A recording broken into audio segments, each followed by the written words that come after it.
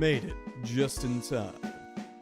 And by just in time, I mean my compiler. Good morning, everybody. It's good to see you again. It's been too long, and by too long, I mean like, I don't know, a day or so? That's way too much. That's way too few.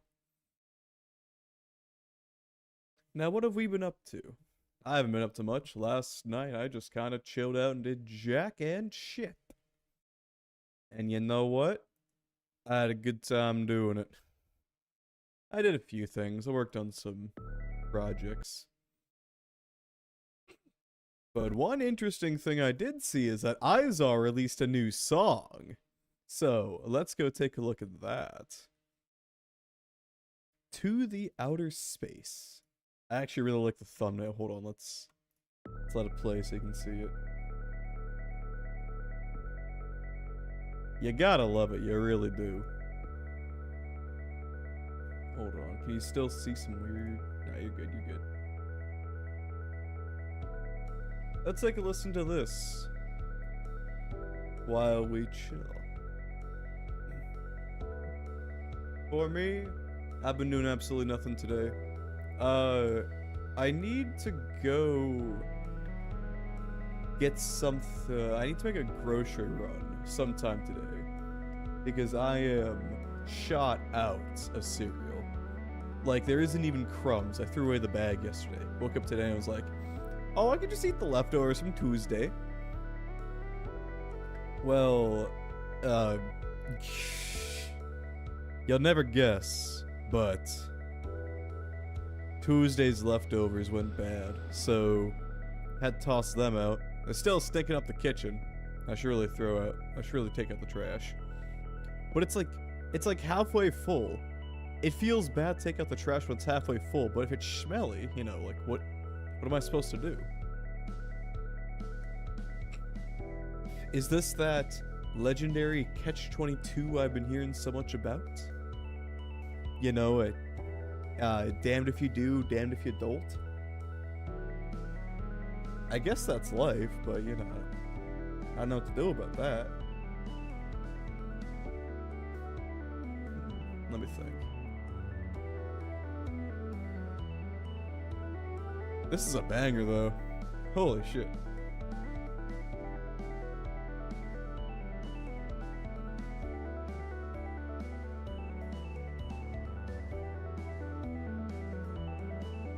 Currently, it's getting warmer where I am, and by that I mean my fucking apartment is starting to get toasty. So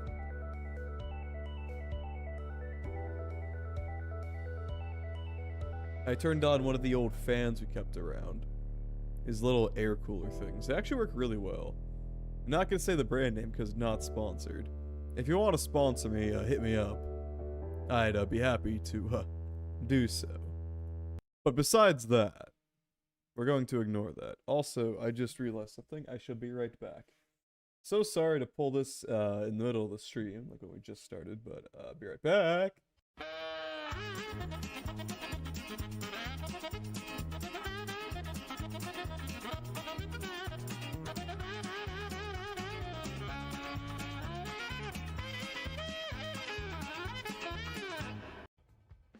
Feel the wrath of Zeus,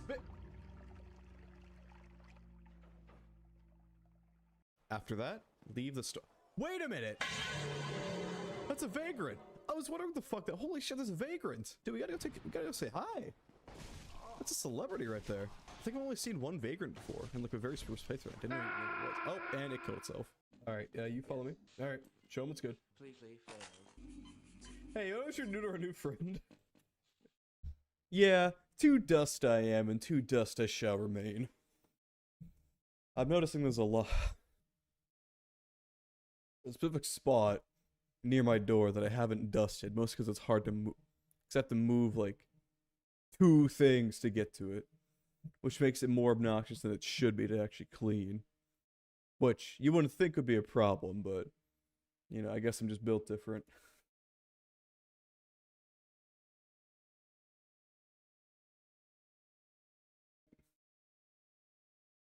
What are these OBS settings? Hold on.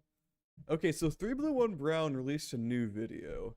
I'm not much for reaction content, but it's hard to say no to some 3 Blue 1 Brown. You want to know something else? Okay, I've been playing EVE Online for a very long time.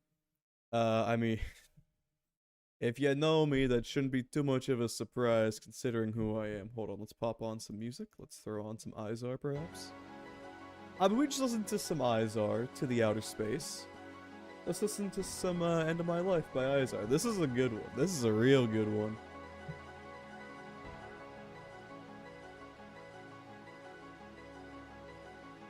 But yeah, I don't do too much reaction content because I don't know if I can do it all that well. Yeah, you can see that. Okay, we're good. You know, I don't want to be one of those streamers who just pops on reaction content and lets it speak for itself. I want to do things myself. I want to contribute. I want to be a real Beach City legend. Am I in Beach City? No. But do I still want to be a Beach City legend? Yes. See, these are the things you need to understand once you pop onto the stream. Things aren't supposed to make sense around here, and that's okay.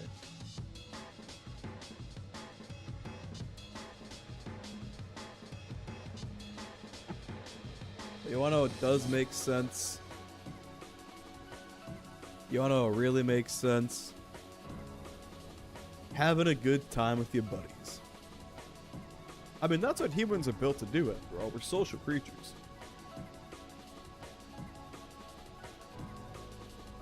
I don't know. I've been kind of in a... I'm trying to re-examine all the stuff I usually get up to. I'm trying to figure out how to do things better, is what I'm trying to say. Been in a little bit of a rut. Don't worry about me. I'm straight fine. I'm straight good. Just trying to restructure my life a little bit so we can get things done better. I've been on straight recovery mode for like the last 5 or so days? 6 maybe? I don't even remember. But I'm doing just fine. I've got some work I need to finish by Sunday. About. But besides that, and there's also another thing I want to do by the end of today, but you don't gotta know about that little project. Can we talk about this album art, by the way? This album art is beautiful. The star-shaped pupil, combined with the incredible detail on the hair and eyelashes, the eyebrows, you can see it in their eye. The star system there, it's a mirror.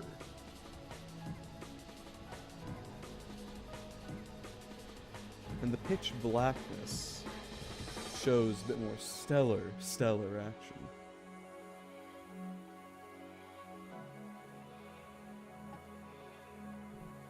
Oh man, water's good shit.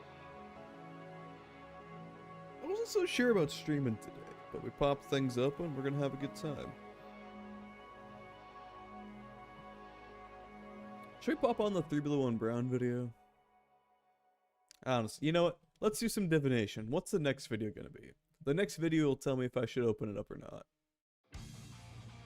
What do you fight for? Well, you know what? That's fair enough. I think that means we should pop her open.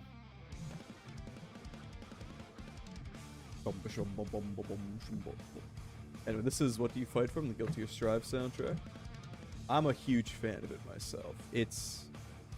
Oh. Sorry, I clicked off something. Wait, I got an idea. Okay, if I let the video be... let the window be shown very slight, it works just fine.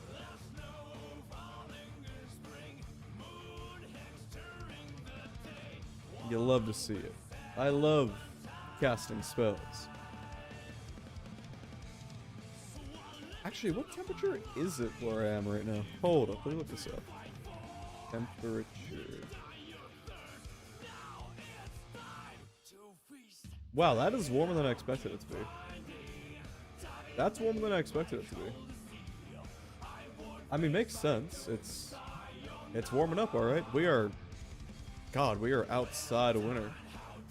I mean, we should be. It's fucking mid-March, but this place ain't normal, man. Yeah, hell did freeze over. It's called my hometown. Nah, I'm not around there anymore.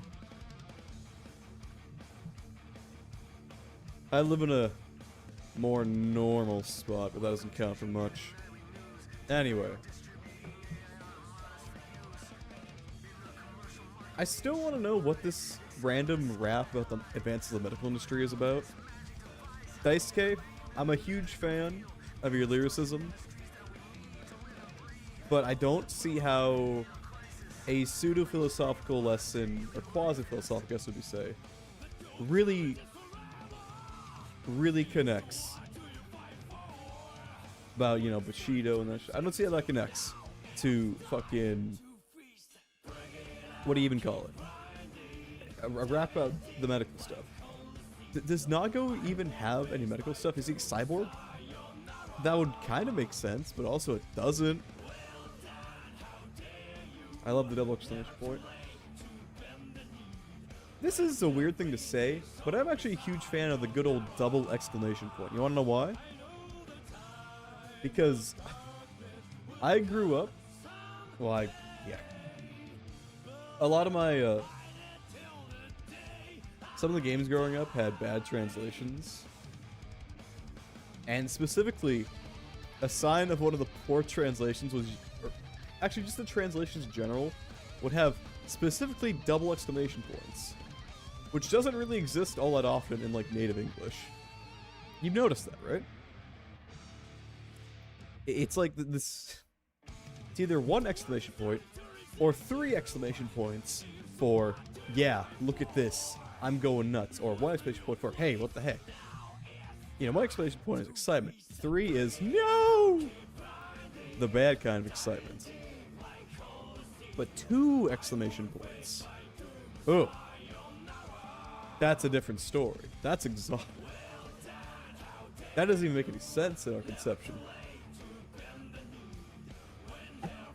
What I'm saying is language is weird and evil, and actually linguistics as a field should be gotten rid of. Linguistics does not have a place in our modern society. I was actually kind of interested in linguistics when I was, what was that, about 7, 8 years ago? I can read the IPA chart. That's all that really came out of that one, I'll be honest with you. I don't know, it's cool, but linguistics is the most social of a science. It's a lot more social than science. Actually, I shouldn't say. I don't know too much about the field myself, so I shouldn't be saying shit. But also, it's very... Thank you, Radiant Dawn, for your very quick startup. We should play more Guilty Gear on stream sometime. Probably do so. I don't think a lot of my viewers actually even play the game. We'll see what happens.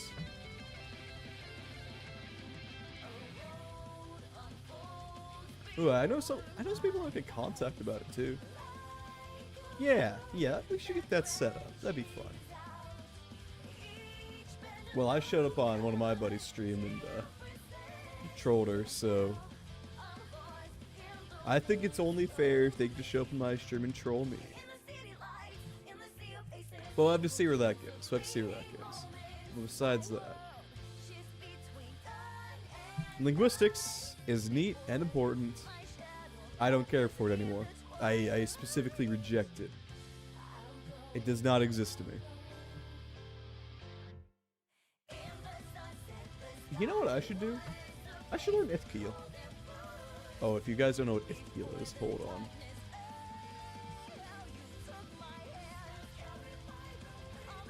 This is some real evil stuff right here. This is why linguistics is evil.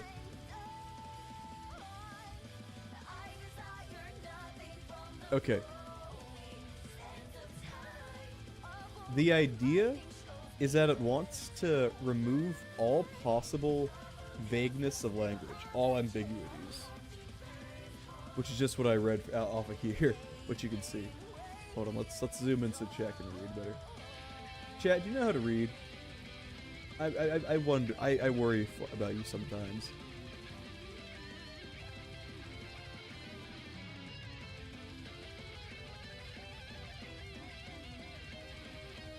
What do we got? You can see the evolution here. Okay, so Ithkiel is a constructed language, or conlang. Those are a large subject. You're probably actually familiar with some conlangs. Here, hold on. Dova Zulu. The Thu'um in Skyrim is a conlang. It's not a particularly interesting conlang, I'll tell you that much, because the grammar is basically just English, and it's just the words that get changed, which I was a little peeved about when I first learned about it, but at the same time, you can't really blame them. That's just how, like, they're not gonna create an actual advanced conlang for a video game. Nobody's gonna care for it. Like, a fraction of a fraction of a fraction of a fraction of a fraction of people will probably even know about it and care enough to learn it. And it'd be a lot harder. Yeah, that was the fun part of Radiant Dawn. That goes back to one of the original parts of the, what do you call it? Original thingybobbers. The original song from XX. I love that section.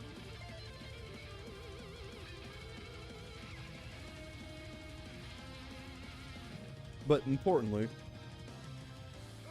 it'd be very hard for the people making the game, not just the conlang, to understand how to use it. Which, you know, from a utility perspective is probably more important.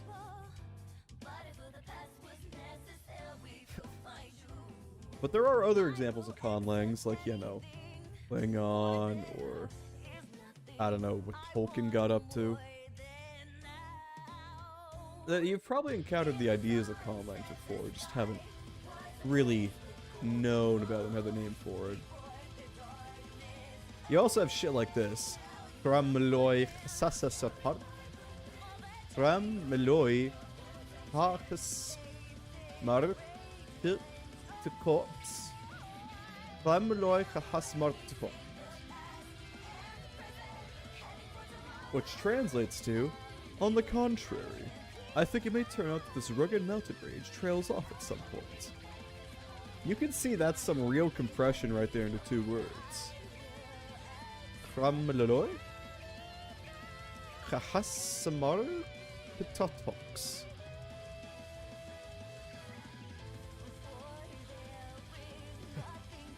It's basically impossible. As far as we know, there's nobody who actually speaks this at a conversational level because it's incredibly complicated. It has like an insane morphology. Hold on, you know what? Let's move back. Let's go to ithkiel.net. Let's just look into the basic morphology. Oh yeah. Oh yeah, this is easy, isn't it? Everybody can do this. Yeah, you know, everyone's got their concatenation status indicator, their function, specification, and context, you know. How about your valence? Y'all know about your valence, chat? How about your illocution? How about your validation is determined by slot 10 syllabic stress? How about your antipentultimate? What the fuck does antipentultimate mean? What the fuck? Antipentultimate. Last but two in a series. Third last. We learned a new word today, chat. We got ultimate, the last. Pentultimate, the second to last. Antipentultimate, third to last. Incredible. What the fuck?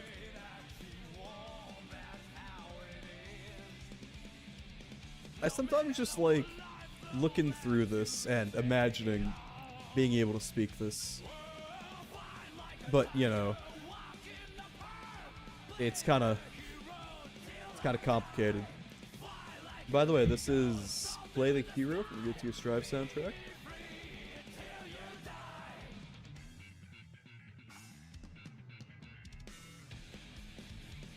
Alright, you know, maybe we'll learn one or two Ithkia words. Note that a formative in DPX configuration alone indicates that it constitutes a pair, without overtly specifying the similarity or separability between the two member entities of the pair. You got it. Okay, Ralla. I still means it's a roll. Ralla. Cat. Cat. Rasa. Cat. A pair of cats. Rak. Cat. DSS. A pair of similar cats. Ratsa. What is this? What's this diacritic under here? A pair of dissimilar cats. Rata. A pair of similar cats. Okay. I'm seeing the Ra. Okay. Ra means cat. Okay. We figured that one out. And then the ending here just determines the other important bits. What the fuck? Raza. A group of what appeared to be cats, some more than others.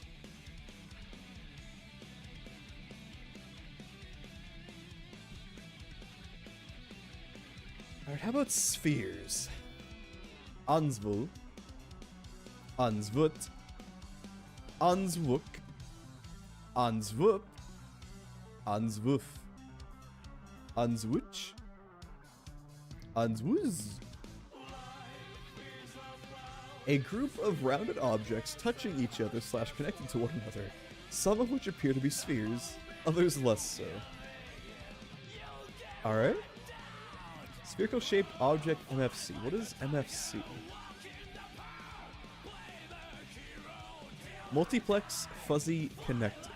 Okay. So that means an amount. We're not sure. And they have relations to each other. Wait, what's fused? Answoof?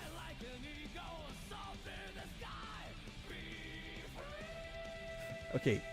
The T versus the P. What's that? A group of similar spheres. A group of similar spheres fused together. That doesn't even make sense. Okay. So fused literally means like... What's the difference between fused and connected? Okay. Connected means like touching or connect, but like directly connected. This is Keep Trying, Please by Izar. Very good song. I quite like Izar. I'm not gonna lie to you guys. Not just because they don't, you know, pop a DMCA whenever I try and do anything, you know?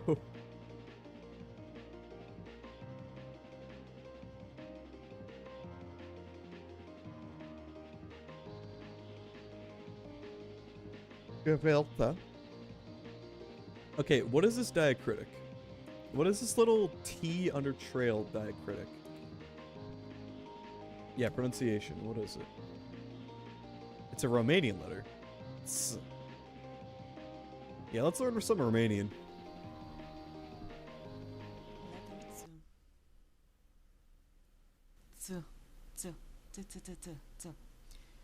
Okay. I think I've actually heard that sound before. Shivitsa. A well-designed set of tools. Artsvits. Arsvit. Arswelts. An alliance of planets. Zvolta. A pack of similar dogs. Serunla. Alright, what's this one then? I don't think you can do the same thing.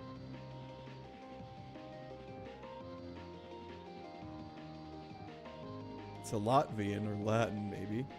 No, that's L. What do we got here? Okay, we're looking at a Sadilla here. Hook or tail add under certain letters as a diacritic to indicate that their pronunciation is modified. Gathered as much. What is it in Ithkiel? Okay, Sedila and Ithkiel.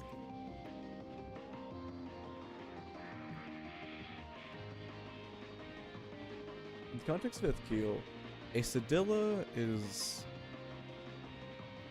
particularly voiced palatal plosives. Huh. Huh. Huh. Like that? I'm not sure if I believe it. Okay, yeah, there's an entire section on the phonology, so let's look at that. Okay, so the T with the Sedilla is a fricative interdental fricative. So, t, t. I believe that's the voiced section. I think left is voiced, right is unvoiced. Wait, t, d, t, d, p, b, k, g, k, g. No, right is voiced, left is unvoiced. So, unvoiced interdental fricative. T. T. T. T. T. T. T. Something like that, I don't know. What was the other one we were looking at? The L. The L with the Sedilla. I don't think it's even on here. Where are you? I know where you're hiding. Oh, there you are. What the f- That doesn't... I can barely see it. That's like 1 pixel on my monitor. You guys can't even see it. Look at this. Look at this. You can't even... What? That's not even... That's a fucking carrot. Bad apple. Hopefully this doesn't DMCA me. We're not going to worry about it though. Okay. So it's the lateral fricative. I don't know what the lateral is. Oh? Oh? Oh? Oh?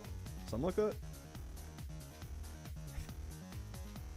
It's behind the glottis. I don't see how anything can be behind the glottis. What? Make it make sense, man. Make it make sense. That's like saying I put something behind the back of the truck, expecting it to be inside the truck. What, is it in my throat? Huh. A fricative in your throat, that's called a sword you're swallowing. What? Alright, we're not going to talk about the room's singular purpose. We just don't have that capability, apparently. Maybe it has pronunciation guides. Oh, it does have pronunciation guides. So I wasted my time is what I'm trying to say. Oh, it's t and th. Oh, these are completely pronounced differently. Shit. Voiceless lateral fricative, as found in Welsh. Clon. Yeah, I don't speak Welsh. So that's enough. You know what? Maybe we should just go to the colliding blocks compute pi. Alright, so this one was cool because it made no sense. And I don't remember why when it made sense or why it made sense, but it was cool. Let's pop open a new window capture. Full screen Chrome. Don't capture audio. That's a bit... Thank you. Thank you. Oh, no, there's 2 of them. Alright, this is literally at the top. I need you to... You ain't that guy. You're not that important. Sorry to tell you, pal. Alright, pop off the other one off the stack. Alright, let's see what 3 blue, 1 blown's got for us. Put out a video about how 2 colliding blocks can compute pi. This one was really cool. Very surprising. And if you include the adaptations into shorts that I've posted since then, it is the most popular thing that I've put on the internet, and by a pretty wide margin. This year, for Pi Day, I want to revisit this topic, because there's actually a lot that I never talked about in the original video, including a fact that I didn't know when I first posted it, and which I suspect no one in the world knew, which is how this is all secretly connected to quantum computing. Yo! More specifically, something known as Grover's algorithm for search. Also, the whole crowd pleaser is that this is connected to pi, but very technically speaking, that full connection to pi is an unsolved problem. I'll explain what I mean at the end here.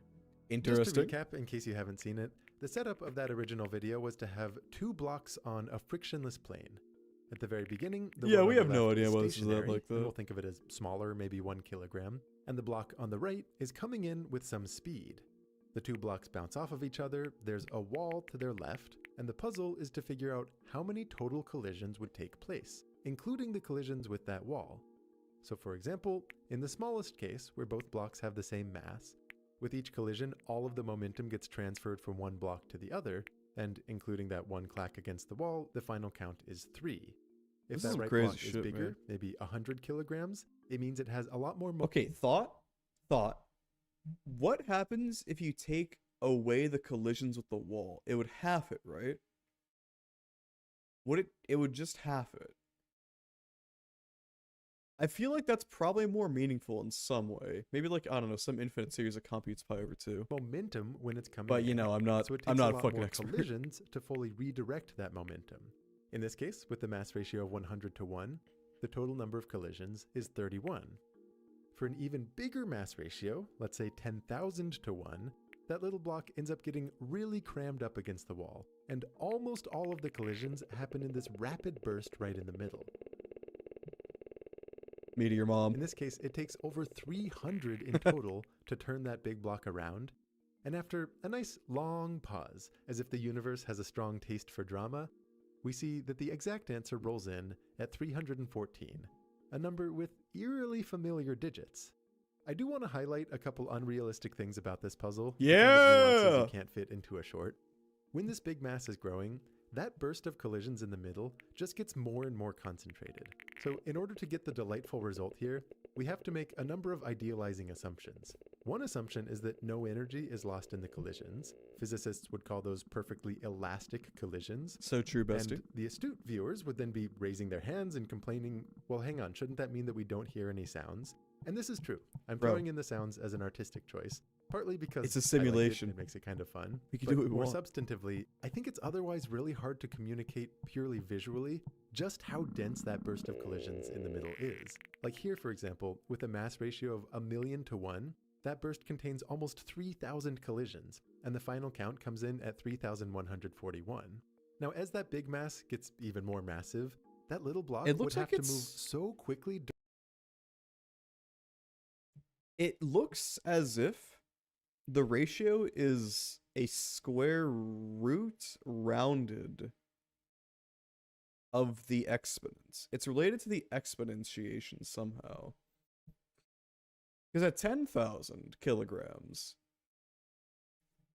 let me see it again. Now, as that big mass gets, and the final count comes in at 3,000. You can almost see a pattern going on here. 2 zeros, 2 of them. 4 zeros, 3 digits. 6 zeros, 4 digits. Is it half n plus 2? For the amount of digits of pi computes? 141. Now, as that big mass gets even more massive, that little block would have to move so quickly during that little burst that a physically accurate analysis should start to take into account relativistic effects. And there's just so many other practical realities that would cause everything here to break down completely. But we're going to be ignoring all of that. We'll only be treating this as a pure, overly idealized classical physics puzzle. Because when you do, the big surprise is that as that large mass grows by powers of 100, the total number of collisions always has the same digits as pi. Now, even if this gets unrealistic for big mass ratios, you can actually see it in practice for smaller ratios. This footage here, for example, comes from a group of students at the University of Bonn, demonstrating how, when the mass ratio is 100 to 1, you really do get 31 collisions. Also, Matt Parker just put up a video about the attempts that he and I and a couple others had to do so at Cambridge. Like I said, this pure puzzle, unrealistic though it might be, is secretly connected to quantum computing. And believe it or not, studying this, I think, puts you in a good position to understand what quantum computing even is. As a little bit of foreshadowing, some of you might have been more... Okay, I'm very sad that We had a presentation about quantum computing at my university once, like an extra thing for those who were curious. And I never got to go to it because I had class at that time. The professor was like, "Oh yeah, I'm hopping over to it right now," but it was already done by the time we got there. Wondering why it is Man. that to see pi, you have to increase by powers of 100 as opposed to powers of 10. Since we work in base 10, maybe that's what you would expect. And the answer to that question is intimately connected with the fact that for quantum computers, search algorithms can be faster than they are for classical computers. I recognize that sentence probably sounds like complete nonsense, but bear with me here. I promise you, I will do my best at explaining this connection, but the thing is, the only way this has any hope of making sense is if you already have the solution to the original block collision puzzle loaded in your head, ready to make comparisons. So here's the game plan. I'm ready. I'm going to break this all down into two different Give parts. it to me. In this video, you and I will step through how you could discover for yourself what this number of collisions is, and pertinently why it would have anything to do with pi. This is essentially a second edition of the solution video I put out back in 2019. I wanted a chance to explain it better, tee things up for that quantum connection, and also to highlight a number of details that I neglected in the first one, like the sense in which this is technically an unsolved problem. Then in the next video, with some help from my theoretical physicist friend Adam Brown, who noticed this connection, I'll explain the basics of quantum computing, what Grover's algorithm is, and how these two seemingly completely unrelated topics are secretly the same thing. What makes this puzzle great, aside from the surprising pie, of course, is how well poised it is to be a general problem-solving lesson. I could eat numbers. Very often when I present this as a lecture, I like to start by inviting the audience to begin by listing out a few general problem-solving principles. You might enjoy thinking of a few of your own, and as we go through, I'll highlight a couple that I have written down here.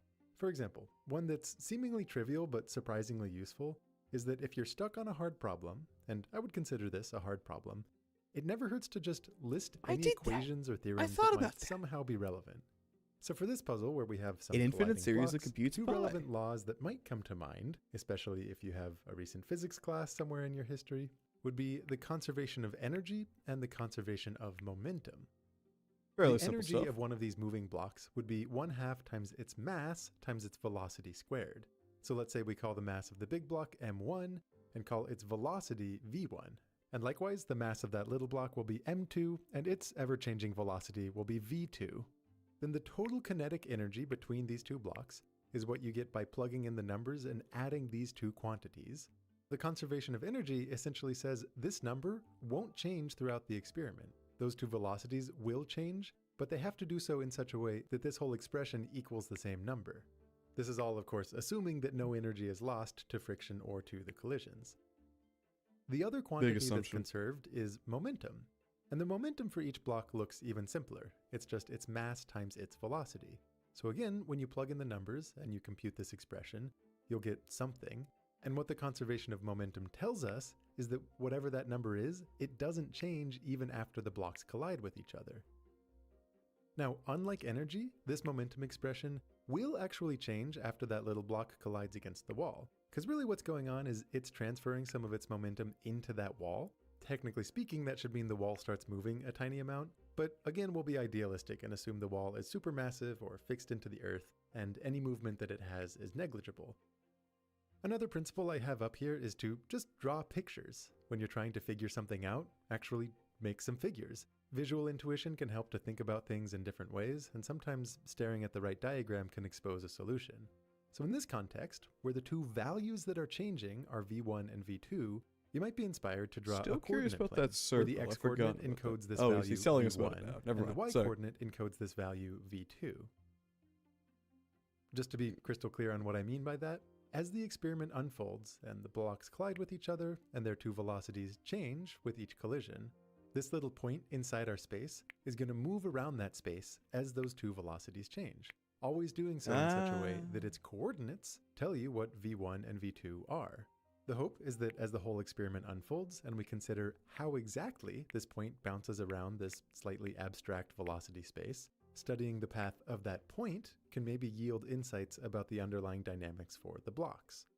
Even though we're just getting warmed up, this really is the key step in our whole problem-solving process. And it's a pretty common thing to do throughout physics, where if you have some dynamical situation with multiple numbers that are changing, the vector when you package spaces, all I those love numbers together as a single point in a higher dimensional space, studying how that point moves through the space has a way of clarifying the whole problem. You could call this a state space, and this particular state space for us holds within it the key connection to the quantum computing parallel that we're going to be building up to. Now, in the context of this abstract velocity space, take a moment to think about what this conservation of energy equation is really telling us. How would we plot the conservation of energy? Okay, so I was thinking about this actually very slightly earlier. So we have 5 total relevant numbers in the equation, yeah? However, 3 of them don't matter. They don't change, I should say, but they do matter. So in theory, you could plot them 5-dimensionally. And if you do that, you would have every possible value that these can take, which would presumably look like a circle, but here's the thing, 5-dimensional spaces are not very easy to compute, so I'm not really sure where I'm going with this. I'd imagine it would look something like a hypersphere, but, you know, don't quote me on that.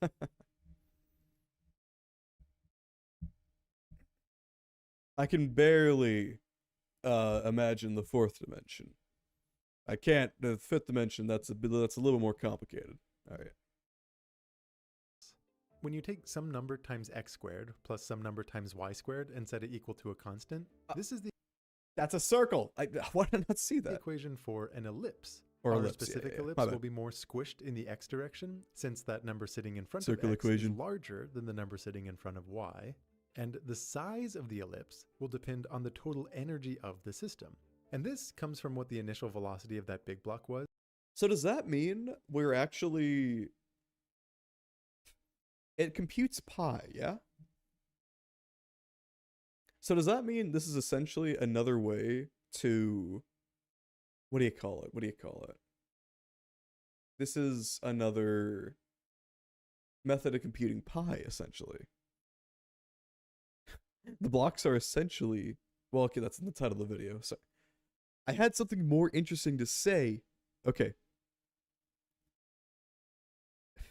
If you do it up to infinity, then you'll eventually get movements around here that'll look exactly like a circle, presumably. But actually, it'll be a... Hold on, but you'd have a squished. It'd be squished in 1 dimension. So what you end up looking, as you increase the mass of the bigger block to infinity, is that you just have like basically a line that just jumps between haphazardly. So you actually wouldn't end up computing pi, though. So... Huh. Let's see where this goes. And interestingly, I never told you that velocity. It doesn't actually change the final answer. Whether it comes in fast or it comes in slow, you get the same total number of collisions. The experiment just unfolds more quickly or more slowly. As our experiment unfolds and that pair of velocities changes, it always does so in such a way that this point inside our state space stays constrained to this ellipse. If it landed anywhere else, it would mean energy was not conserved. Another principle I want to bring up here is how math Oh, that's similar to like the electron shell stuff. Okay. On shell, off shell. adjacent fields tend to reward you when you respect their symmetries. And in this case, we already know that pi is going to be somehow relevant to the answer, and pi has everything to do with circles, relating distances around the circumference of that circle to the radius. So on our hunt for pi, it's tantalizingly close to be working with an ellipse like this, and you might feel like it would be all the more natural and maybe more promising if this was instead a circle. Now we can actually make this into a circle just by changing what the coordinates of that state space represent. Here's what I mean by that. The equation for a circle looks like x squared plus y squared equals some constant without any numbers sitting in front of those variables. If I let x not represent v1, but I let it represent the square root of m1 times v1, then x squared gives us something that looks like 2 times the kinetic energy. And similarly, if y represents the square root of m2 times v2, that y-coordinate also more directly captures the energy of the little block. And this equation for the circle, x squared plus y squared equals some constant, now captures the conservation of energy, but in this rescaled coordinate system. Like I said, the hope is that adding a little more symmetry will make our problem easier to solve. And in a moment, you'll see how this is true. Let's take a minute to get a little familiar with what this diagram is really telling us. For example, at the very beginning, that big block has a negative... Sorry, let's watch that again. Fucking slud. And in a moment, you'll see how this is true. Let's take a minute to get a little familiar with what this diagram... Ooh. I want to see it again.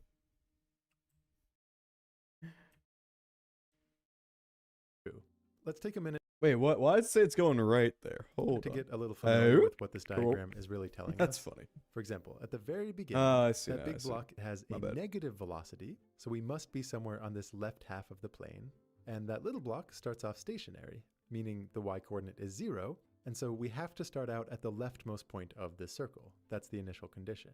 Now, after they collide with each other, what happens? Where do we end up? Well, physical intuition tells us that that little block picks up some kind of negative velocity, so we're going to have to end up somewhere where the y-coordinate is negative, and that big block loses some of its momentum. So the x-coordinate is going to get a little closer to 0 from where it was, even if you don't know exactly how much. And again, we have to stay somewhere on this circle. The circle represents all the points that have the same total energy, and so you might guess that our point lands somewhere on like this arc right here. To be more exact, we need to introduce the second conservation law, the conservation of momentum. Keep in mind though, at this point I've changed what the coordinates mean. So in our new coordinates, the momentum of the first block looks like the square root of m1 times x, and the momentum of the second looks like the square root of m2 times y. It's all saying the same thing, it's just a different coordinate system, and those masses are just constants anyway. The significance is that this whole equation is a linear equation in x and y. So in our diagram, it's going to look like some kind of line.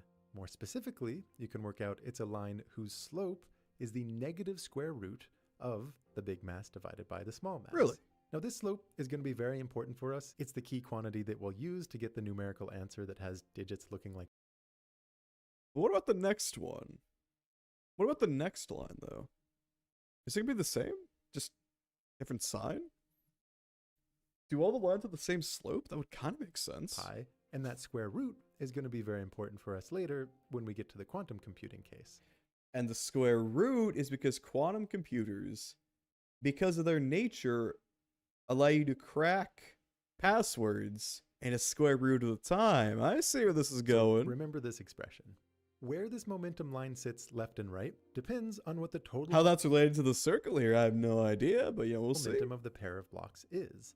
We know that we start off on this leftmost point of the circle, so the line has to pass through that point. Every other point on this line is telling us every other pair of velocities that would have the same net momentum. And as you've no doubt noticed, this line intersects the circle at exactly 2 places, meaning there are only 2 pairs of velocities out there with this same kinetic energy and the same momentum as the initial condition. So after the blocks bounce off of each other, we must hop over to this other point. And honestly, that is most of the physical reasoning for this whole problem. Everything that's left is to just see how this unfolds and try to reason through what it implies. For example, that little block bounces off the wall, and all that does is flip the sign for the y. Oh yeah, because the energy transfer is perfect. So it wouldn't... Oh, okay, so... just flips onto the other side, okay. Okay. But what about... okay, so... does that mean the line just shifts over slightly so that it now intersects with this point, and then another point that'll go down onto? Y-coordinate. It goes from being negative to positive. The x-coordinate doesn't change because nothing has influenced the big block. This has caused a change in the net momentum, since some of it went into the wall, so our momentum line actually has to move over to the right, however far it needs to move so that it passes through this new point. And then when the blocks bounce off each other, again we look for the other place where that diagonal line intersects the circle, and you basically keep playing this game. Little block bounces off the wall and that moves you up, blocks bounce against each other, that moves you down into the right. That's crazy. And you just keep going until... I love this. well, until what exactly? The experiment can't be done until both blocks are moving to the right, so you have to be in this quadrant here where the x and y coordinates are both positive. And also to be done, that little block has to be moving slower than the big block, meaning you sit somewhere below this line where v1 equals v2. Inside our new coordinate system, that's a line who has a slope equal to the square root of m2 over m1. It's actually a line perpendicular to those down and to the right ones that we had been drawing. And let's go ahead and label this little green region the end zone, meaning when our state space point lands here, the whole experiment is done. With all of that, what we've done is translated a physics question into a pure geometry question, one that's hopefully a lot easier to solve. Is that really true, though? I'd imagine there'd have to be some scenario in where... No, hold on. Because I was imagining, like, you know, for larger masses, this might end up in the end zone, like in this spot here. But if it has larger masses, the slope of the end zone line is going to be lower. Lands here, the whole Oh! experiment is done. With all of that, what we've done is translated a physics question into a pure geometry question, one that's hopefully a lot easier This to shit's solve. crazy, man. I Our love new it. puzzle is this. Imagine I said we have a circle, you start at the leftmost point of that circle, and your first move is to travel down and to the right along a line with some specific slope. Here I'm drawing a slope of 4, but it could be anything. And then you move straight up until you intersect the circle, and then down and to the right with that same slope, then straight up, down and to the right, over and over and over, until you end up inside this end zone. The puzzle is, how many lines do you draw? How many times do you zig and zag throughout this process? Of course, the answer depends on the slope. If you have a steeper slope, you end up with more total lines. And the one connection that we have to the original physics is that this...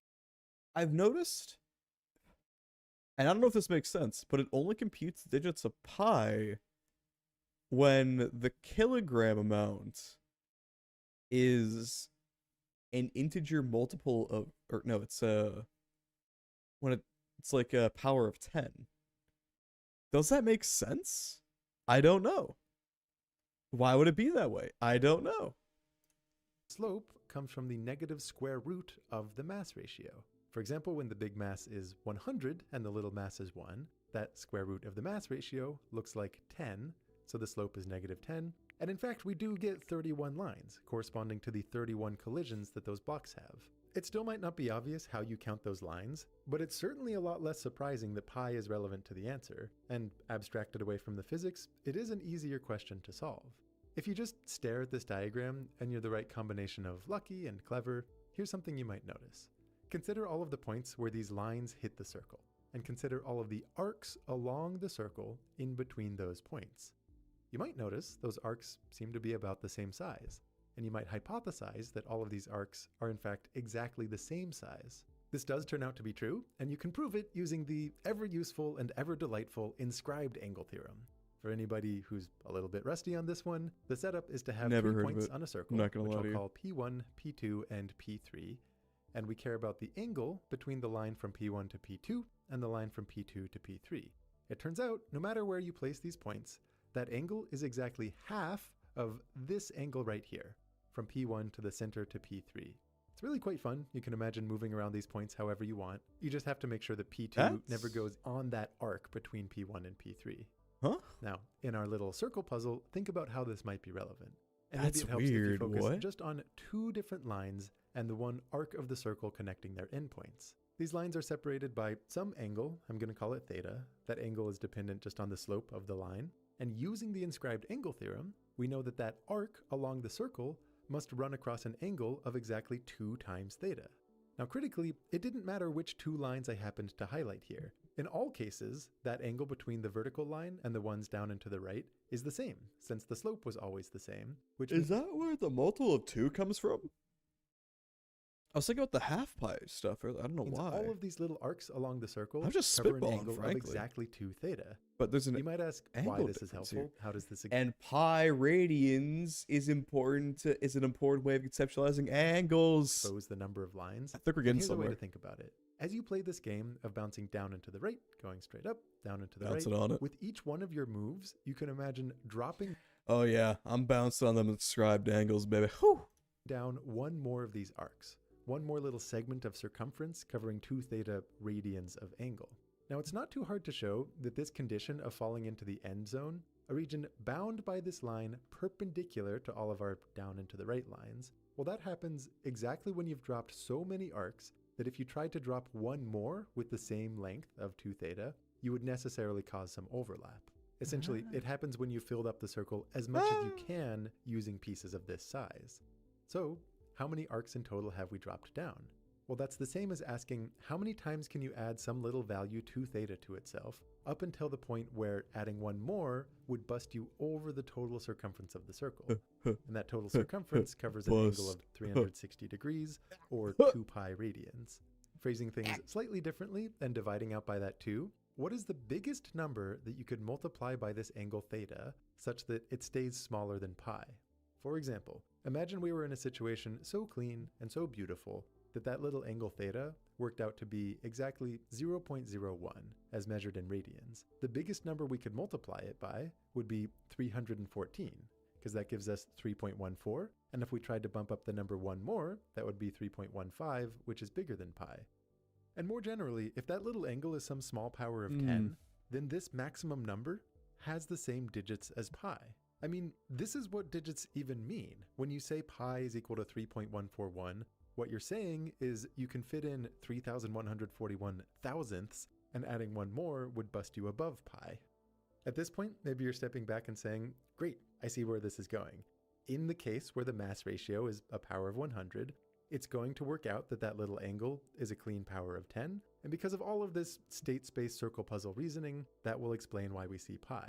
And this is almost true, but that's just not quite how it works out. And to make sure that all of this is genuinely satisfying, let's take a little moment to really think through the last step here. Remember how I said that the slope, not the angle, mind you, but the slope, looks like the negative square root of the mass ratio? So in our example where that mass ratio was 100 to 1, the slope looks like negative 10. Well, what is slope? What is that telling us? It's the rise over run, which is the change in y. Also, did he explain where he got that from? I don't remember that part. Was I not paying attention? Divided by the change in x as you move along this line.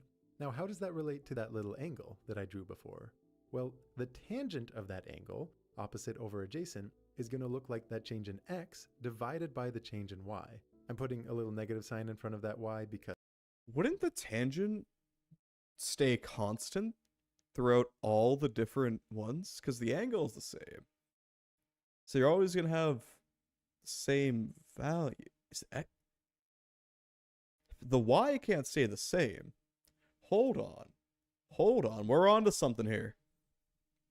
The y starts out small, gets bigger, and then gets smaller. And because the angle is constant, the x has to change too. Because in this diagram, that change in y is negative, so we want to counteract that. The tangent of this angle should be a positive number. This looks very similar to the slope. It's basically just flipping the expression and adding a negative sign. So the tangent of theta is equal to the square root of m2 divided by m1. So with a mass ratio of 100 to 1, the tangent of the angle is 0.1. This means that the angle itself would be the arctangent of 0.1. So in other words, it's not quite the case that our angle is so pretty and beautiful as being a small power of 10.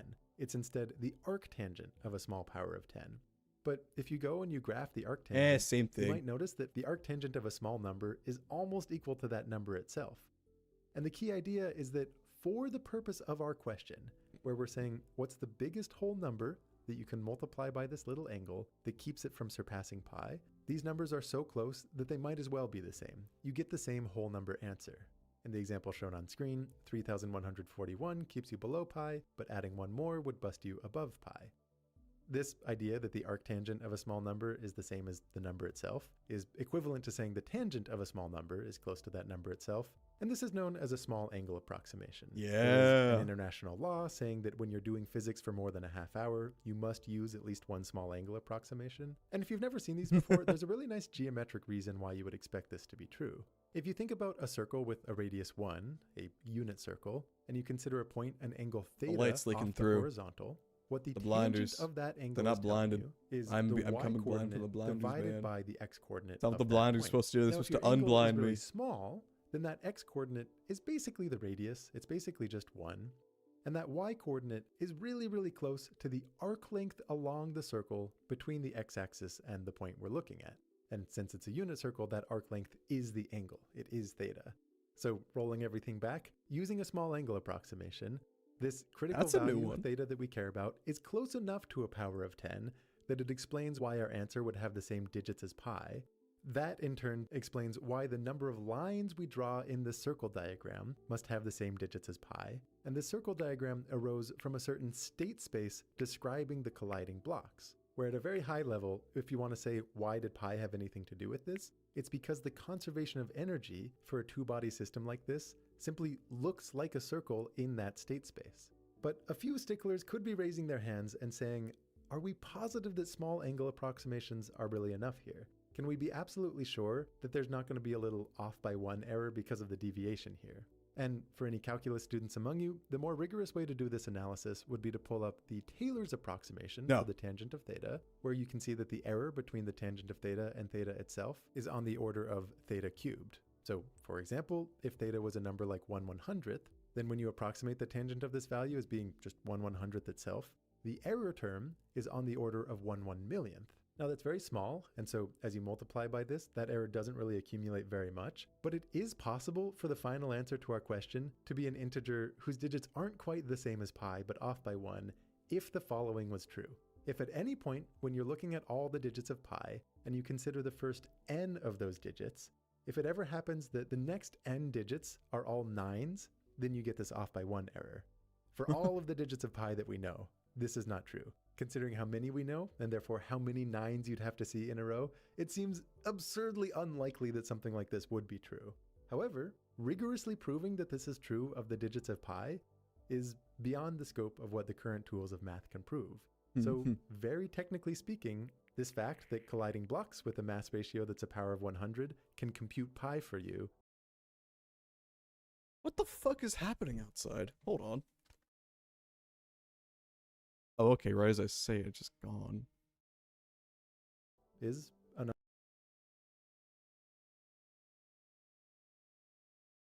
What the hell? It's like some bass boosted fucking drum set outside. What?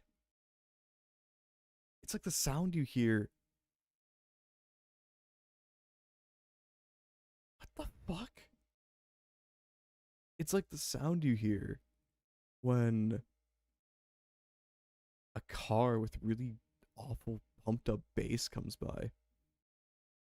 Except they're also like smacking a tin can or a plastic tub at the same time. This is some crazy musical experimentation outside, my man. The entire unit is shaking right now. My apartment is going an unsolved crazy. Problem. Of course, the block collisions themselves are something you and I now understand very well. You can, if you want, write an exact formula to answer it. And if you like to pause and ponder, you might enjoy taking a moment to think about how there's nothing special about powers of 100.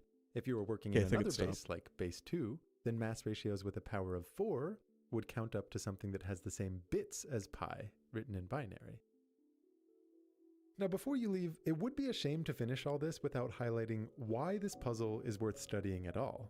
I mentioned already how Matt Parker's Pi Day video this year is all about putting this block collision process into practice, and suffice to say, you run into practical issues very quickly in the attempt. So some of you might complain, is everything that we just did over-idealized to the point of pointlessness?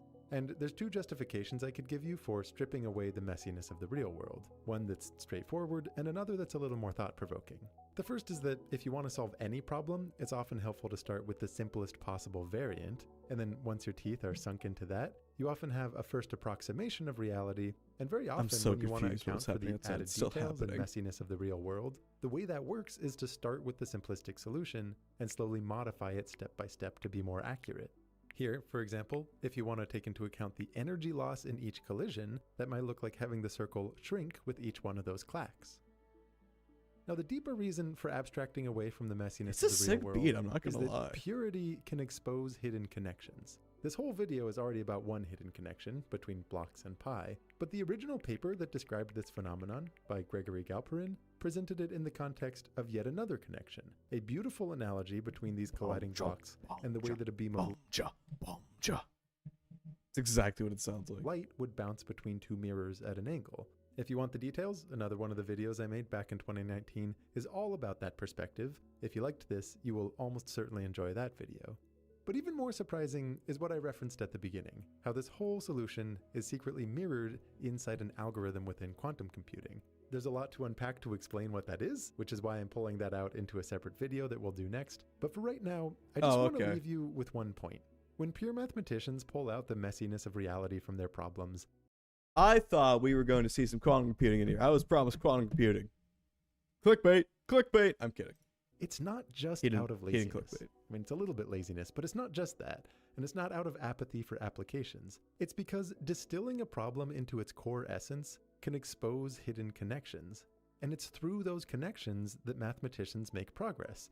A hard problem in one context, where it might seem deeply confusing. This is what it looks like inside my head. I conceptualize everything I know as a thought space, an n-dimensional thought space. It looks a lot like this. I'm not gonna lie to you guys. Sometimes can look clearer in another setting, but the analogy may not be obvious.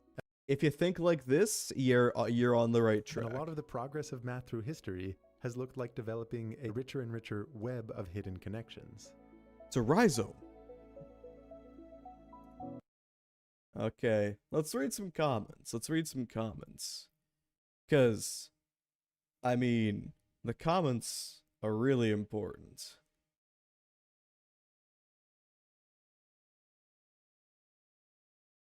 Honestly, I actually really like reading YouTube comments on, like, thoughtful videos. On non-thoughtful videos like YouTube Shorts, it tends to be rather YouTube comments, but, you know. Back to Bad Apple. Alright. Let's see, what are some of the comments we got? Yesterday I was having a lecture about mathematical education and didactics at college, and I mentioned Grant's speech about why people engage with math. I was surprised to hear how many people knew exactly what I was talking about, since we're in Brazil, and not everyone can keep up with the video in English for more than 20 minutes. The discussion went very smoothly, and I'm very glad I can share that I can share a sequel to that video with them today. Interesting. That's pretty cool. I mean, it's an old video. It's a really good video, too. I mean, I don't think 3 Blue 1 Brown really has bad videos. It's just that, you know. No, I don't even know what I'm trying to say. He just makes good videos. I struggle to find a flaw with his videos. You know? They're so good at explaining things. I think the only real possible criticism we could have of 3 Blue 1 Brown stuff is that he doesn't go into the rigorous math behind it, like the calculations and the proofs. But he does the intuition so well, and the intuition is what a lot of people are lacking. So it's hard to really fault him for that.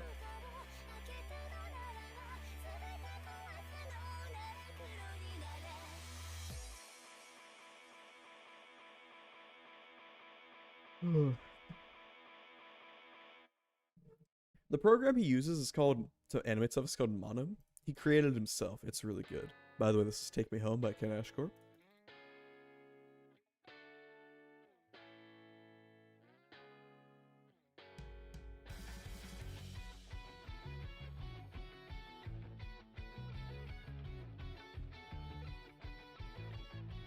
Alright, there's a lot of cool stuff in the comments, but I don't necessarily want to repeat it, because I don't know if it's necessarily true. And sometimes just like jokes or stuff like that. Oh, secret end screen vlog number 7? Hold on, shut up, Ken Ashcorp. Happy Pi Day. Hello, you beautiful creature. So believe it or not, my original plan beautiful was not for beast. this video to be a second edition of the original block collision solution. The original plan was for this to be the Grover's algorithm connection.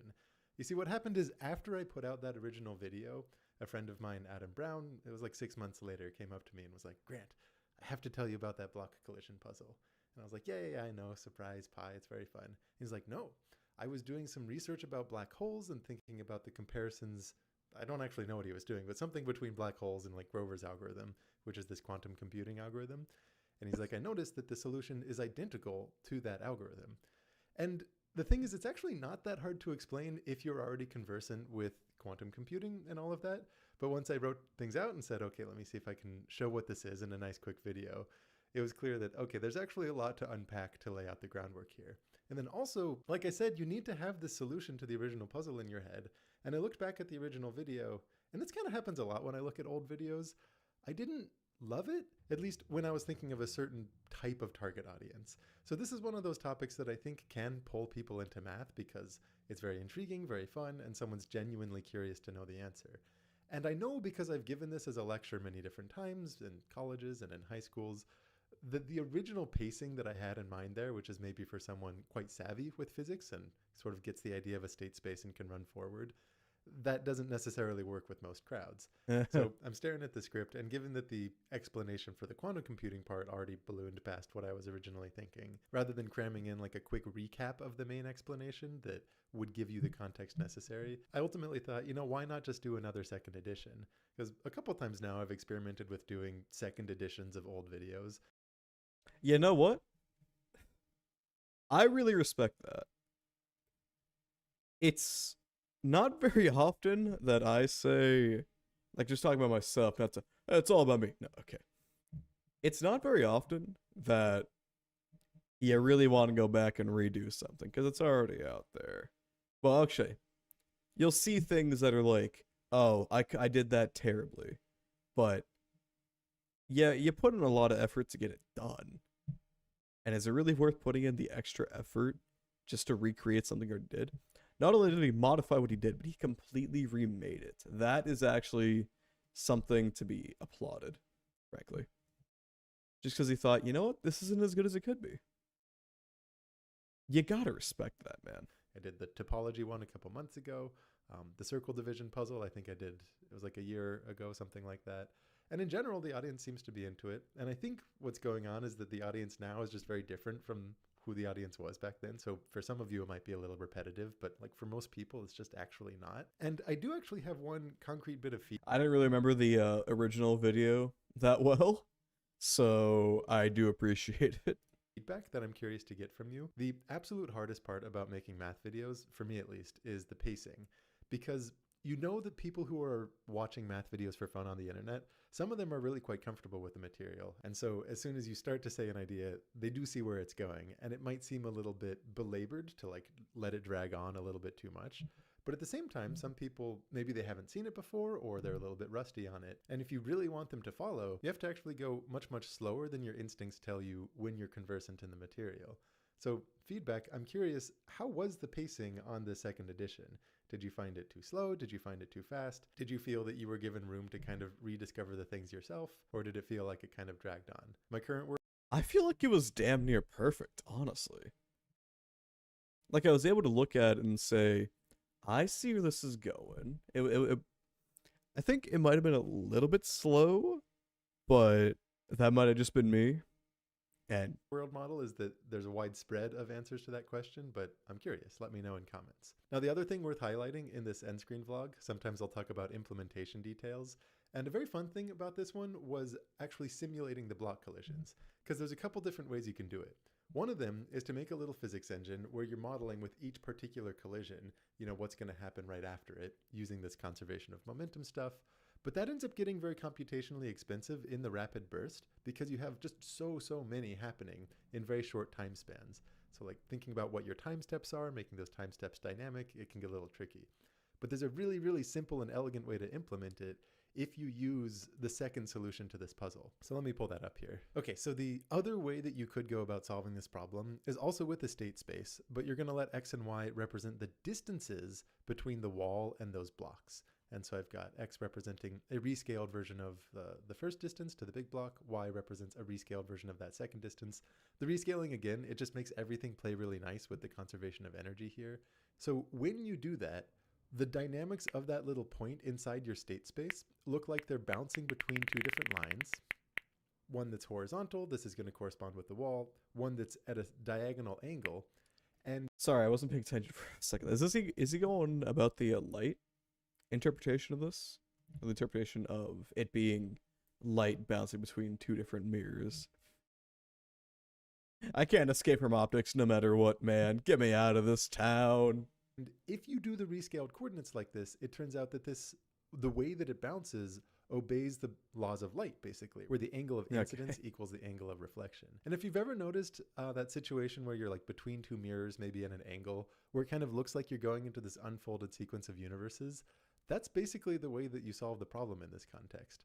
Because when you have the light bounce off the mirror, you can imagine a version of it kind of going into this looking glass universe, where that light beam just continues to go straight. And then when it bounces off of the other mirror, you continue that game. You just imagine the single point kind of going straight.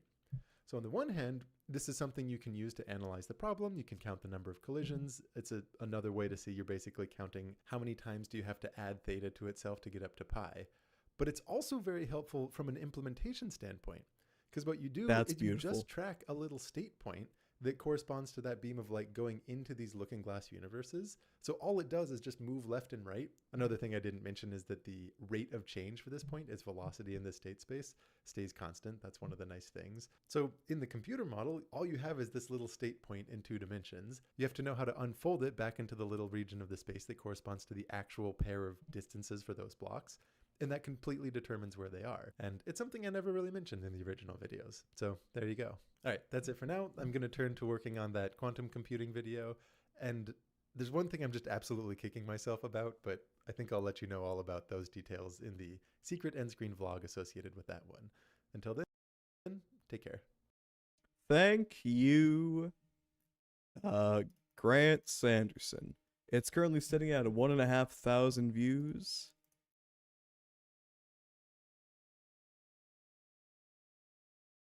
The secret end screen blogs are something you really got to look out for the 3 Blue 1 Brown videos.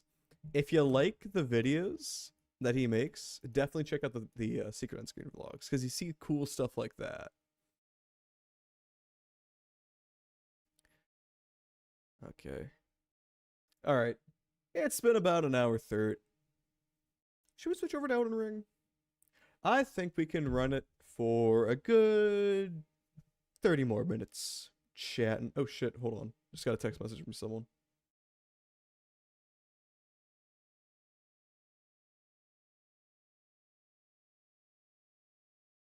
Oh no. We may have to end things early. Let me put on some music real fast so that we aren't in silence. This is Take Me On by Ken Ashcore.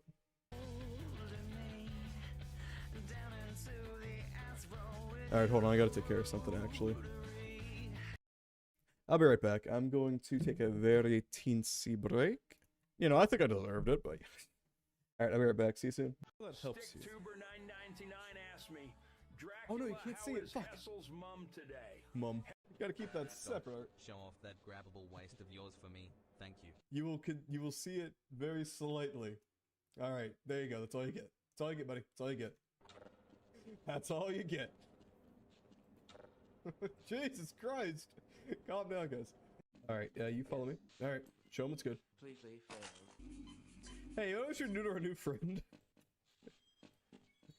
Who is Bye. responsible for this?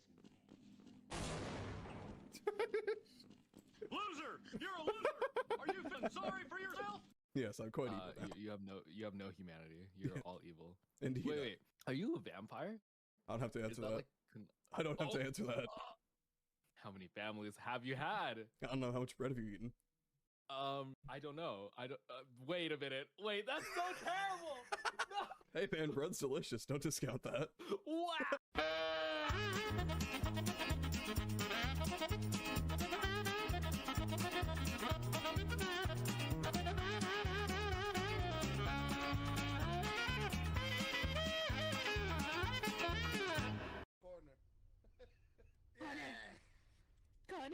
Pummel corner. Got it. K6. Bye, Blaze. Yeah, what? He comes back with a K6. Did you say gay sex when we can fart? Say Gex. Let's mix our gases.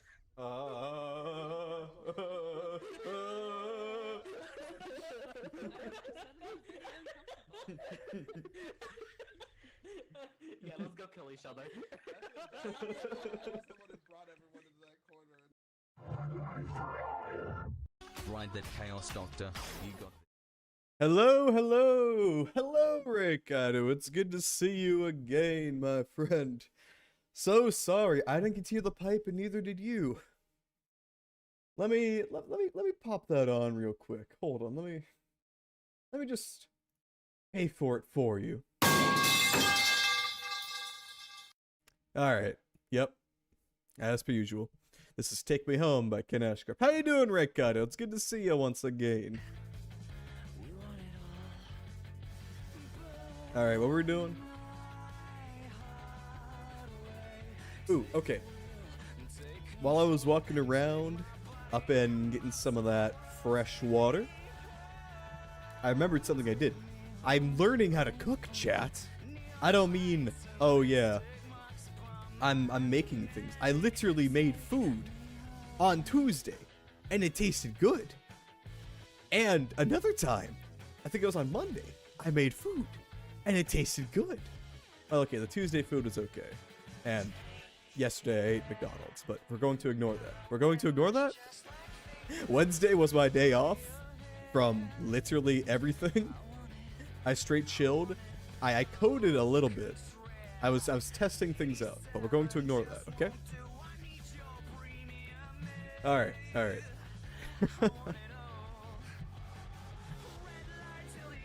Why is there some hairs on my mic stand? Anyway.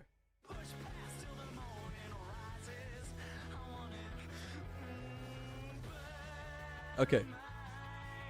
The first thing I made was steak and rice. I experimented with a bunch of different steaks.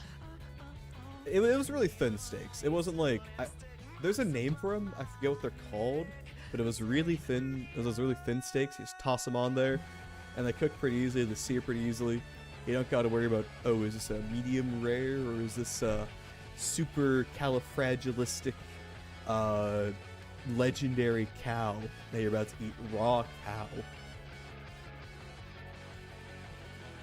Anyway, put some of that on there, put that on the pan, put some of the good old seasoning. I put some shiro on there. I made a bunch of different ones in all different flavors.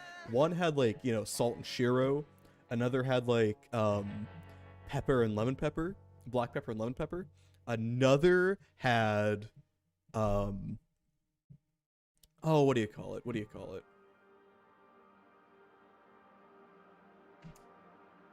This is Born to Be a Star by Izar. What was the other one? I think I tried to make like a cowboy steak. Had like chili powder and total seasoning all over it. It was good. All of them were good. The lemon pepper one was kind of weird, but it still tasted good. I can't believe I cooked something and it tasted good, chat. What the hell? I'm graduating from being a college student. That's the third way of using graduation. Don't worry, I won't be graduating anytime soon. Either in real life or on stream. God help me.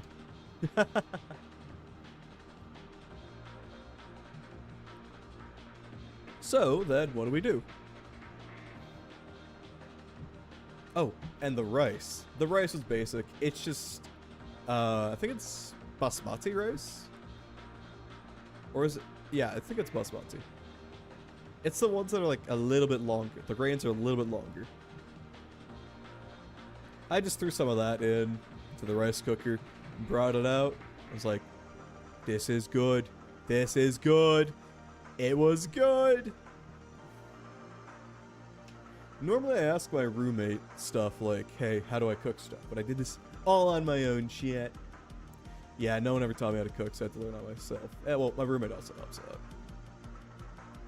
My roommate taught me a thing or two, and I applied it. You just do what sounds about right. Hey, there you go, presto.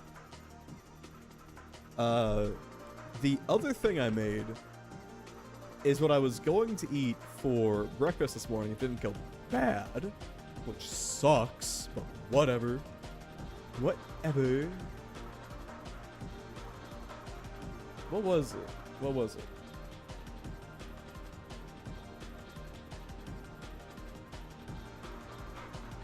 Oh yeah, it was like the... I mean, okay, I experimented with trying to flavor the rice. The rice tasted the exact same. It just looked funny.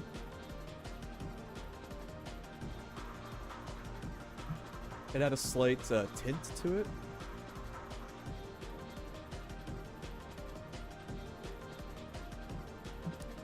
But it tasted the exact same. I don't think you can cross-really tell the difference. If anyone knows how to flavor rice, let me know, because I'd be interested in learning. Because another time, I threw in some cinnamon bark, because I heard that changes the flavor too. And it did nada.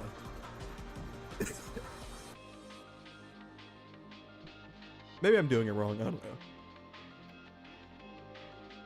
know. Ugh. Oh my god. My throat's acting up today. Hopefully I'm not coming down with something. Yeah, that's what we're... And besides the rice on the was it Tuesday? Yeah, I think it was Tuesday. I also just made some hamburger meat, threw on some bunch of spices, experimented a little bit more with that one. It tasted pretty good, but it wasn't anything to write home about. On Wednesday, I ate the last of all my cereal, which was like barely anything, but you know, you don't really need to eat a lot of food to survive. Especially if you're as thick as I am. All that went straight to my thighs. That's a gigantic man. I'm not as large as some of my American compatriots, but little overweight, but we're working on it. I've actually been started going back to doing some more physical exercise stuff. I'm walking around more, getting more physically active. What else am I doing? What else have I been doing? Yeah, actual strength exercises too. Let's ask Dracula Flow, what have I been doing? Wait, reward is temporarily unavailable? What do you mean? Hold on, I'm logging into Tangia right now.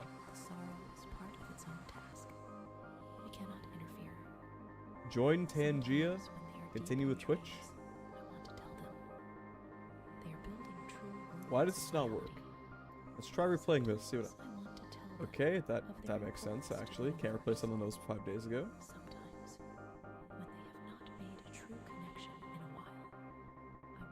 Yeah, why do things never decide to work, chat? Can you tell me that one?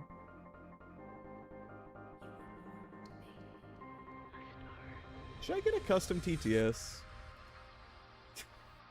You can do that with Tangia. I don't know if I should, but it'd be funny too.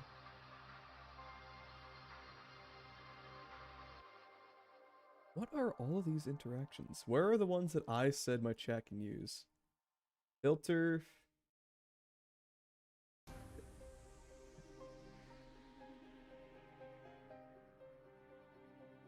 Okay, let's just see what, I don't know, this one is. Does this work? Work. Only aggressive people conquer the world. So true, that's the goal. Okay, so the interactions do work. Let's see if Dracula Flow works now. Reward is temporarily unavailable. Check back for it soon. Bye. No, it still does work? Question mark? What's happening here? By the way, this is Roland from the Library of Ruina soundtrack.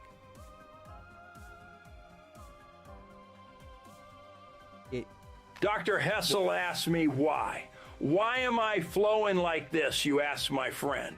'Cause I'm Dracula with a style that never bends, smoking that loud pack rapping from the crypt. I'm the king of the night. My words never slip. I'm the legend in the shadows, ready to attack, slicing through the darkness, leaving tracks bah-wah.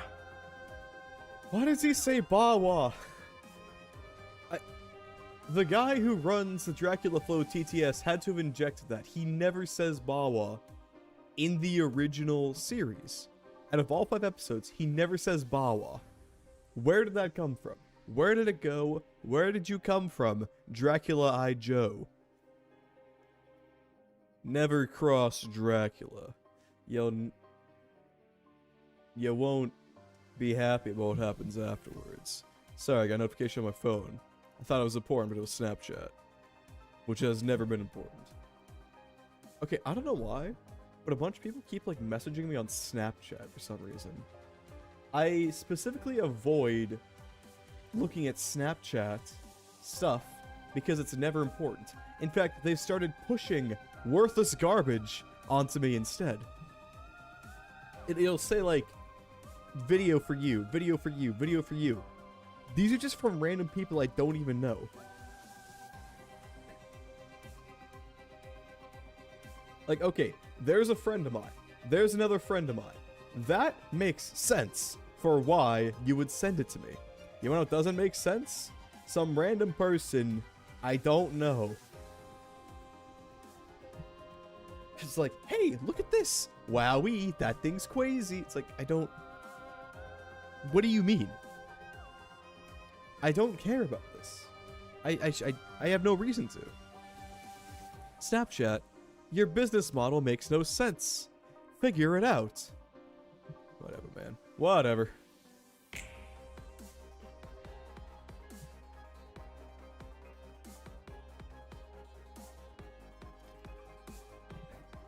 That's the thing I hate about modern software. It really feels like they just have no idea what their end users actually want. The thing is, I understand a lot of them are looking for money. It makes sense that you're seeking money. Problem is, you'll get...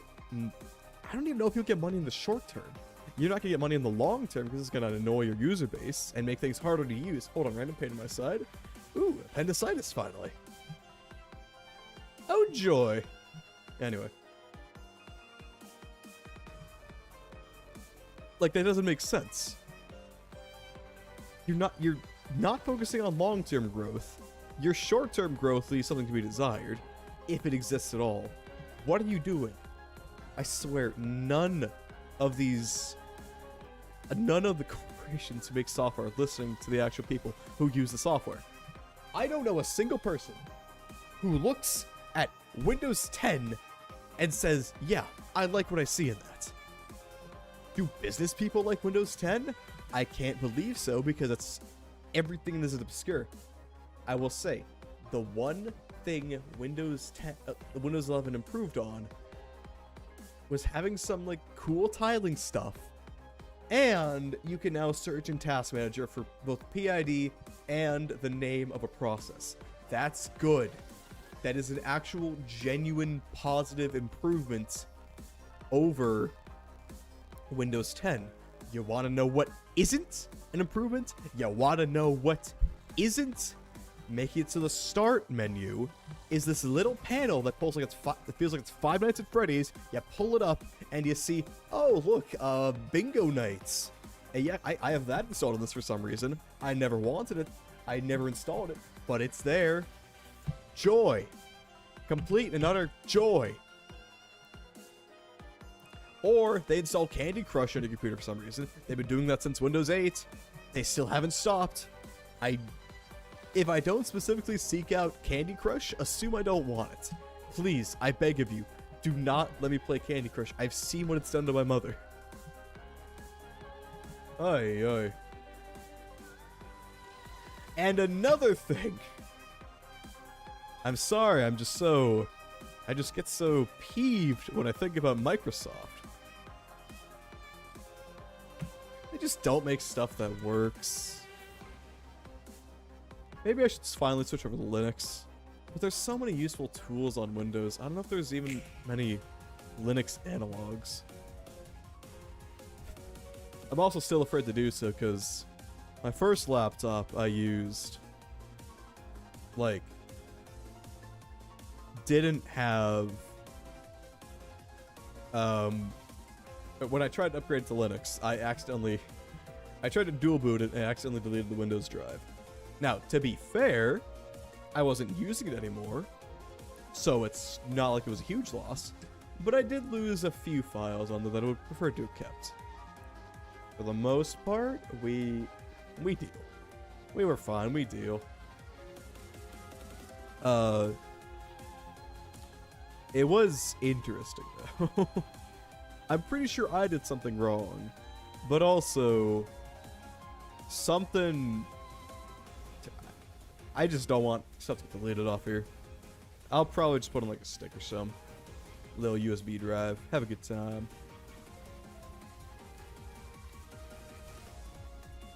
There's so much stuff with Windows 11 that I'm angry about. Oh, yeah. I have it on a laptop, right? Earlier today, I was doing some work on, or trying to do some work on it. Open it up. Everything's turned off. I think, okay, Windows 11 probably just restarted for no reason. It does that. Windows 10 does that. So Windows 11 probably does that. So I go to reopen some of my files. I reopen basically everything back to where it was. And I go back, I go away for a little bit to go get some water, etc. I come back to my laptop with everything on top of each other again. It turned everything off for no reason and then turned it back on again. Why? It took you a full 5 minutes to do that. Why did it take that long?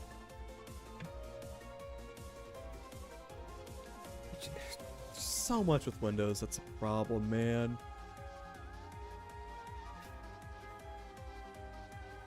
Seriously, Windows' biggest problem is Microsoft. I mean, that's fine. That's just fine. You know, the biggest market share in the world is controlled by people who just keep making random garbage. The fact that Xbox and Minecraft are owned by the same guys still sounds weird to me. But also, you know, it's just how corporations work. I'm just kind of scrolling up and down on the ischio phonology. So let's go to the morphology.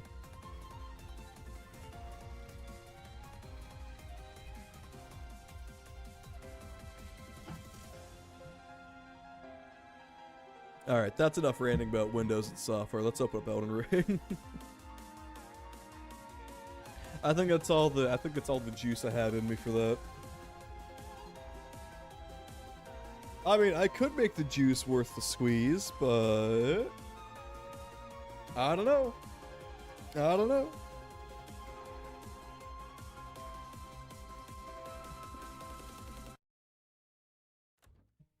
It just takes so much effort to make Windows work the way you want it to. And thing is, I'm in a unique position. I have used this thing for so long on computers that are basically failing actively that I know how to navigate through all this garbage. I can repair things that normally require a restart just by itself without having to restart at all. I know how to fix Windows. Problems with Windows. I don't have access to the Windows source. Can you imagine? I wouldn't fix things, but I can make them worse. That'd be fun.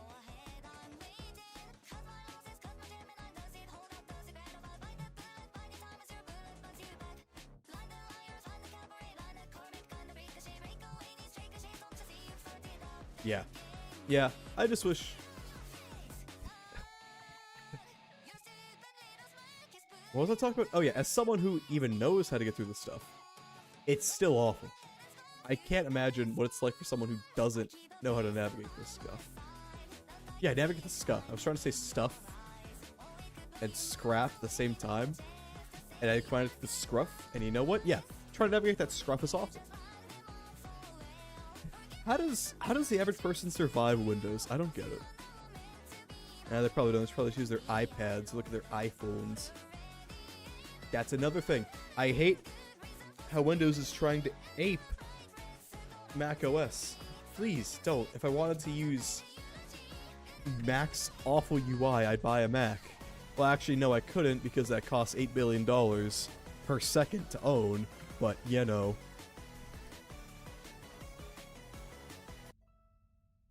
Alright, we got Elden Ring open. Let's switch on over. Welcome to the ring. How may I take your order?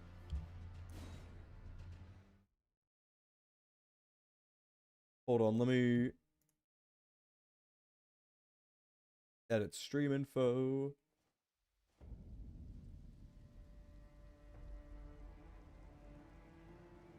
Yes, we are in fact currently playing Elden Ring.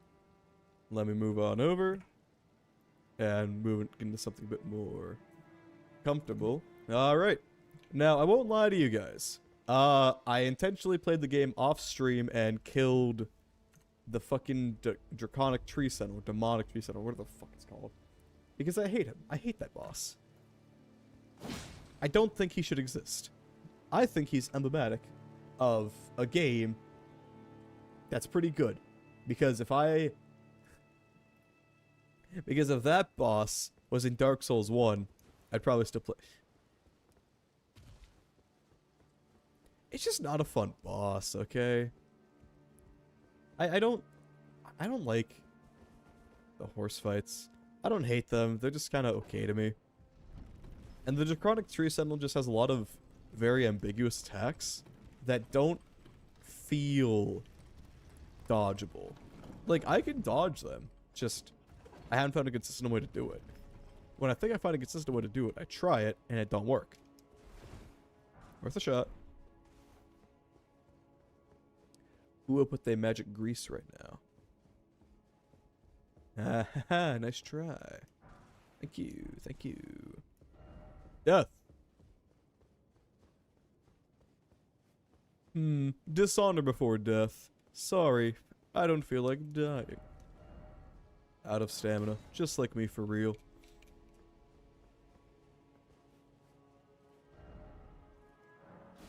This is a really good site, though. You do have to appreciate how huge the Erd Tree is. Miyazaki said, yeah, we're gonna make a big tree the center of our game world. And they made a big tree.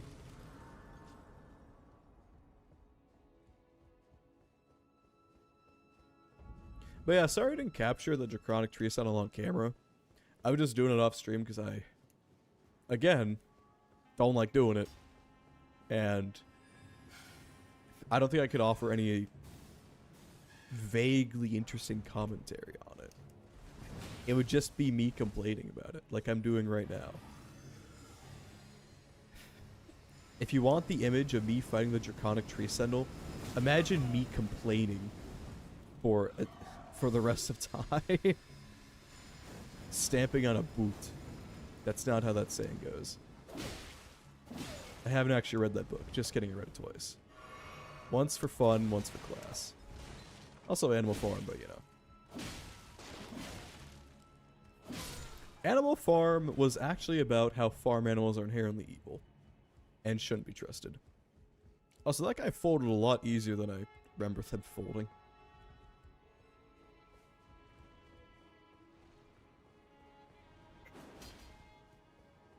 I really love the soundtrack for this section.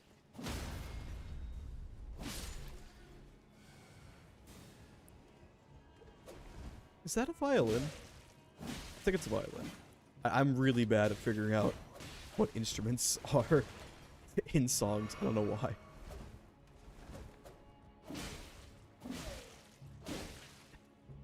I think I once mistook a piano for like a tuba or something. It was something absurd like that. I'm thinking, how do you mistake a piano and a tuba?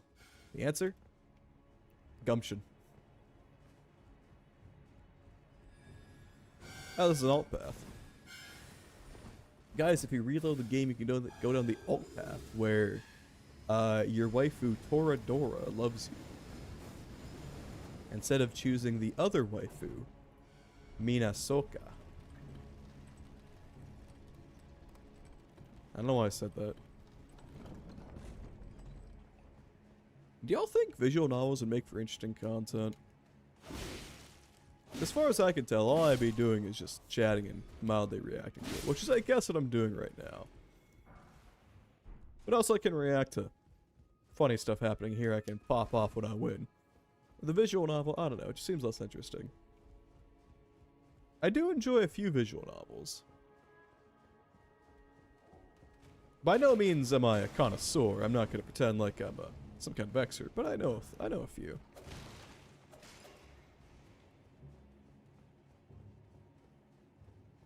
I've read a few, I should say. Knowing is not half the battle. In this case, it's like a tenth of the battle. Especially when proving to nerds that you actually care about things.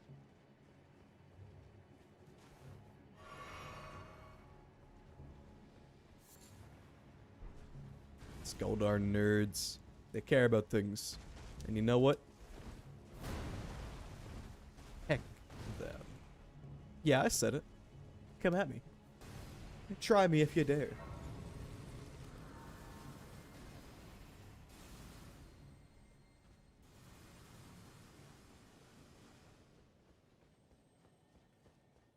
Look at this asshole. Same luck next try. Same luck next try. Same luck next try. Same luck next try. Okay, worse luck next try.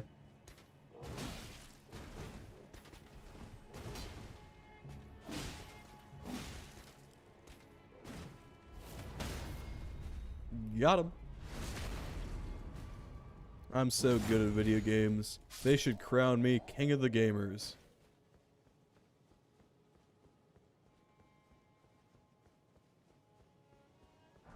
I would be a good, proper, and righteous king.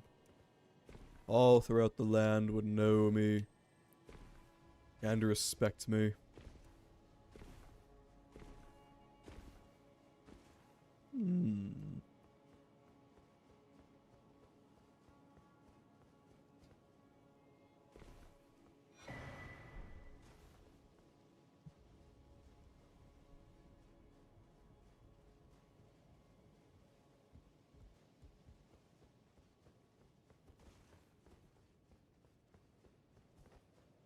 I'm having images forcefully flash onto my screen. Hey. There's no need for that. Yowie! You're mean. I'm calling Mom. You fool, she's in on it. No! It's a fucked up world I live in. Or should I say freaked up world I live in. I am not a freak. I am not a creep. I am not a weirdo. Oh. Oh. Oh.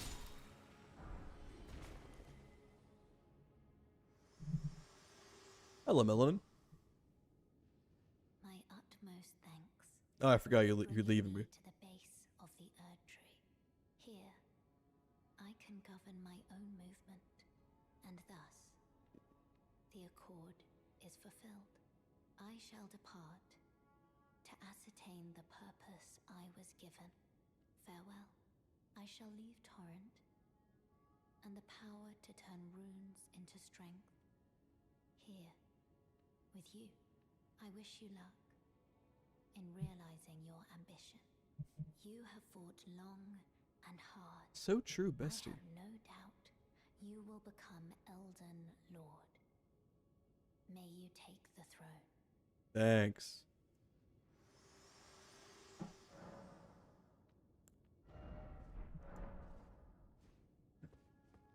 I remember being kind of confused when I saw online discourse about the game. People were like, Oh man, I can't believe Melina just kind of comes in, disappears, and comes back immediately. It's like, how fast did you complete Lanedale, man?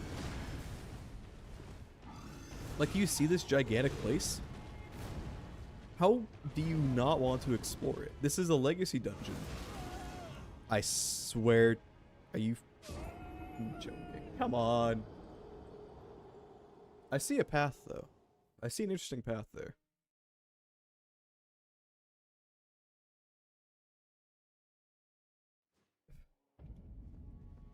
Like, after she left, I immediately went to exploring everything. And I got to contemplate the entire time, being like, man, I can't believe she left me. I miss my ex-wife. I really do, Tails.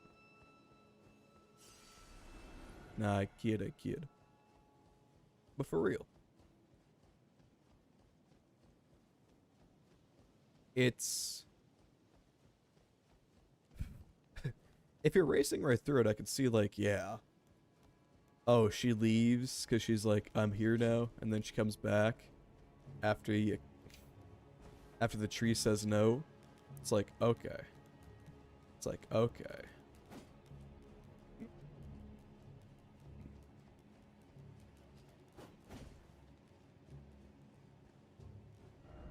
Likely fingers. Hello, Godfrey. Well,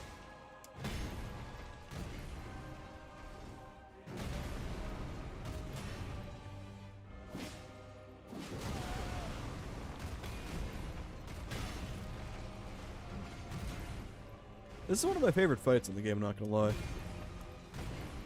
Both the ghost version and the actual version you fight.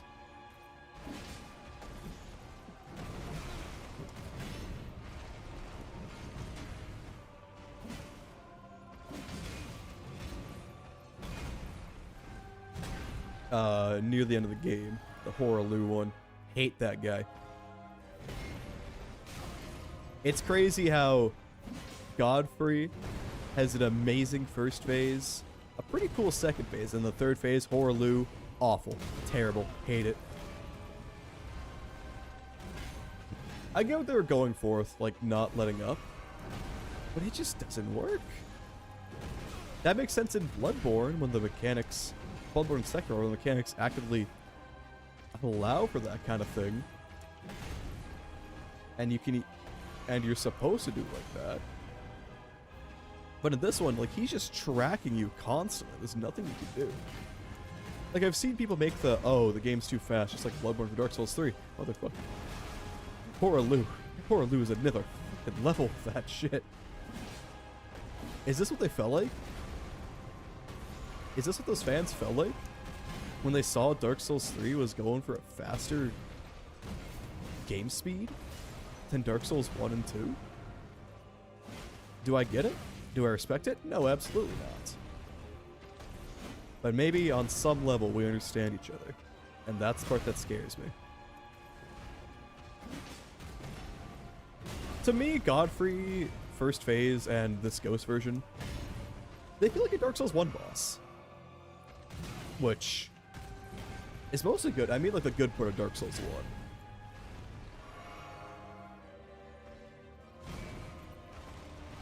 Like, he's got a few basic, easy-to-read attacks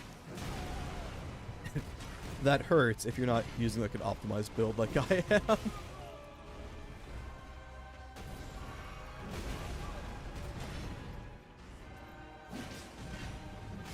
Ah, okay. Yeah, too many mistakes piled on, It happens. First phase is good. Feels like a Dark Souls 1 boss. Second phase, I was a little peeved about for a while, but I realized, oh, you can just jump over the shockwaves. And now this actually feels really cool, because you go from being like, oh, I'm constantly being hit, I can't do anything, to, oh, I can just jump over everything. Here's a long recovery phase, I can just get a free jumping attack in on him. Dude, let's go.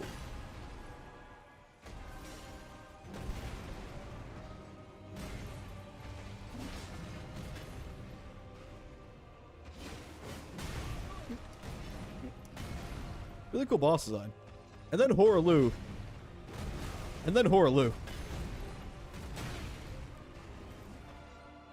thank Miyazaki himself that it's only the last third of his health bar. Because I would hate that boss otherwise. He overstays his welcome.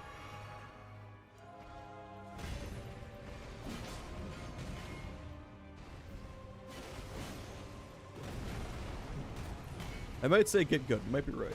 However, a lot of his attacks are really hard to read.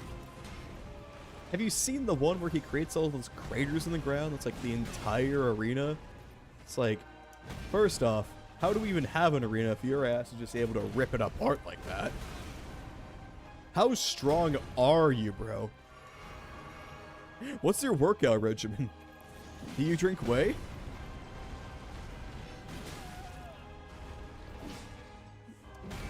The stream is not sponsored.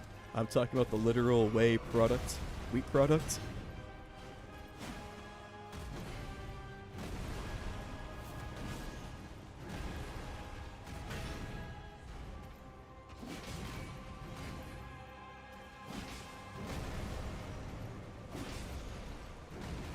Okay, we're getting into the rhythm. We're getting into the rhythm. Yeah! This guy, I didn't realize he had such a huge stagger resistance. But, I mean, it makes sense. He is literally the Giga Chad of Laneville. Or of the lands between, rather. I can't remember the name of this place.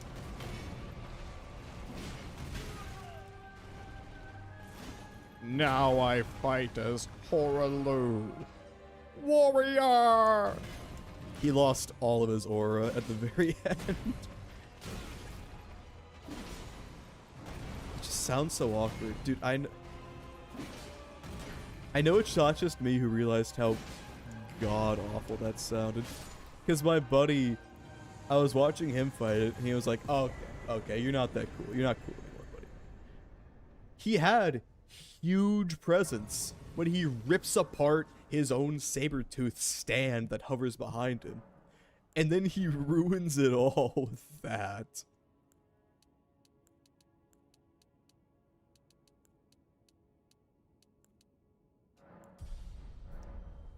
Just like real life, you think the guy in the studio was just doing it off the cuff? And they're like, you know what, that sounds natural enough, we're gonna keep it. He was having a fun time. I think he deserves Final Cut privilege. As a little treat. Actually, who did voice Horlu?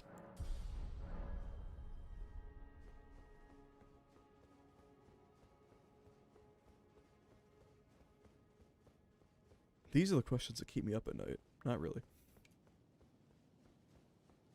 Now we go to a real bastard.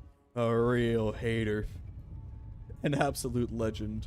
Literally just Batman. Sorry, I was taking a sip. I think this is the wrong way. Regression alone reveals secrets. I don't think regression and progression could do it. Yes, I know exactly what happens to that quest there. Yeah, that's the wrong way.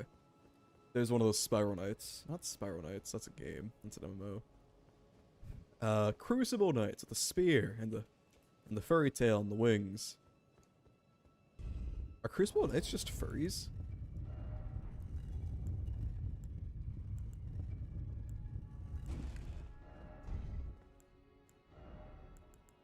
Does that make sense? I don't know. Does anything make sense anymore? I don't remember where I was supposed to go from here. I think it's that way. Or maybe this is an optional area. Maybe I'm just losing it.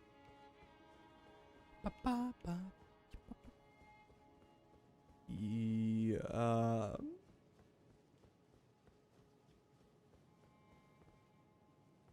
That looks like the right way up there, but no item ahead. They just made a cool spot. That's another thing you gotta respect about From Software. They're content with just making cool spots that don't actually serve any gameplay purpose. Yeah, that's the right way. I think that's a prayer book up there. But how do we get up there? I think there's a... Wait.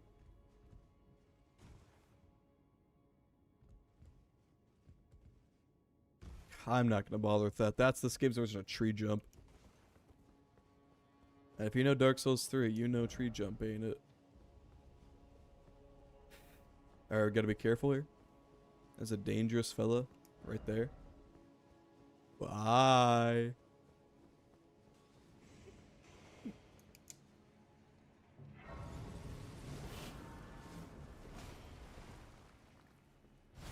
Hold on, just got a text message.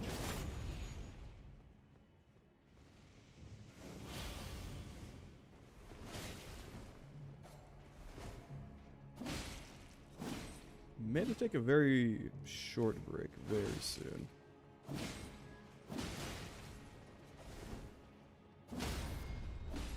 Oh. Hey, there we go.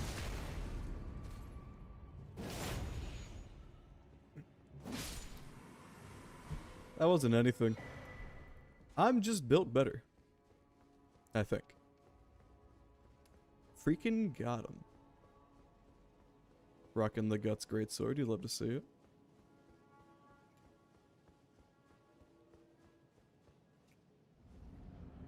Now it's time for the... I gotta say, he just has good aura.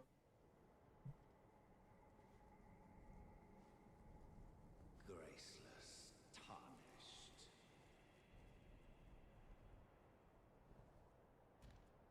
What is thy business with these thrones? Ah, Godric the Golden.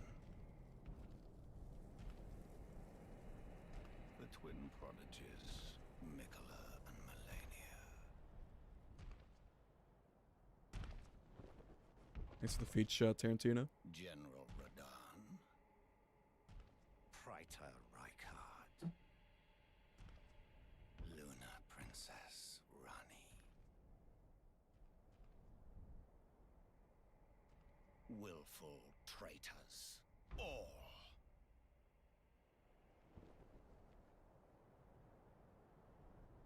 Thy kind are all of a piece.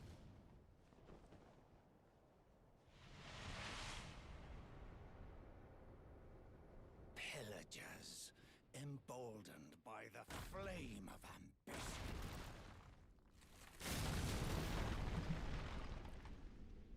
Have it writ upon thy meager grave. Felled by King Morgoth, last of all kings. God, I love that cutscene so much. It's so good.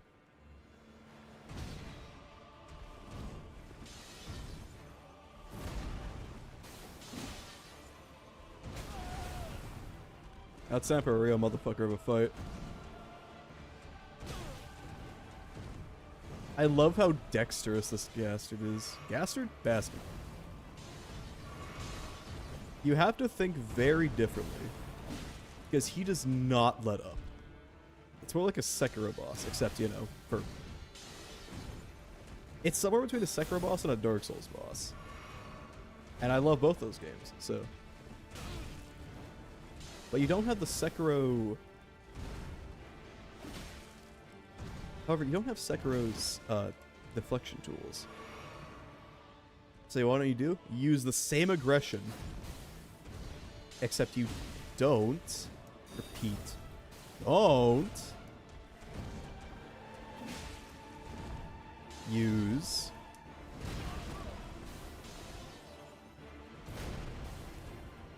You don't use deflections or anything, because you don't have them. It'd be kind of hard to. You have to attack in between his attacks, because he's not going to stop attacking. Whoop. This, however, you can.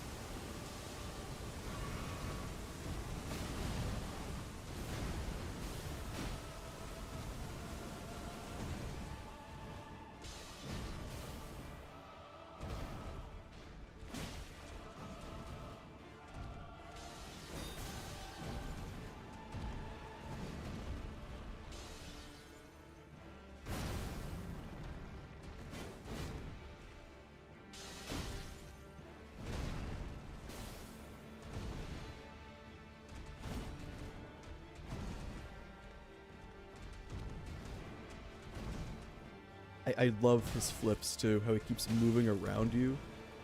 It borders on disorienting. But it is not disorienting, and you are perfectly capable of seeing it. Of seeing how he moves. Which is why... Just realized we are using 2 entire slots.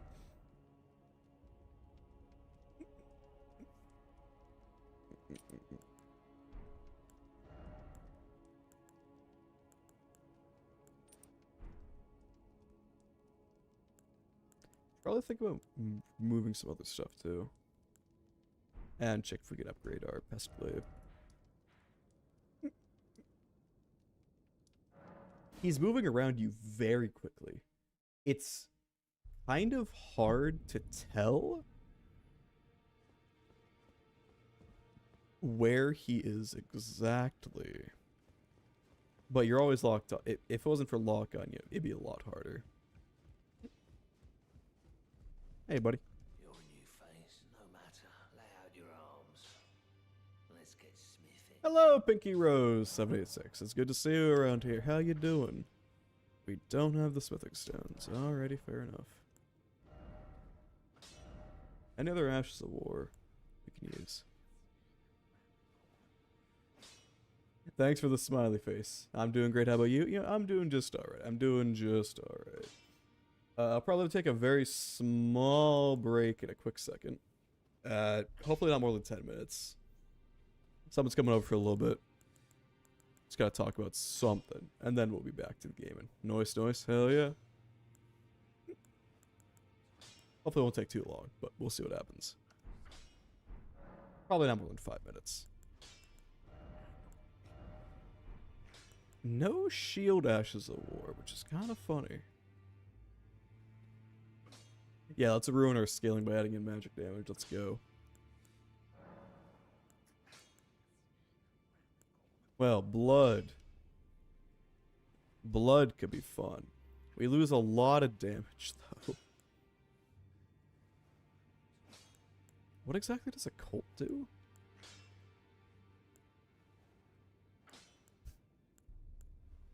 Yeah, quality is putting a lot of work in. I don't know, should we try some of that blood damage?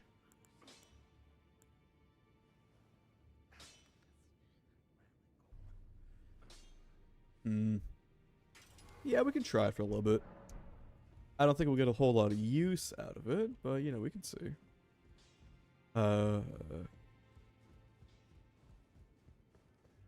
Any other housekeeping tasks?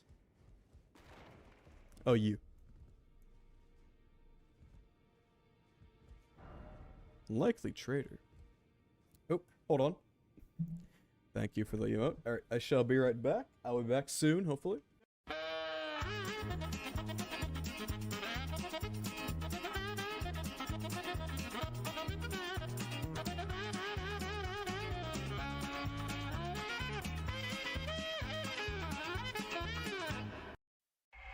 You're fucking dead, kid. I will spit fury and chew fire, motherfucker. You are screwed.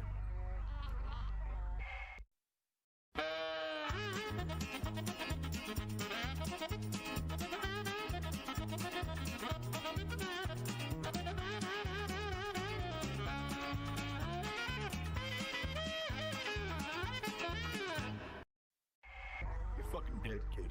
I will spit fury and chew fire, motherfucker. You are screwed.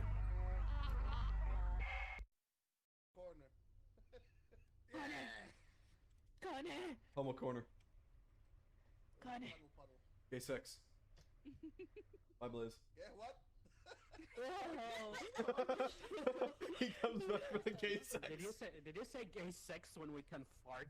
Say gex. Let's mix our gases.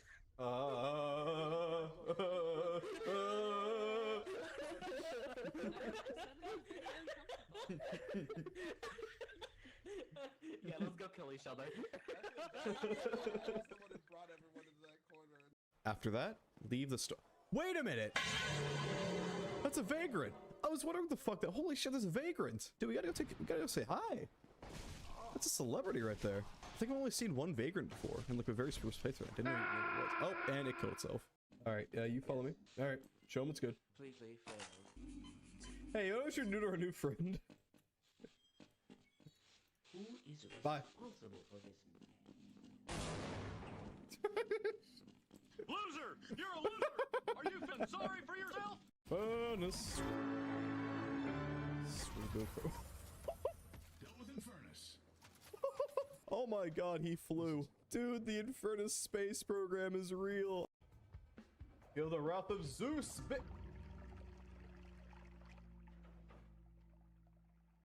It's he.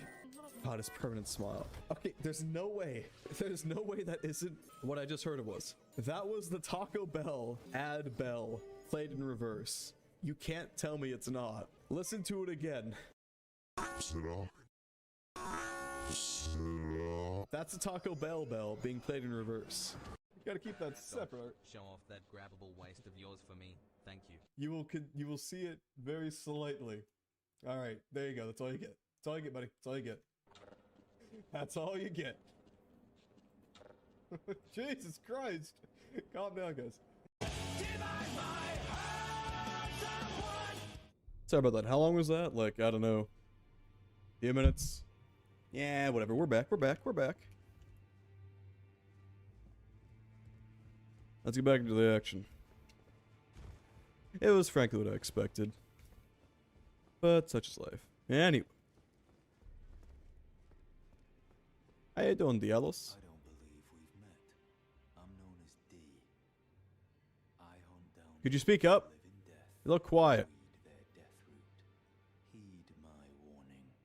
Those who live in death should be left well alone. I have already killed him. All the more should you spy unless you wish to lay down your life in vain. Well, Buddy, I'm built different. prowess for weed in death route. How would you like to earn the strength of beasts? I love beasts. I am a beast. Those who live in death and weed their death route. Then I'll introduce you to Garank, the beast clergyman. I have a matter of my own to attend to, and the beast himself wishes for someone to take my place. What say you? Sure. I've marked the look. It will I've already been there, funnily enough, so. Anyway, we're going to ignore that because it doesn't.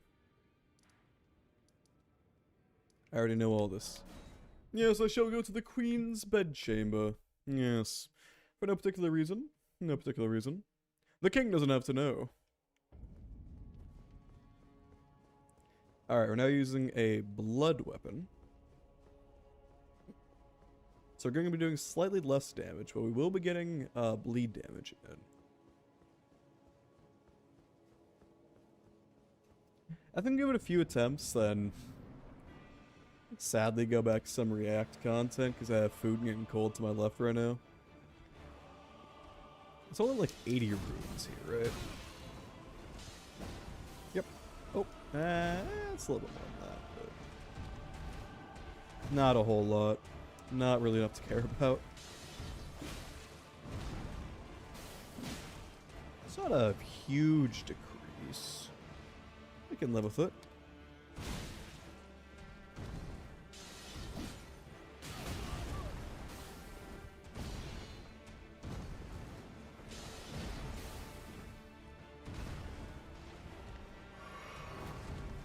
Also, I think I noticed when we're reviewing footage, the sounds of the controller are fairly audible.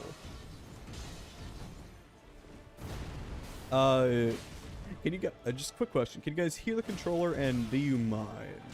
Is it like a distracting problem for y'all at all? You know, just curious. Oh yeah, yeah. We're having bleed on. Holy shit! Oh my god! Big damage. Yeah, that's what bleed is good for. Combine, if you're good at staggering enemies, which I do a lot, they merge together real good. Phase 2, let's go.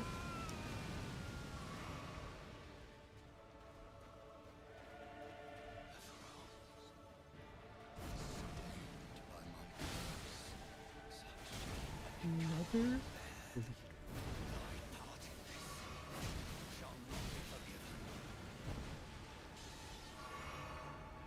You're gonna have to catch me first, pal. Oh, yuck.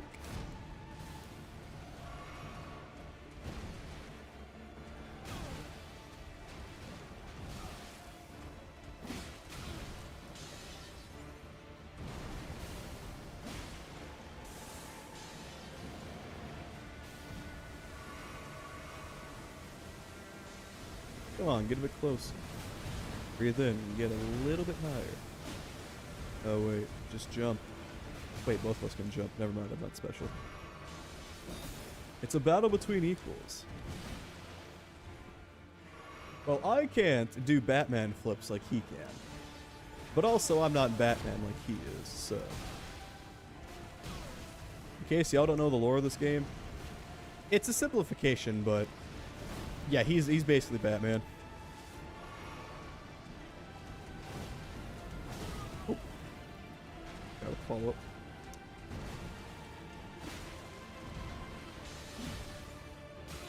Ah, okay, okay. 25% for like our second try is not bad. Bleed weapons are a hell of a drug. Bit of a crutch, I'm not gonna lie. I think we give it 2 more tries, then we switch over to some reaction content so I can eat.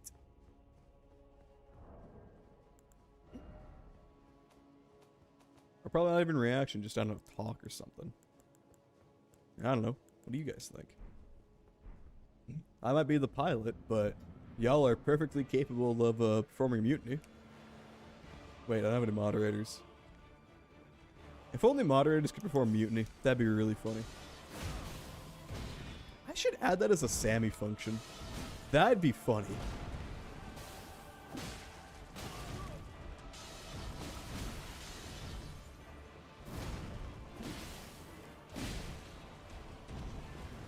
Let's be careful here.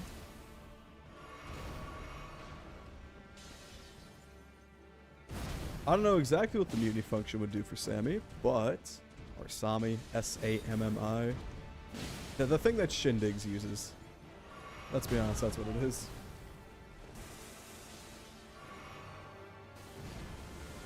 I saw one of his stream last night where he was, making a dance floor minigame. I thought that was cool.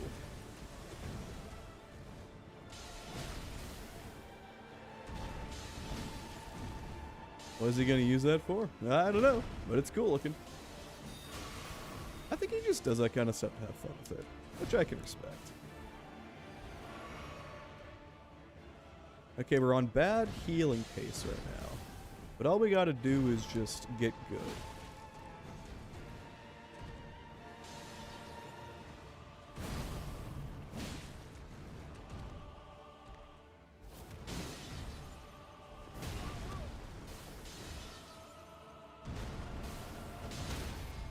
Haha.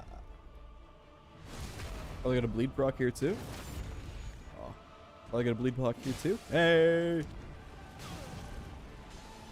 He's gonna pop into phase 2 anytime soon. There he goes. That was my bad. I was trying to get a little bit extra.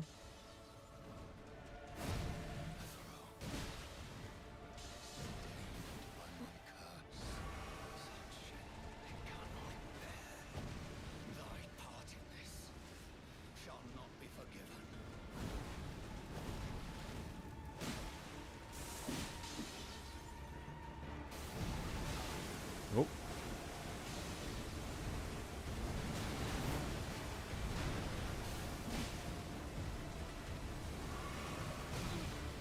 I think Morgott is one of my favorite fights in Elden Ring, specifically because he emphasizes the way to have a grand old time in this game. Fast, frenetic, you gotta weave with him, not against him. fight his pace by abusing his pace. That is what From Software games are really good at. That's why Sekiro is so damn good. There's a reason why they say Sekiro is basically a rhythm game with, you know, really weird mapping.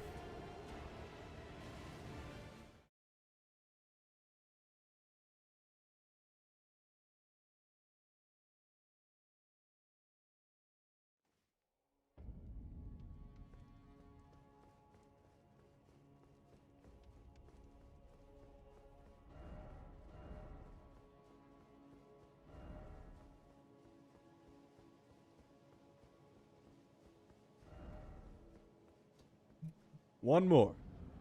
Give it one more, and then I'm gonna eat my food. But don't touch that dial. Because if you do, I don't know, lose a viewer. Happens all the time.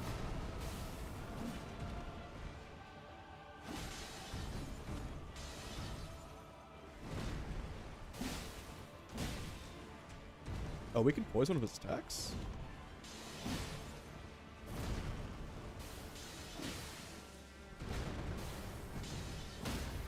Ho ho!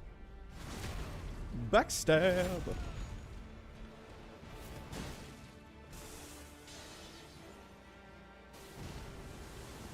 Oh yeah, I started setting up a EVE Online account, just FYI. A new one. Like I've said before, I've played the game a lot already.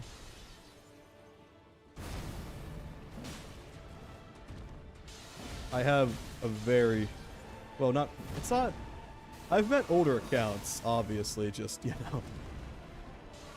It's older than the average account, let's put it that way. Especially after the bots came in.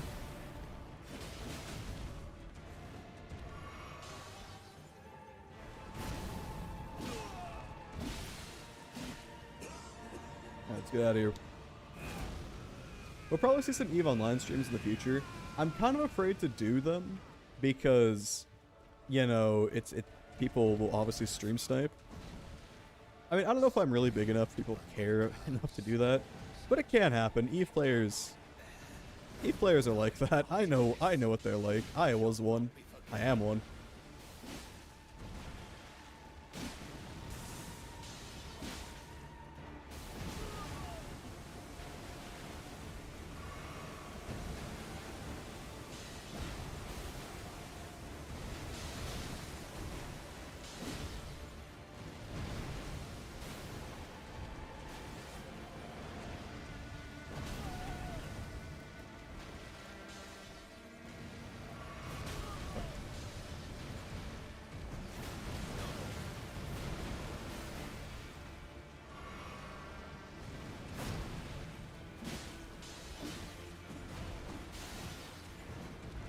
Yeah, you have fun over there, pal.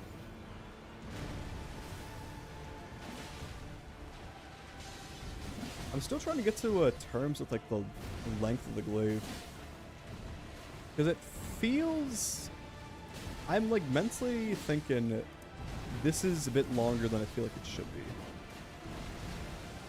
So I always get a little bit closer than I really need to be for attacks.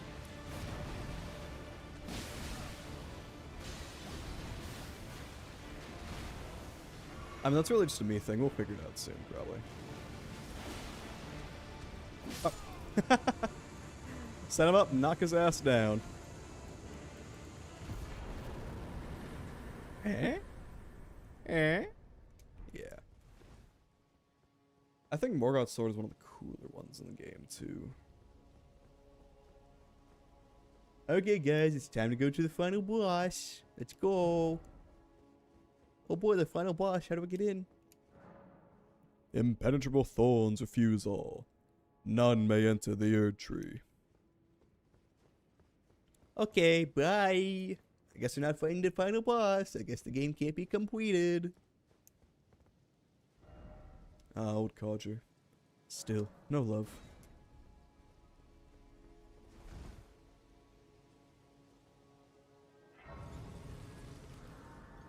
Ah, I guess the game's soft lock. What can we do? Oh, hello there. Hello again.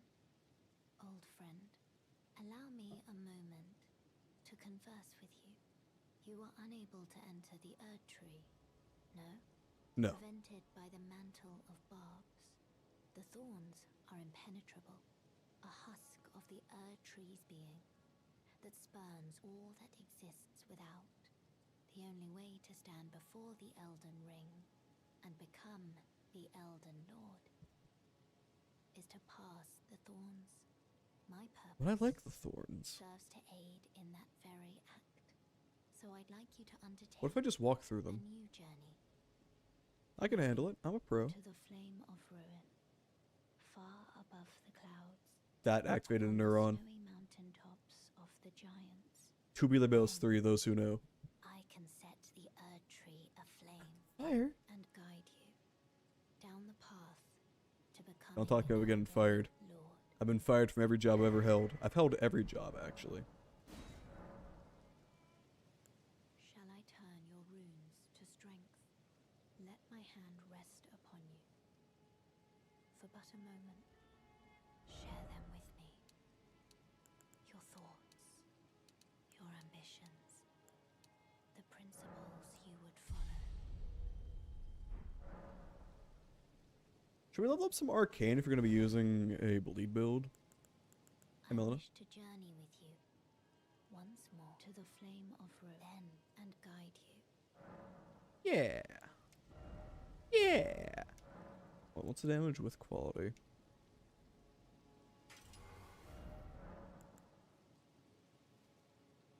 $127 plus 125 is 177 plus 120 is 277 plus 20 is 297. 297 versus 175 plus 86 is 181 plus 80 is 262. So it's a decrease of about 40, 30-ish physical attack power for bleed damage, which I think is a worthy trade, frankly.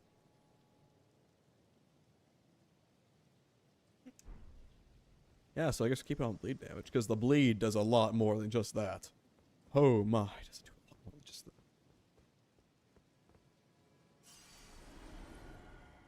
I thought that was a cute little thing Melina left us. Yeah, whatever. I thought we collected our runes, but apparently not. See, I knew I would have lost my runes if I didn't do that. So that's why I won. I had to win. Push your soldiers into fights. Push your soldiers into positions from whence there is no escape, and they will prefer death to flight.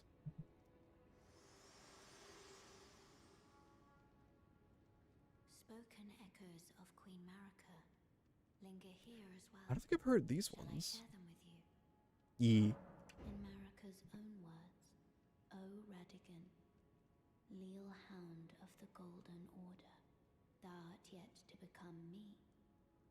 Thou art yet to become a god.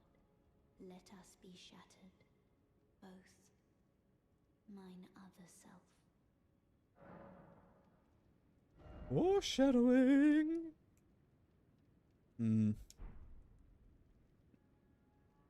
Alright, let's switch over to chatting. Let me go back to my chatting outfit. And let's throw on Down the Rabbit Hole, EVE Online.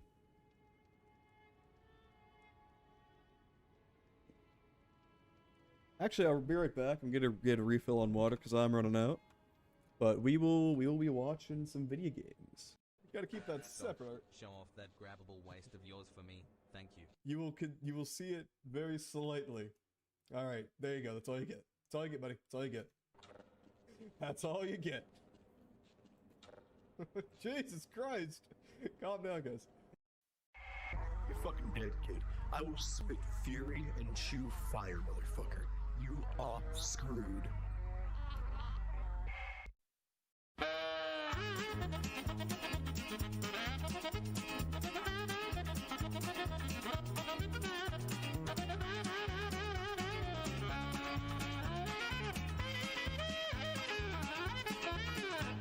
Yes, I'm quite evil now. You have no humanity. You're all evil. Indeed. Wait. Are you a vampire? I don't have to Is answer that that. like I don't have to answer that. How many families have you had? I don't know how much bread have you eaten. I don't know. I don't. Wait a minute. Wait, that's so terrible. No. Hey man, bread's delicious. Don't discount that. Wow.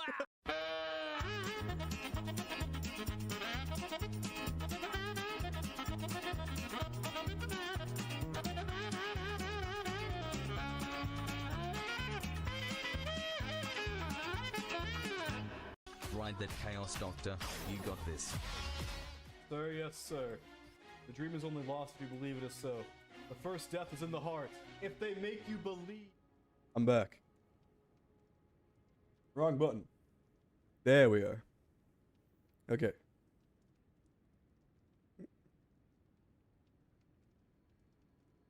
Alright, I got some food to eat, so let's watch some of the... Actually, hold on. I should do something real fast. I should probably credit the videos we're watching. So, first off, the video we saw earlier was... There's more to those colliding blocks that compute pi by 3 blue 1 brown. I'm going to be pasting these into chat in case I don't want to see them. First vid was this. And now the next vid is... Let me remove some of the specifiers. Current vid. Hello, Raykato. It's good to see you. What brings you around here? I'm gonna be eating some food while we're watching a video on EVE Online, one of my favorite video games. It is with this. Now, I must remind you, I've seen half of this video. I've actually watched the entire video before. Do you like Silent Hill? I've never actually played any of their games, but the aesthetic is pretty darn good. I've been considering picking up, like, Silent Hill 2, one of the originals. Was it Silent Hill 2 or Silent Hill 4? I've been considering playing a game in the series. I don't know which one yet. Anyway, I've seen the entire video before. I'm rewatching it. As you can see, we are halfway through, and it's a 6-hour long video, so you guys will probably not have a lot of context, but you know what? It's about the vibes. City that Goonswarm descended upon the territory of Band of Brothers, striking at all. Hey.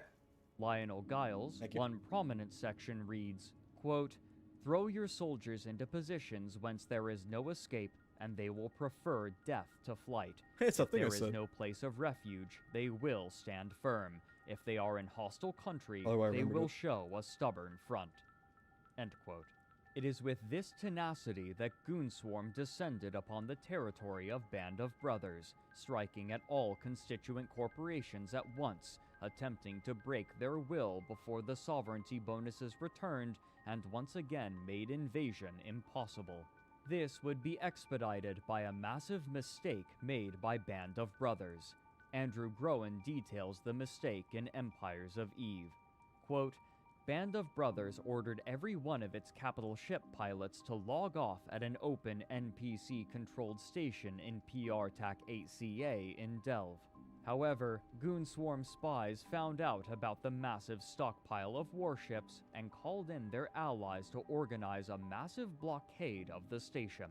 They were able to surround the indestructible NPC station, trapping every last one of Band of Brothers' dreadnoughts and carriers inside.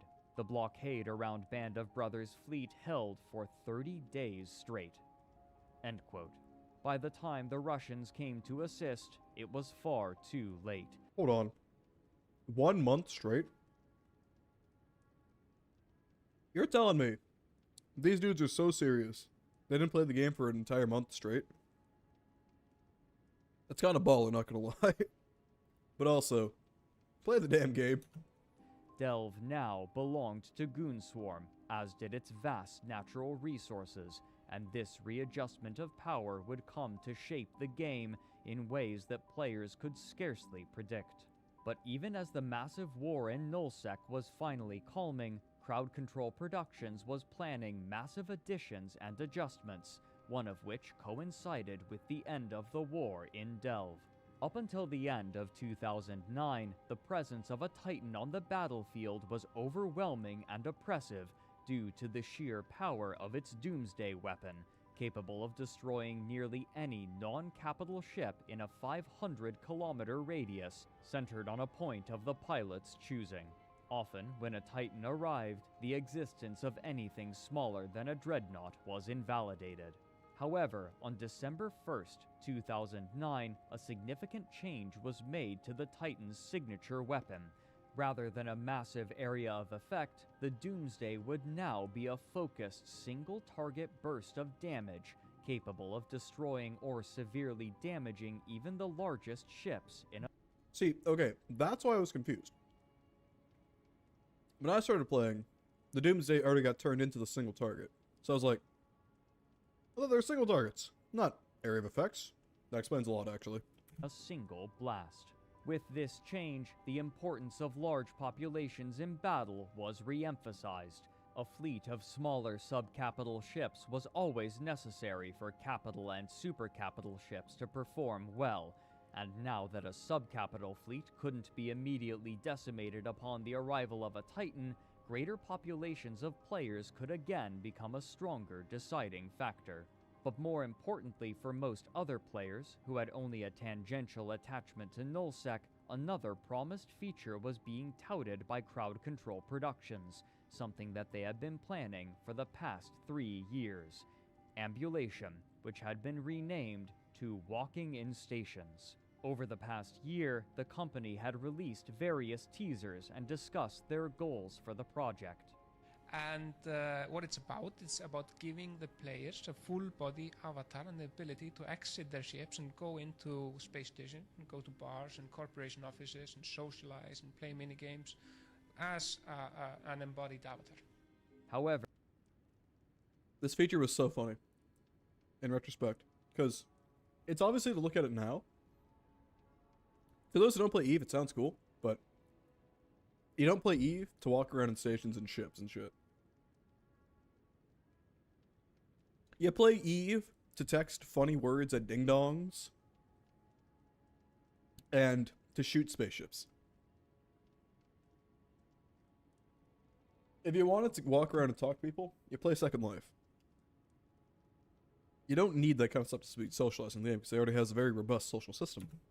there was some question as to the And it took so much effort to even develop that they eventually just got rid of it and didn't keep developing it. I played when it was still around. That was a long time ago. necessity of such a feature. The development time and work required were remarkable, but players were already socializing using various out-of-game methods that were far more visible and already established, such as IRC chats and even the official forums. While there was quite a bit of excitement, there was also trepidation that it would be superfluous or add extraneous requirements to what players could already do. As Crowd Control Productions grappled with how to implement walking in stations, other projects were floundering. The Eve collectible card game, which they had produced in conjunction with the recently acquired White Wolf Productions, had suffered a lukewarm reception after limited marketing outside of conventions, despite positive reviews from gaming publications. The single expansion released in 2007 had suffered a laborious release, reprinted 3 times before the cards were completed correctly, but shortly after a lackluster launch, it appears that the entire card game was abandoned. The company's other projects were also beginning to struggle. Yeah, explains why I never heard of the card game. That's a thing. With a lot of collectible card games. Like Pokemon. A big component people care about is just speculating on them. Like, pointlessly, uselessly.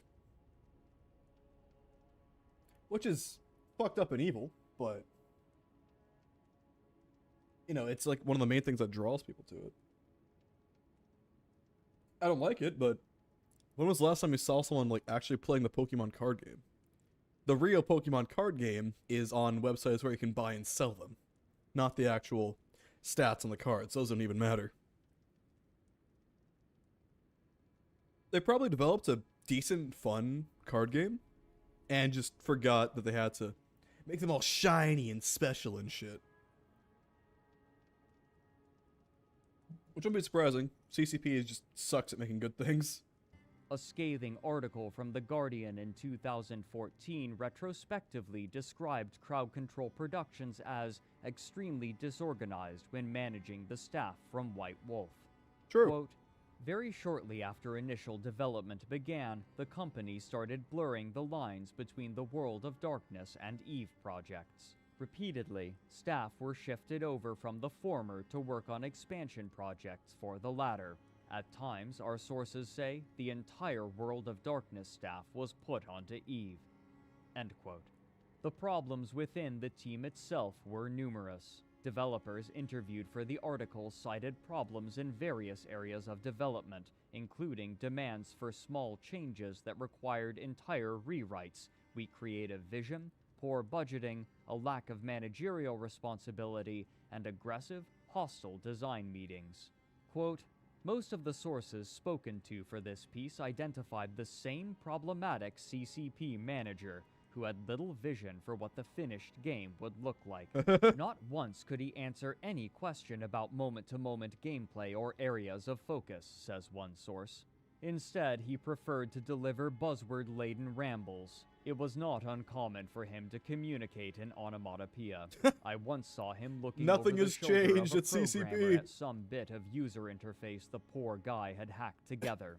He straightened up, put fingers to lips, and said, no, this isn't it at all. Make it more... Psh. He hissed on his fingertips, like the air coming out of a bicycle tire, and then That's just walked so away. awful. End quote.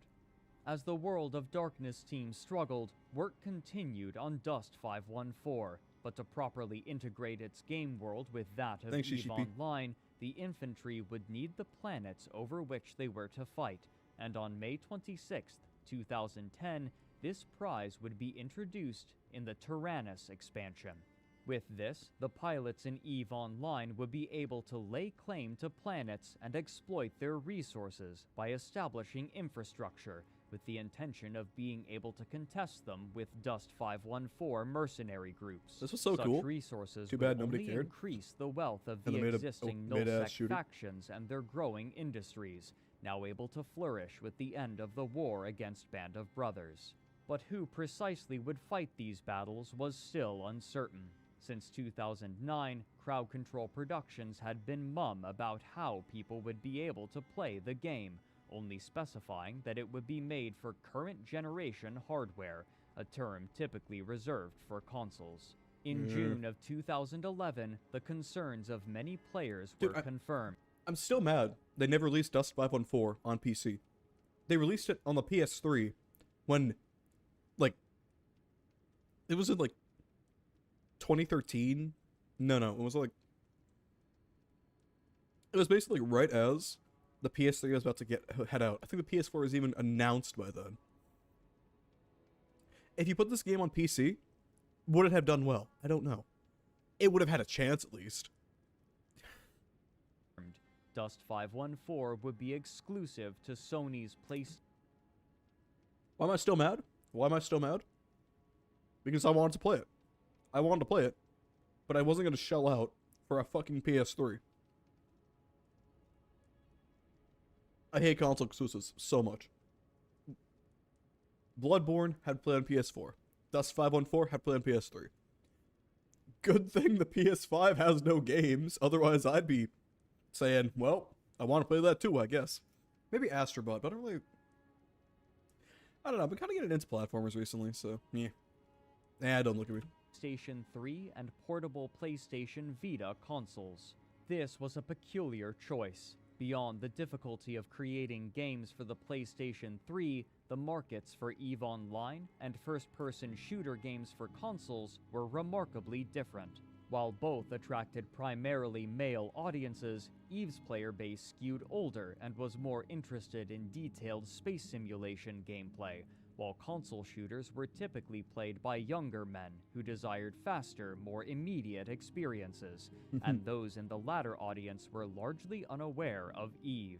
Many EVE players who otherwise might have had interest in Dust 514 didn't own a PlayStation or were unwilling to pay for the console specifically for Dust. Still, there was hope that others interested in the setting would play Dust to engage with the space sandbox. But the goodwill and hope of EVE's player base would be shaken during an incident that would capture the attention not only of those in New Eden, but the broader gaming public.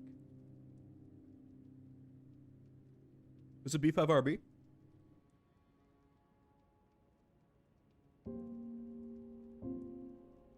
On June 22nd, 2011, Crowd Control Productions released one of their most anticipated expansions, Incarna.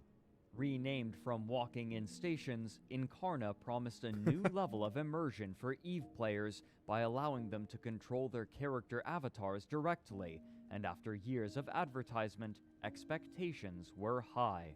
This was also an expansion that had drawn significant resources from other projects, as many developers had been moved from other aspects of the game and other games entirely in order to create this expansion.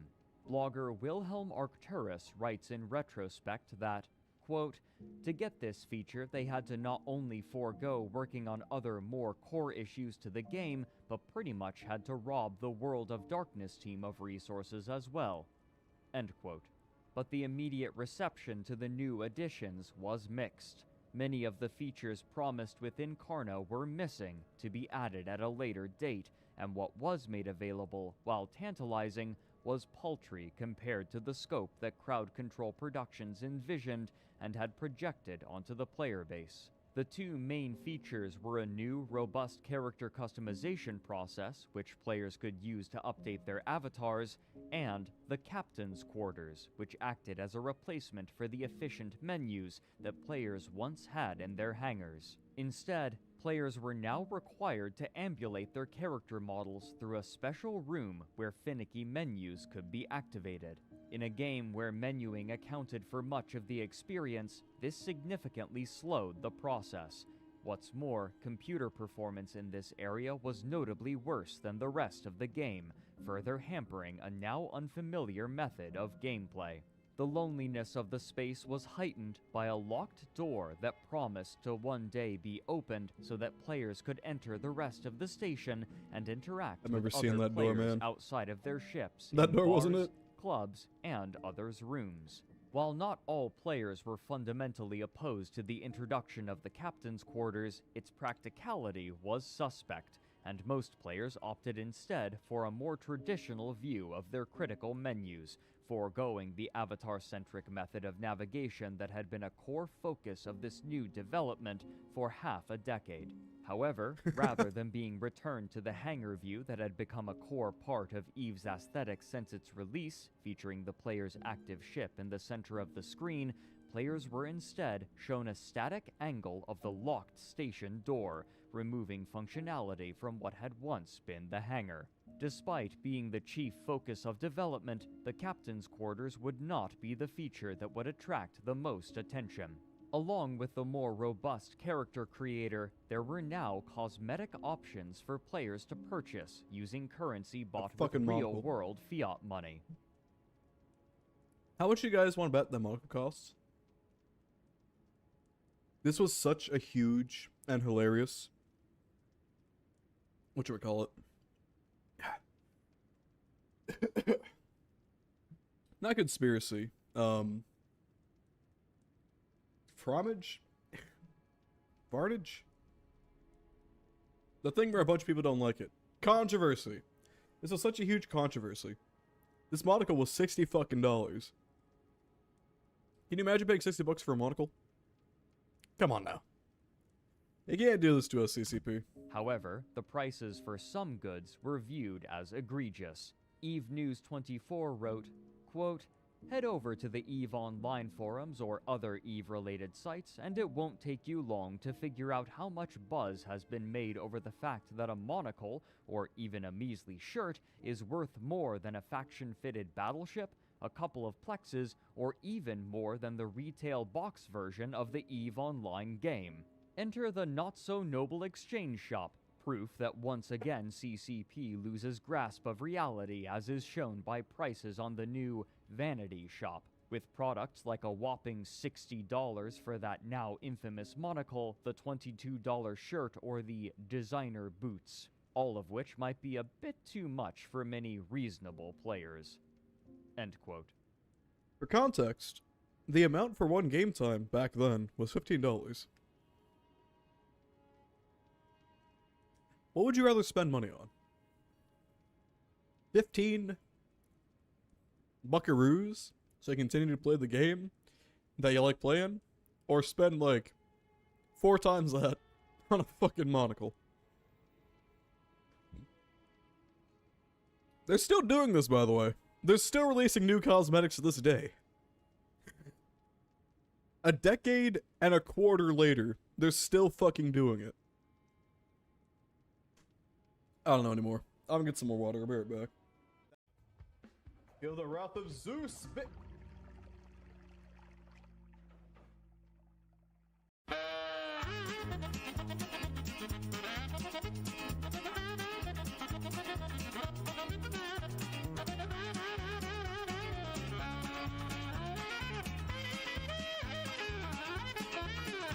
Furnace.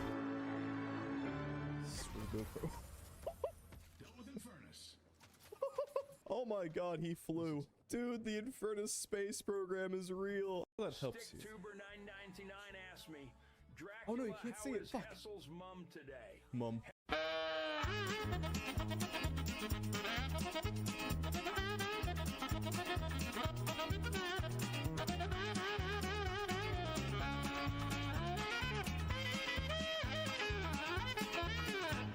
Alright, yeah, you follow me. Alright, show him what's good. Please leave. Hey, you notice you're new to our new friend? Who is Bye. responsible for this?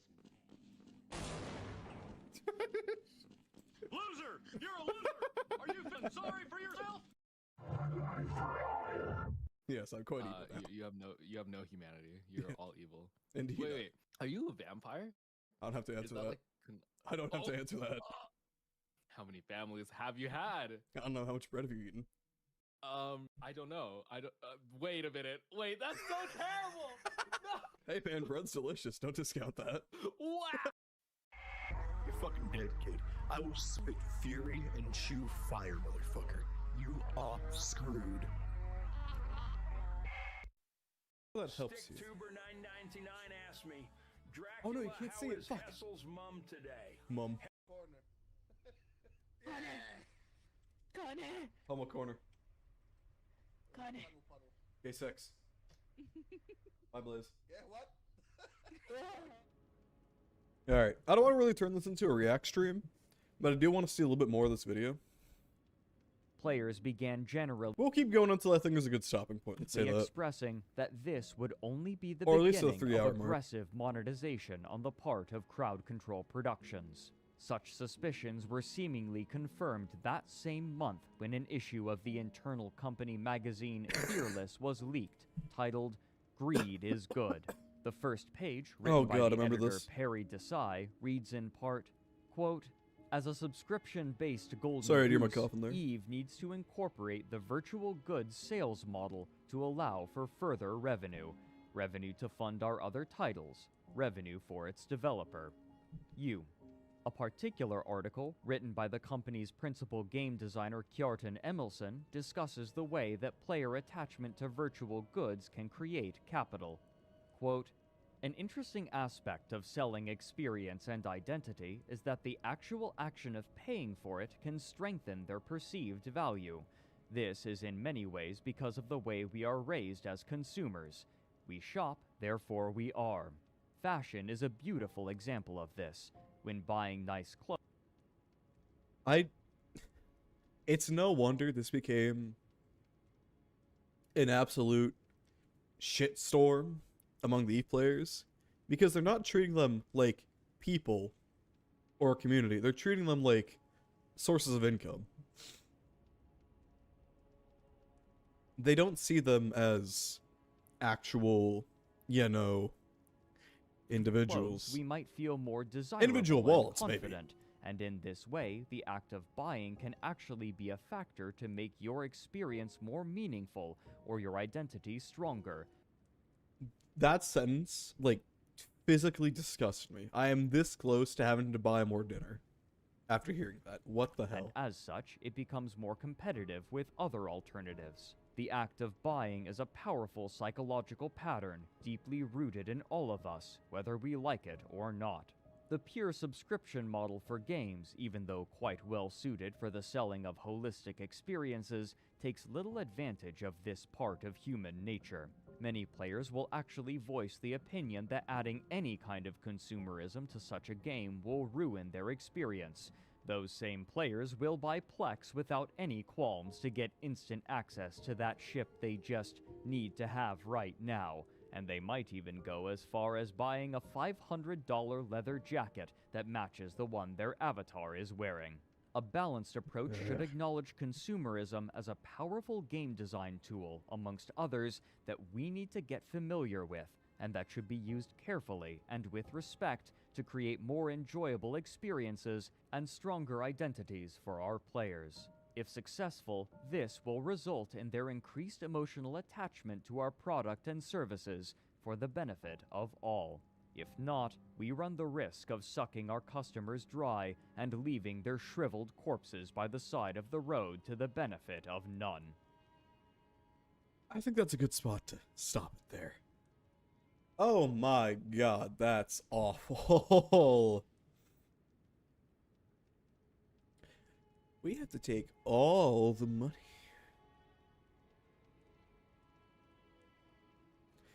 We have to find a way to not take too much money. We are literal fucking mosquitoes, apparently. Blood-sucking vampire people. Yeah. Yeah. Bad taste in my mouth. Alright, back to the video game.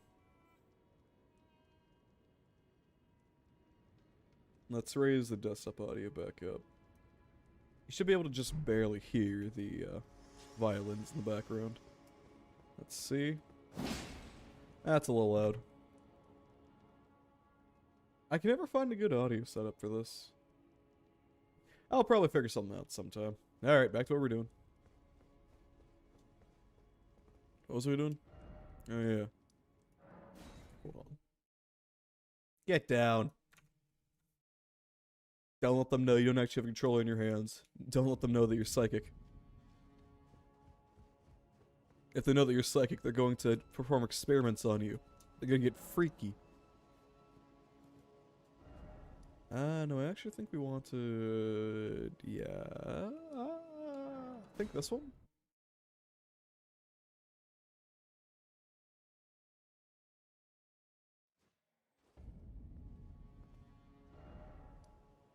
Yeah, alright, this is where we want to go. Want to head west from here? Oh, you know, it's not that hard to find. Just go a bit west and then a bit north. We went the wrong way.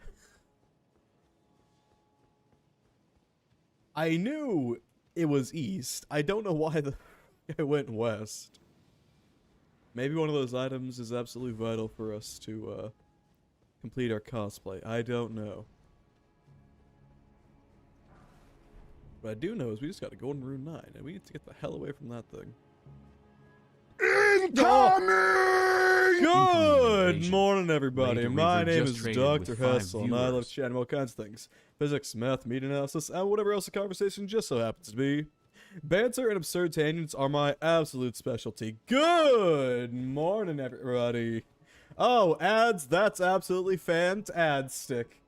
You love to see it. I'm so sorry, everybody. Let me give a fat shout out to Lady Reaver. It's been a little while since we've chatted, Lady Reaver. How you been?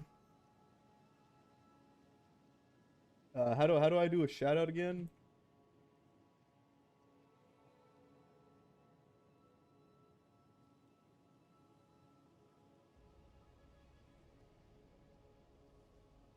Okay, let's get back to the video game.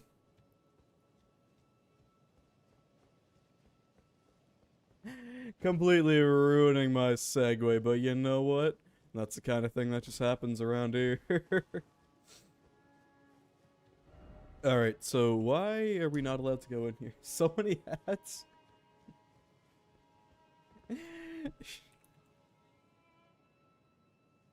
You came in exactly during the ad break.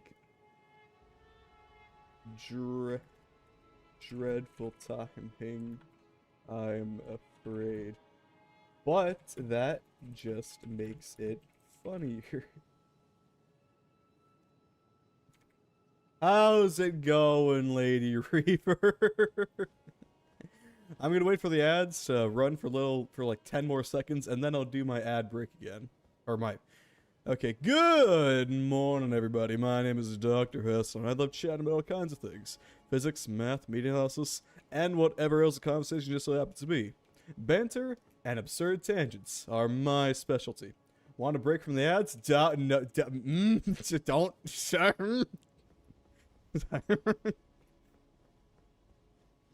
Get out of my head, get out of my head, get out of my head, get out of my head. Banter and absurd tangents are my specialty. And if you don't think it's morning where you are, well, I'm sorry to tell you, whether or not it's evening, afternoon, or early in the day, it will always and forever be a good morning. Thank you so much for the raid, Lady Reaper. How's it going now that the ads are gone? What'd you get up to? It's been quite a while since we last talked, I believe so. Thank you so kindly. Also, why is the shout-out thing stuck at the top of the screen?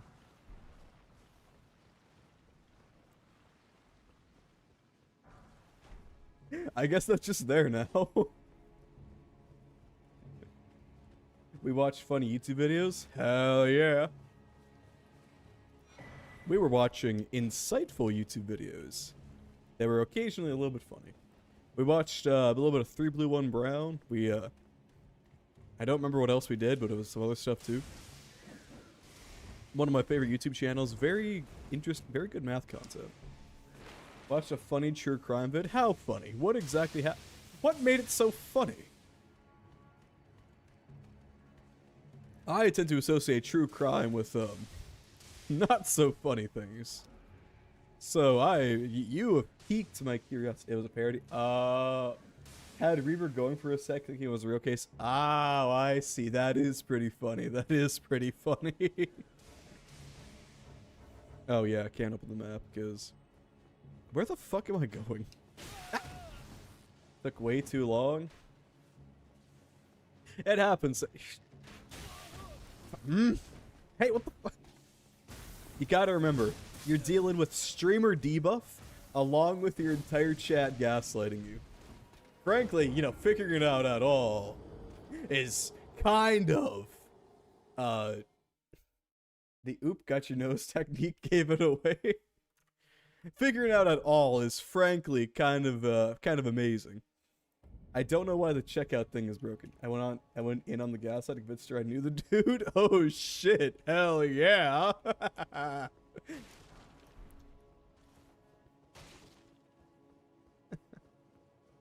I respect it. I respect it. That's really funny. How the I forget how this level works. Boy, I sure do love Elden Ring. Boy, do I love playing the Elden Ring. Well, I'm glad you had a good stream, and to all those who are perhaps maybe a little bit tired from stream, sorry, I just love into the air with you. Oh. If you're a little bit tired during the stream, feel free to check out. Feel free to raid and run, do everything that you absolutely need to do. I just ate dinner, so I'm actually very energetic right now. While we're eating dinner, I was watching a video on EVE Online. That video, the 6-hour one, by, what was his name? Down the Rabbit Hole. Yes.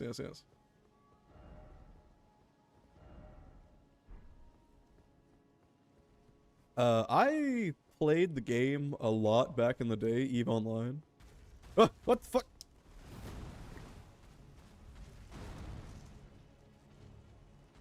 Don't do that again. Some people. Wait, can we just open this door? Alright, gotta finish the Invincible episode, so bye-bye. Have a great one, Scythe. If that's how you say your name. Thanks for joining us on this absolutely fantastic... Nobody asked you. I'm talking to someone right now. Yes. Have a fantastic time and take care. We're not done yet, though. We're gonna keep going until the Elden has rag. And it'll be a long while before it's fully rung. You better believe. Boy, you better begin to get those crazy thoughts out of your head. Yep. I'm so happy, happy. I am free. Nobody's... We're having a fantastic... Look at all the friends we have with us today. Oh, he doesn't want to join us. Bye. Have a fun time down there.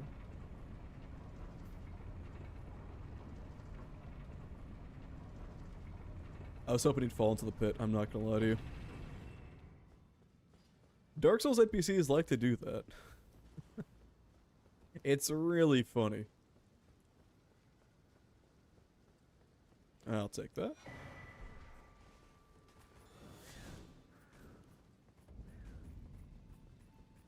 Oh, where are we getting to right now? Oh.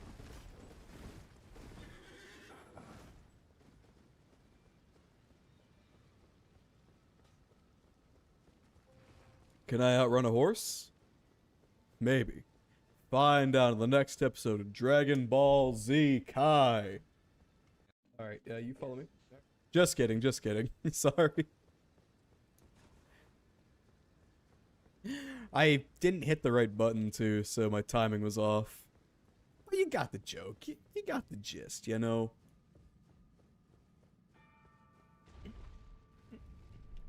Was it you who rang the bell of awakening?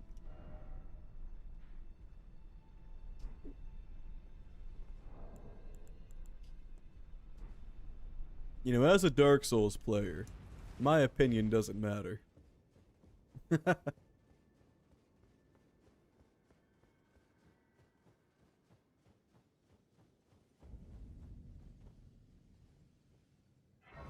I believe this is the other spot where we can get a glaive. Or something. I think, yeah, it was the Sheev Muscadet who told us about the glaive guy here. I think he drops an Ash of War that's pretty useful.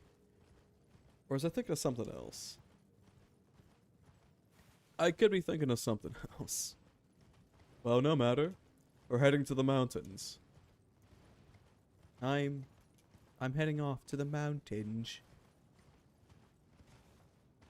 I can't believe there's an entire movie about a British dog and cat.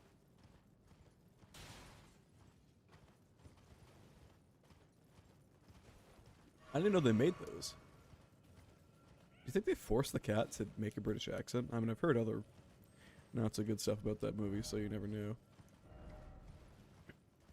I'm gonna take a walk outside today. Gonna see what we can find today. We're gonna take a walk outside today. Screw you. We're gonna take a walk outside today. Gonna see what we can find today. Oh. Yeah, da, da, da, da. I don't remember the lyrics. Friends to meet, places to be. It's all too fun and fun to see. Someone please get me out of here. Go give me some transmission, please. I beg of you. Get me off this planet.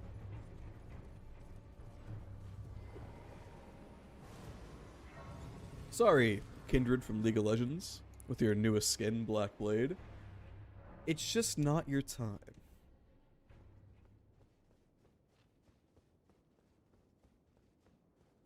Yeah, I'm not gonna let some old crone touch my hand. Old can touch my hand. Crones can touch my hand, but not old crones. That's a dangerous combination right there. Last time I let an old crone touch my hand, I got poisoned by a hidden dagger. I'm telling you, man. You gotta be careful around the old crones. They got their cronedones.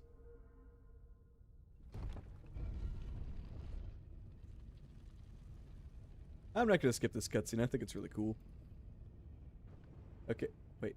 I want to test this command out again. Hold on. Because for whatever reason, it just kind of stuck up there. Let's see if let's try it again. Give it a second. Give it a second. I've given it many seconds. I'm giving it no more seconds. Okay, it's just broken.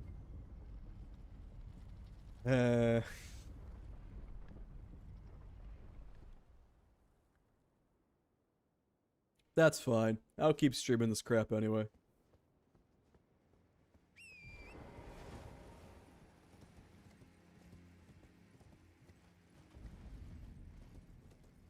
Welcome to the mountaintops of the giants. Wait, y'all see that in the clouds over there? Y'all see that, right? Y'all see what I see?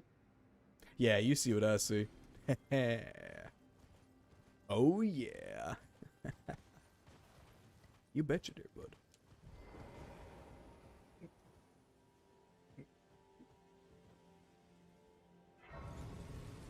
About to see the guy that completely changed my first playthrough. I heard him speak and I was like, damn, you're right. Finally, we meet the tarnished. Let me turn him up. Lord, oh my. Why the long face? I fear that you were previously acquainted with this vessel. Well, that is most unfortunate. For he is dead. As for his flesh, he gave it to me. Shabriri, I hope you can make your peace with that. But I want to hear more. You're about to sacrifice something precious, the life of a fair maiden, that you would toss into the fiery forge, only so that you may be Lord. What a horrible thing to ponder. Your ascendancy requires her sacrifice, whether she wishes it or not. But how would the Lord, crowned so, be looked upon? Chosen tarnished, and would be Lord spare, if you are prepared and attain lordship and heed the word.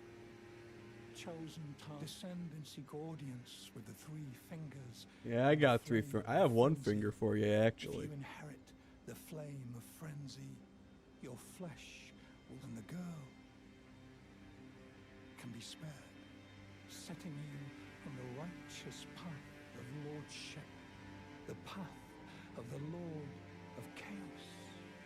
Burn the Erd tree to the ground. Increase the volume again. And incinerate all that divides and distinguishes. Ah, may chaos take the world. May chaos take the world. He's making a lot of good points right now, I'm not gonna lie to you. Like, personally, I want to hear him out. Like, just think about it. Alright, now stop thinking about it, just accept it. Alright, yeah. See? See? It makes sense. It makes sense. I heard him say that via first playthrough, and I was like, you know what? I have to now. And then I did. And then I did.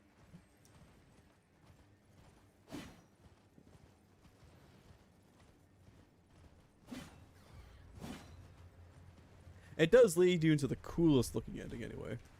It doesn't lead you into the poop ending. Which, you know, I'm happy for.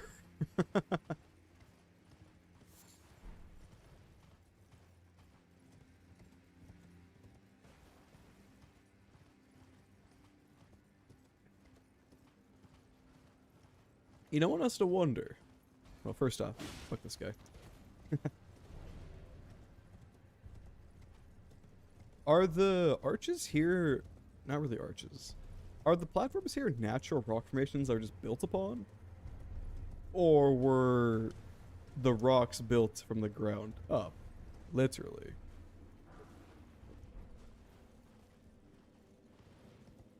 It seems like it'd be a lot of effort to build it from the ground up. However, I think you'll find that it's a lot more complicated than that. We're going to ignore that. Oh. I found our perpetrator. You suck at aiming. They have gigantic robot automata, but they don't have outhouses.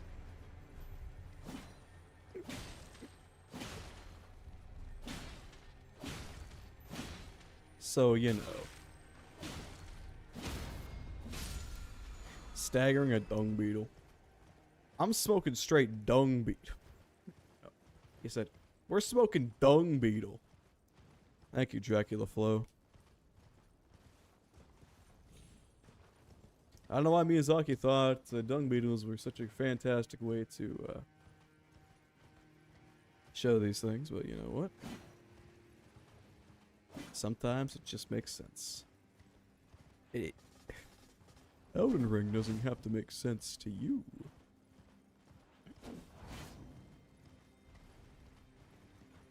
Sigma from Overwatch.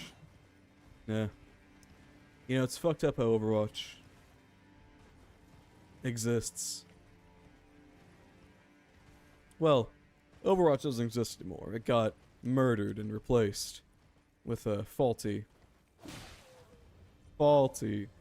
worthless, unsightly little replacement Overwatch 2. Alright, gotta go to bed. Have a great stream. Thank you so much for the raid, Lady Reaver. Have a good night. Thank you for showing up. Hope you have a fantastic rest, and please, take the best that you possibly can.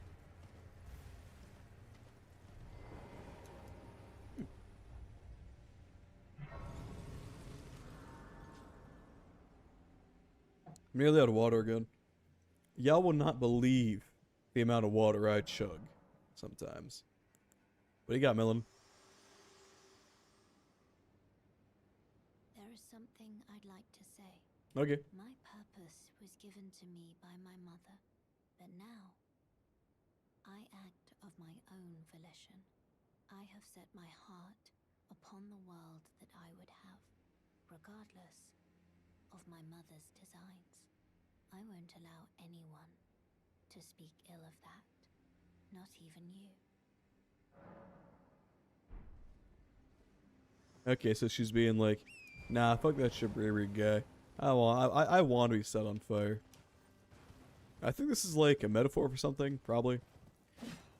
I mean, probably a pretty weak metaphor, but I don't know. I have never heard a single metaphor in my life. I read Moby Dick and had a great time reading a book about a guy who really hates a whale.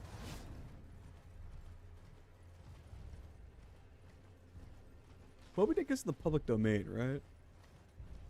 You know, we could read Moby Dick on stream. Should we is the real question. But could we?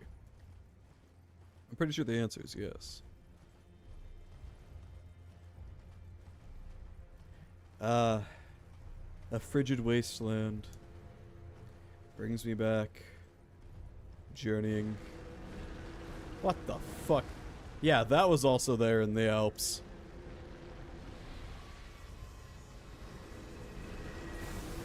Yeah, y'all don't remember when... What's his face? Habeas Corpus? No, Hannibal Barca. When crossing the mountains, had to deal with the giant skeletons with laser beam eyes. That happened. That's real history. Don't let anyone tell you otherwise.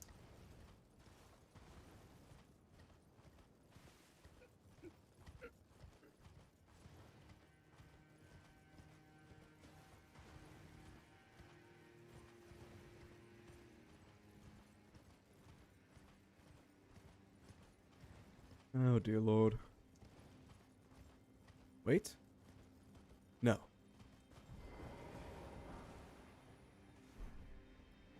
Now this is a sight. Mimicry required ahead. What dost thou mean? Let there be order. Erdtree. I think they're trying to tell me something, perhaps relating to the stance that old, you know, Gold Mask gives us, but we didn't talk to no Gold Mask. think there's something wrong with them.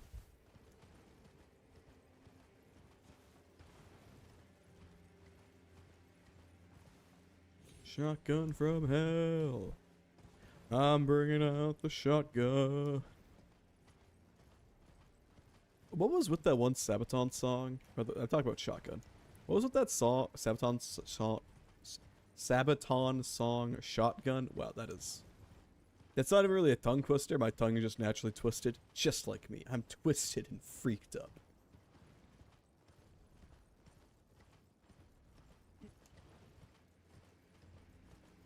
But yeah, what was up with that? What's up with that Sabaton song, shotgun? Like... does it have deeper meaning? It's a Sabaton song, so probably not. Is he literally just saying, yeah, I have a shotgun. I'm whipping it out.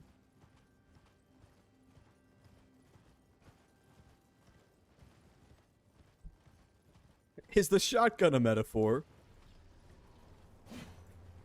We're getting sesquipedalian up in here. I think that's a word I'm allowed to use. Well, I think it's a word I use correctly.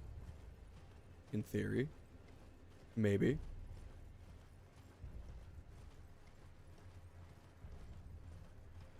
I think we went backwards. Where are we? Yep, we've gone backwards. How did I find a faster way to go backwards? I am so good at this.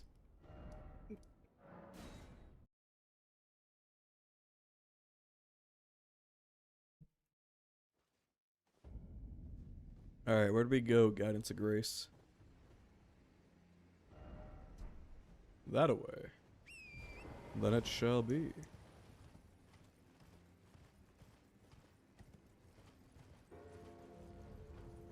Ding ding. Ding ding ding.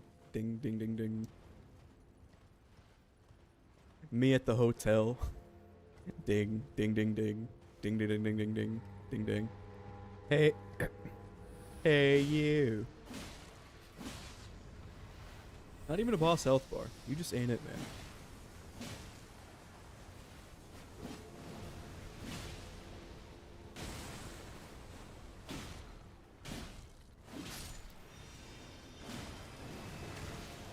Alright, fine.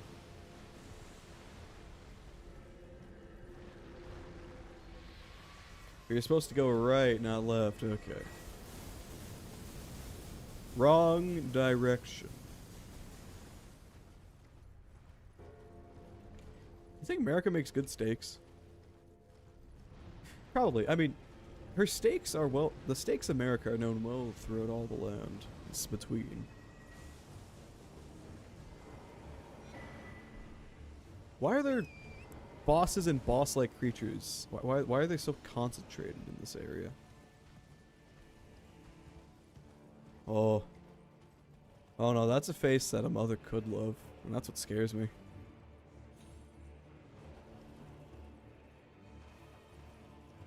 Okay, this I'm pretty sure is progress. This is where you can fight that. This is where you can invade that one guy. For Gelmir Manor. Where am I? Ken, the dead to right's bird. Thank you. We're going in a direction. I think we probably wanted to go south from the Freezing Lake. I think that's what we wanted to do. Instead, we're visiting a merchant. Nothing against merchants.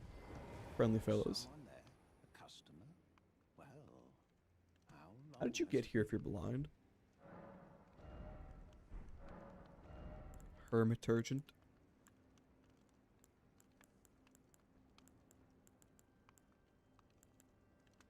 Yeah. Hey, you want, I don't know, you want some? Yeah, me neither. Have fun, Bobby.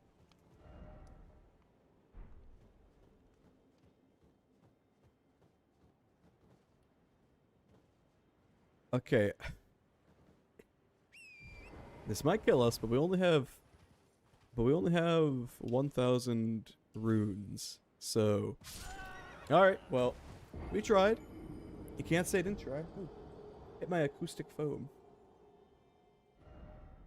Let's take America. Hold up. What kind of steak we talking about here?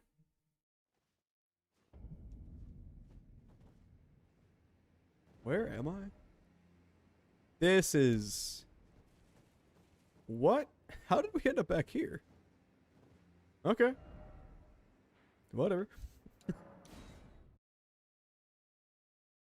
That's cool, I guess.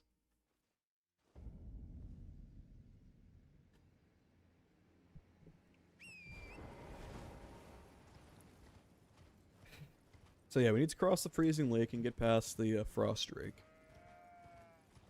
Freezy dragon. Or... frigid reptile. Yeah, it's a localization name right there.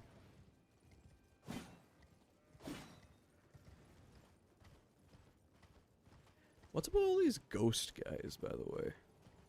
Is this place haunted by something that isn't me? Borealis? Borealis the freezing frog. At this time of day. Localized entirely within your frozen lake. Yes. May I see it? No. I see. Ah, there's our unforgettable luncheon. You'll have to kill it yourself. We're just gonna boil it.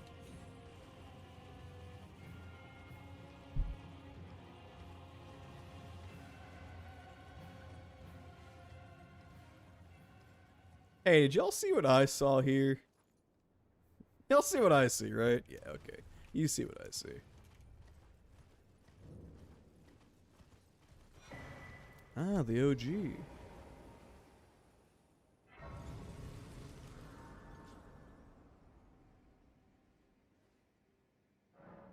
I can't talk to Melanin every time, man.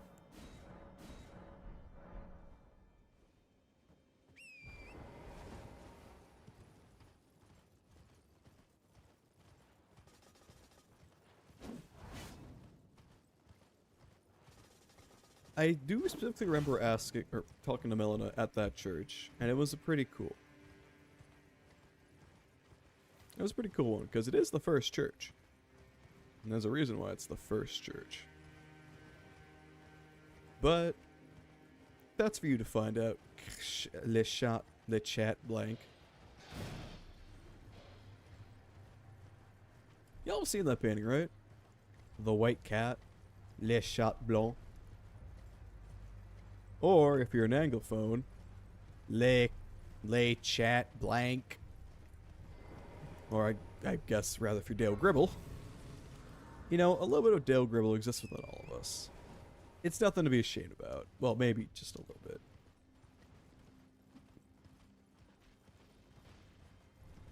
It's hard to not like the guy.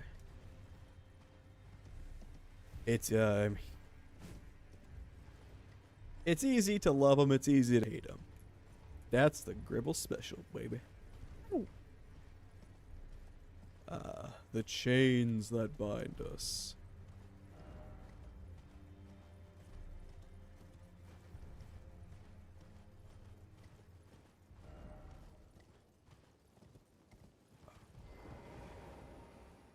Very important things, yes.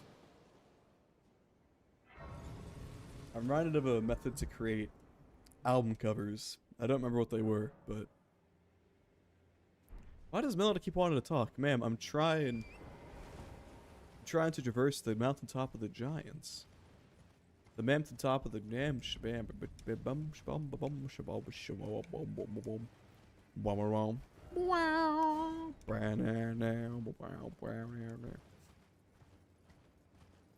It's closing in on you.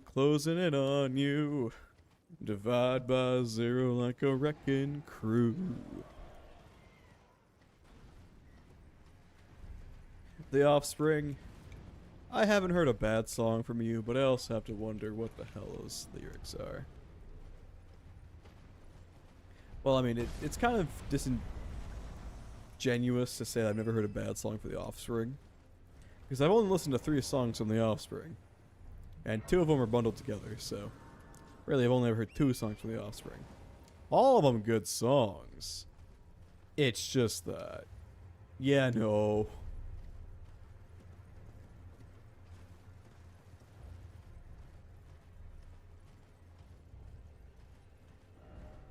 It's nearly time. Hey, you! What are you...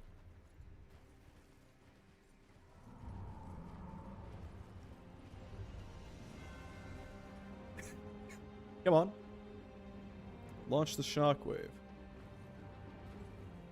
I know as soon as I step off of this, by the law of funny, he's gonna do the shockwave attack. Okay. Never mind. I suppose I'm the funny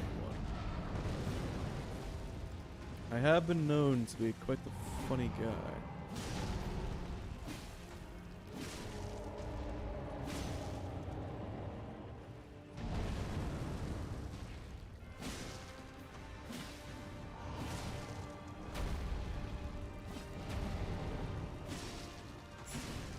This feels just like fighting Yorm the Giant again.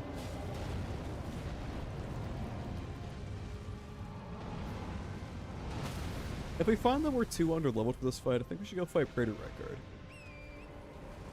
I think that'd be fun.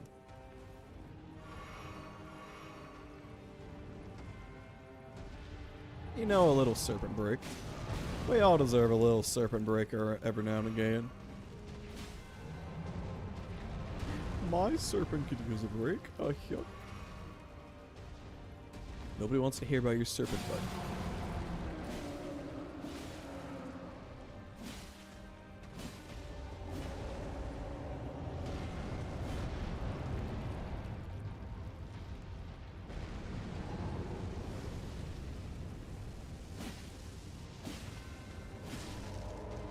I mean, we're getting good damage here, so... Balls. I guess you have a much slap. Oh, shit.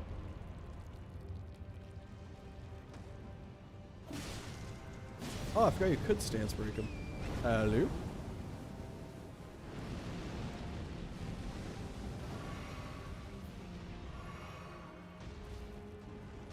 Bug him up. Oh. Well, that's just not fair.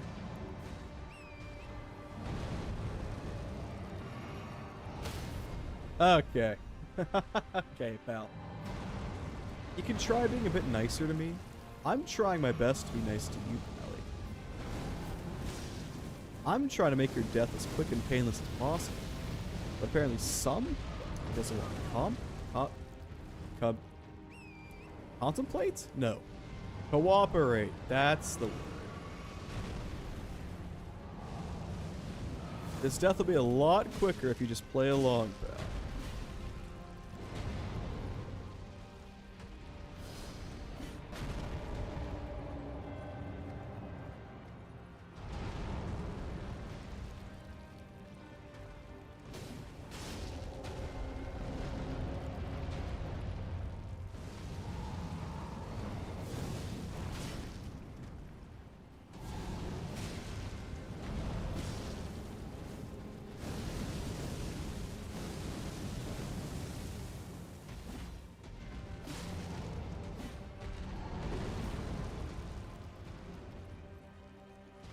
Do you really think you're that guy?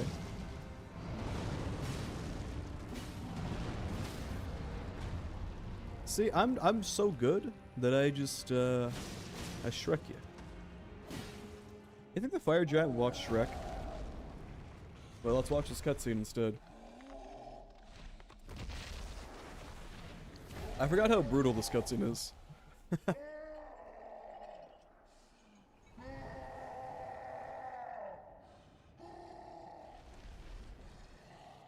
Oh, he angry.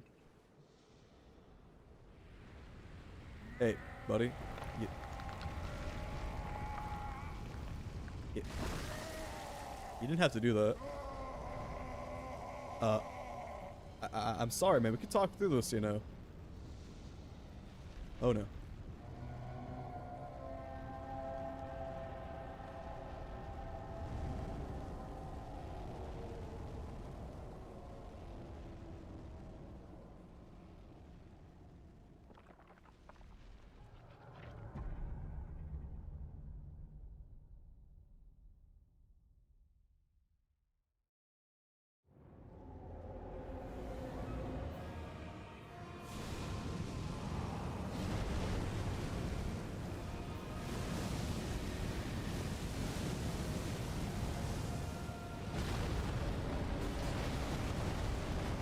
Yeah, what the fuck? Why does the debris explode? I'm not a debrisologist, but I don't think that's what debris is supposed to do.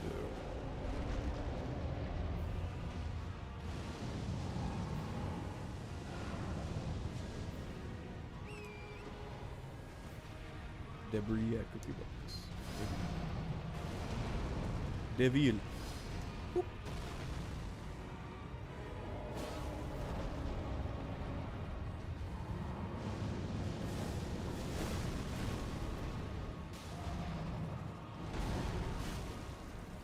Slam it.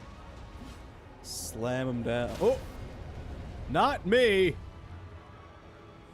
God.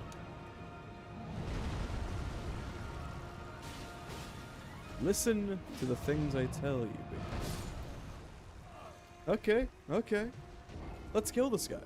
Let's kill this guy with hammers.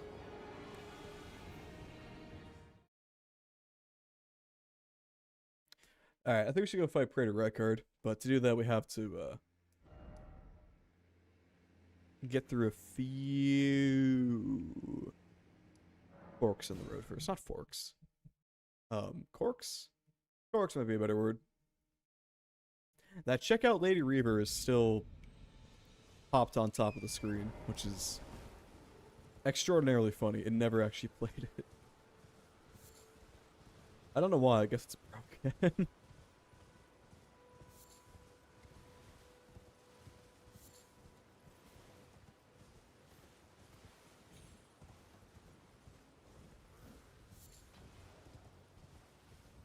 Probably just have to reload it, but yeah, whatever.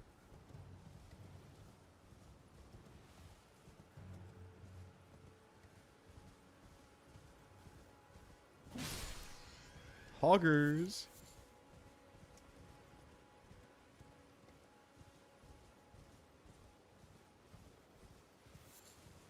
Alright. Old Knight Eastvan. It seems you have to get up to something today.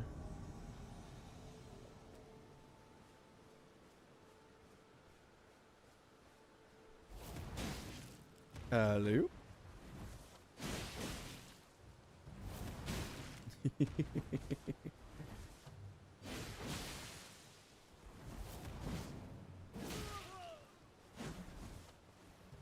No.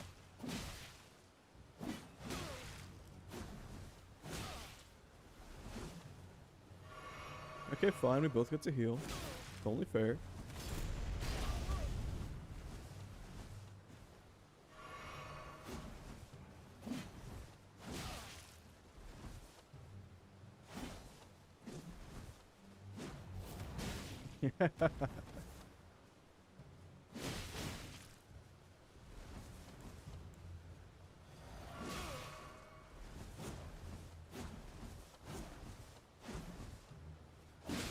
No backstab.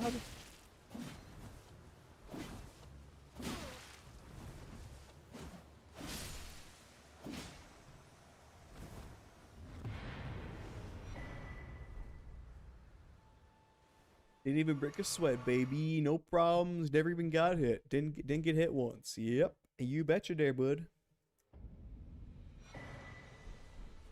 I think we actually needed something from that set. Maybe. Alright, back to Mount Gelmir. Mountain Gelmir, if you say so. Who's Gelmir?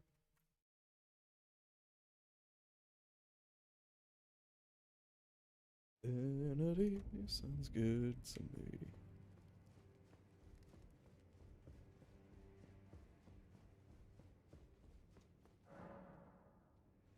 Wait. We haven't been here yet. Wait, yes we have. Right.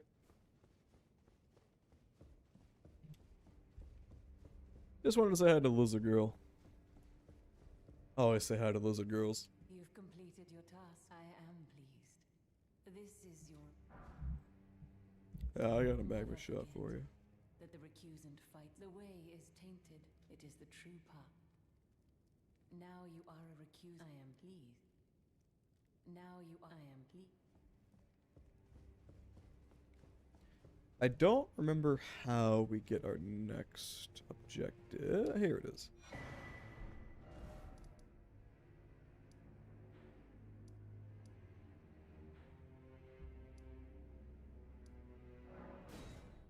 Yeah, and then there's one more after this in the mountaintops of the giants, and then we can go fight Praetor Record.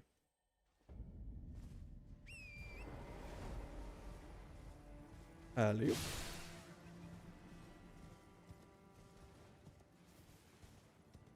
I don't know why I keep saying alley-oop. I don't know where I got it from. Alley-oop. Just kind of fun to say, I guess.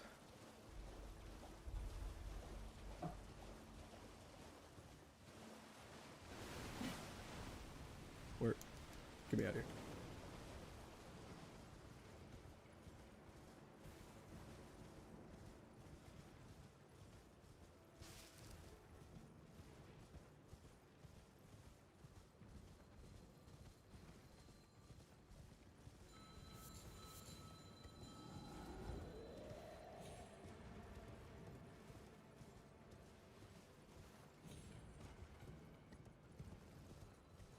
Oh, it's this asshole. I remember this motherfucker. I remember you. Riley the Idol.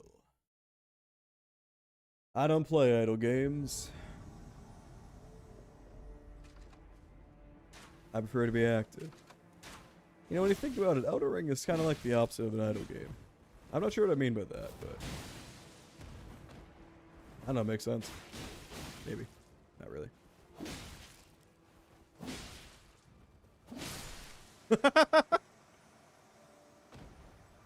Okay. Let's kill this guy. Let's kill this guy and let him heal.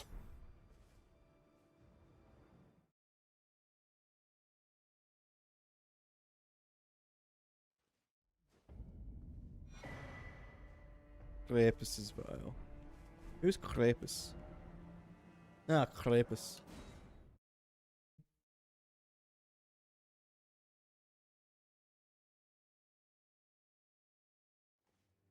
Yeah, we're definitely going to do Shadows of the Earth Tree. I said it right that time. I didn't say Scholars of the Earth Tree. I see you. Here is your usual.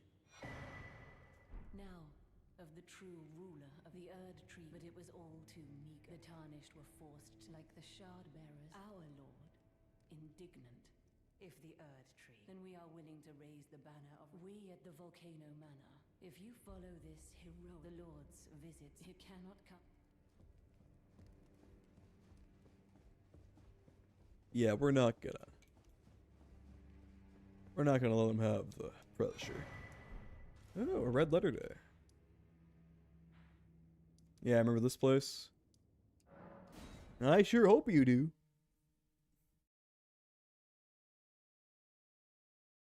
I don't know why I keep making that voice. Gee, I sure hope it does.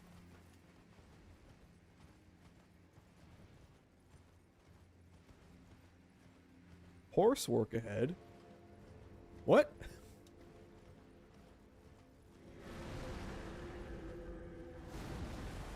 Reminds me of how someone puts don't on top of a stop sign and then below believing.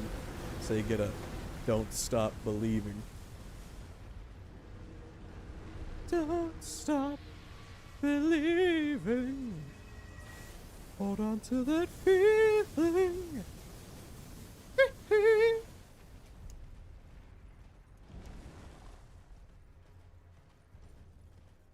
Can we go down that way?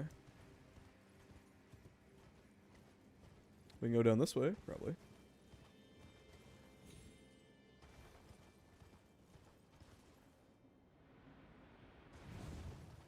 See, didn't even break a sweat. Nothing broke my fall either, but yeah, no. The recusants. You know Hoslow.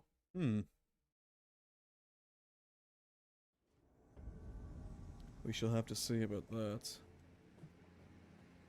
Night of Blood.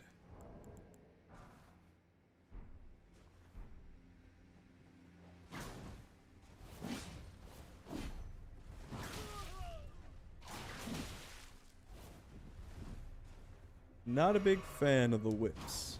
30 on 30.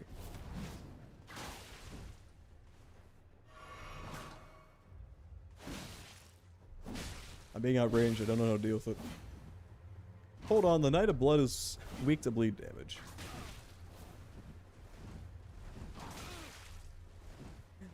Okay. The bloodstains popping up around him are fucking menacing. That was cinematic. Any cinema experts in chat?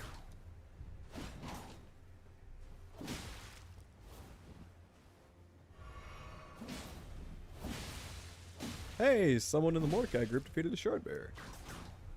Congratulations. Gah.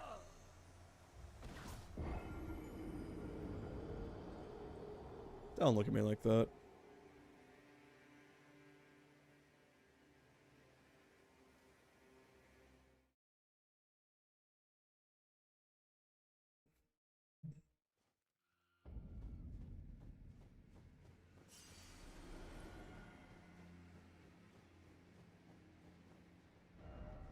Death ahead. By the way, blood loss ahead.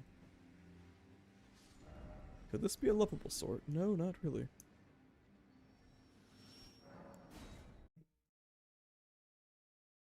This might be harder than the fire giant himself. He might die to this guy more times than he died to the fire giant.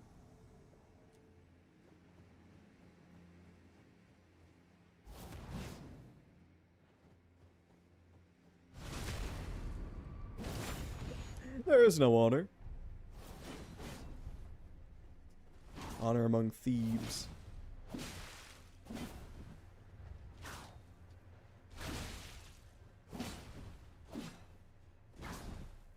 Thebes is a real place, right? Or, I mean, does Thebes still exist? Like a city? Memphis still exists, right?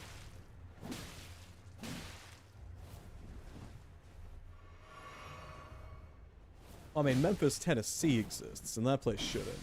So, I don't know. Maybe not all is right with the world.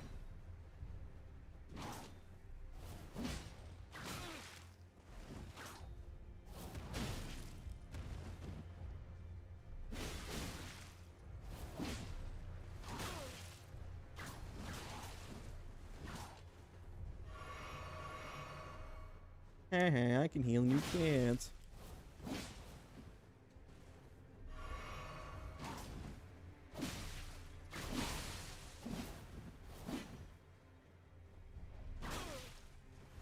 These ding-dongs, they're vigor builds.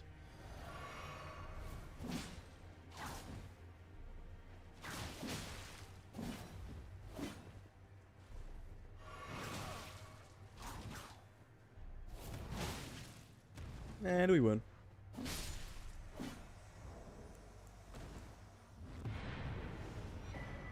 Fresh meat for Mikola. Sends his regards.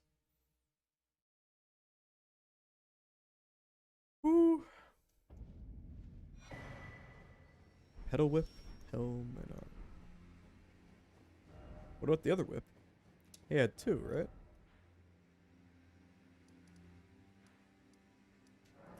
Alright, now it's time to go fight Praetor Rykard. The earlier you fight him, I believe the easier he is. No, I'm thinking of the other guy. We're actually going to make a future boss harder by doing this. This is your usual. Perhaps you are ready. Our Lord will no Let's go say hi. As it should be. Now, close your eyes for a moment. Okay. I will transport you to the Lord's chamber. Are we there yet? Are we there yet? Farewell then. Are we there yet? Are we there yet? Are we there yet? Are we there yet?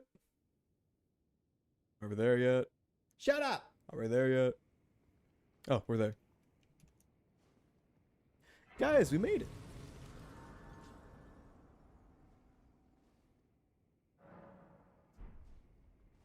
Well, let's go say hi to Praetor Ricardo.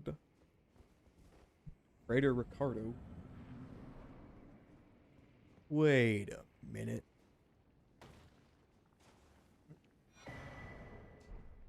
Serpent Hunter. Hold on, we got a strip.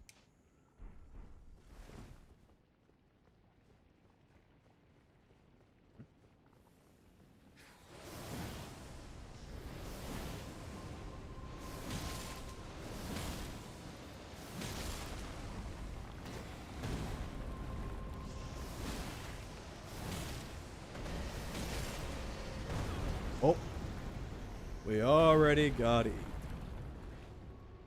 Sorry, I thought I was covering my cape up there. That's not what I wanted to do. Thank you, Tarnished.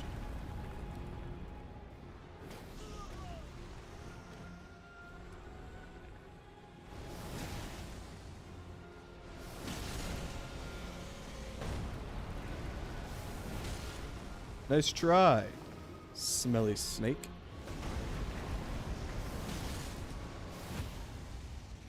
Yes. Yes.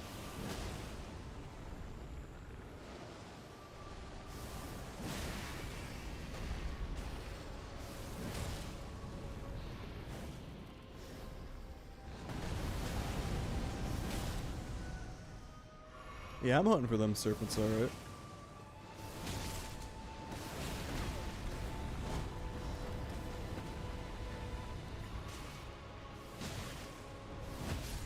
Wow, that was such a fun boss. Oh, golly gee. Well, thank you all so much for joining us tonight. We just beat the boss. Joy! Exclamation point.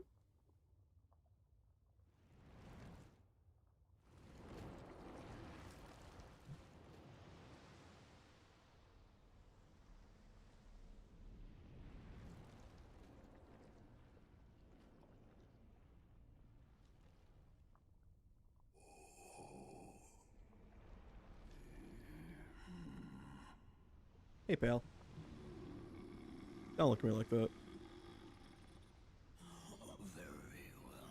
Are those hands? Not that.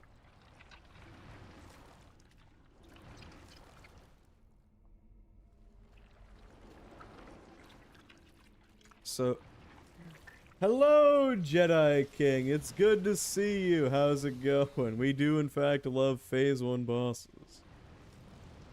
Or one phase bosses. See, he's about to actually die by his own sword. Wait, we won the fight, guys.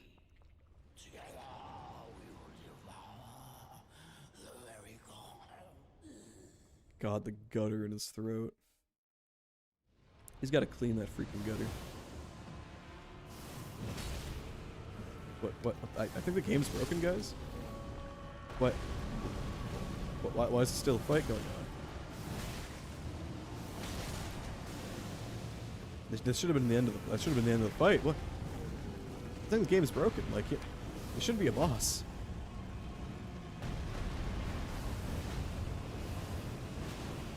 How did this happen? Hit him with the pointy end? I mean, it's a little bit far to hit him with the pointy end, but we can try. We can try. I heard a story of a motherfucker. I don't believe them. But they claimed to have beaten him without the Serpent Hunter, just because they didn't know that the Serpent Hunter existed. And they said, oh, you know, the lava just doesn't do that much. And it's actually a lot easier when you can't see what he's doing.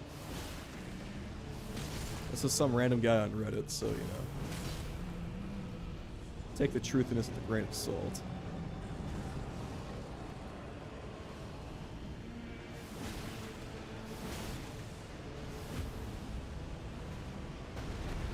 Oh.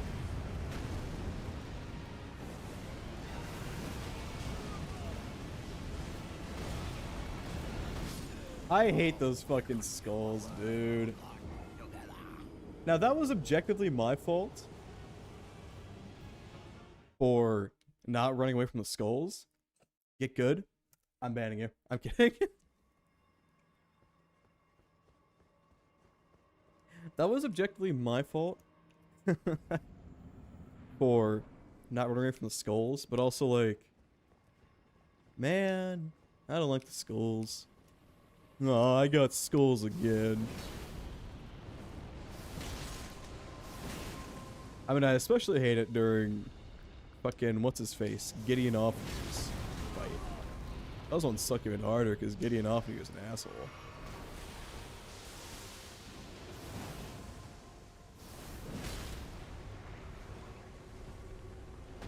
Don't listen to what, don't listen to the serpent's lies. By the serpent I mean Sir Gideon Offender. Because the fight will become way harder if you do that.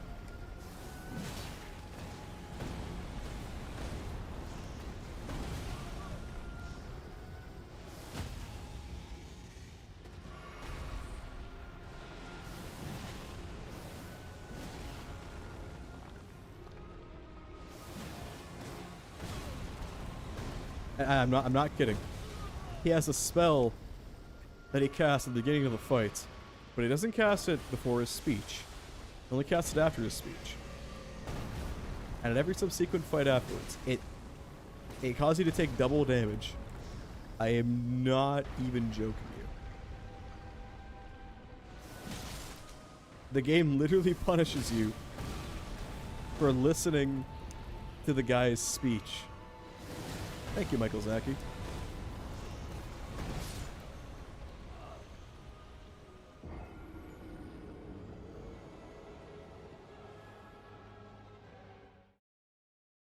Ugh.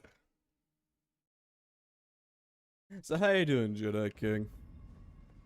I'm glad to have you around here. We're taking a break from fighting the fire giant.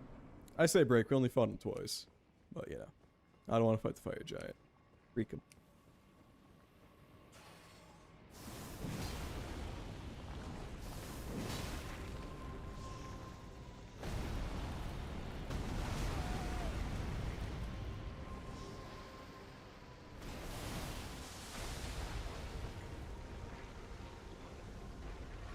Great.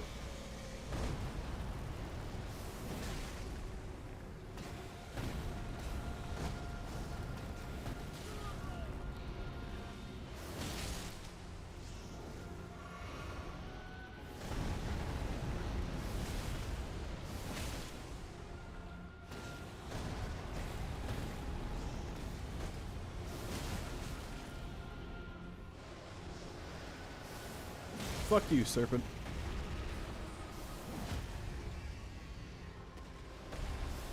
Why don't you go devour some bitches?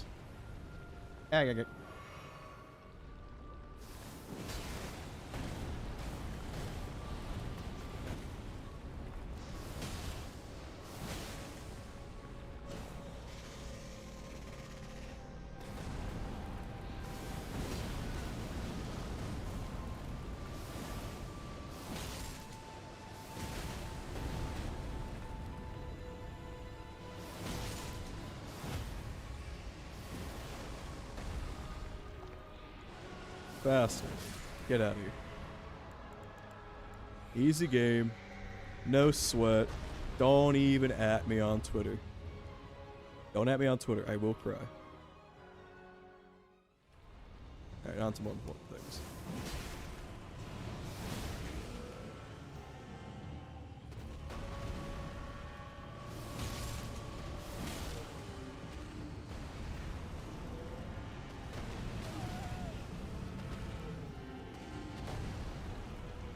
They always go in for that third. They always go in for that freaking third.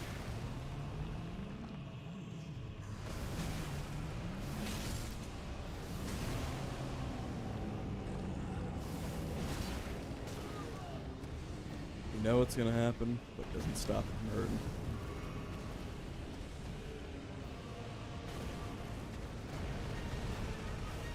from hurting. Get away from me.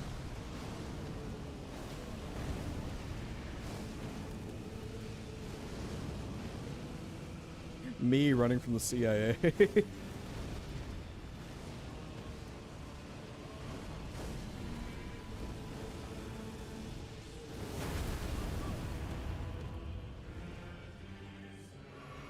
The skulls, also known as the CIA agents, are onto me.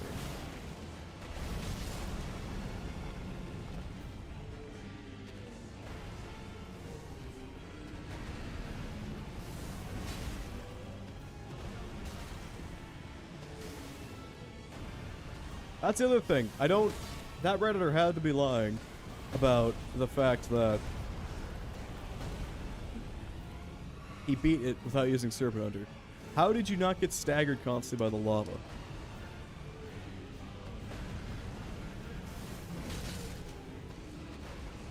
Like, you can't exactly say no to it.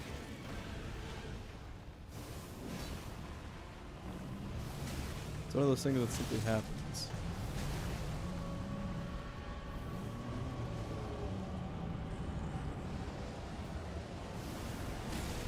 That's enough out of you.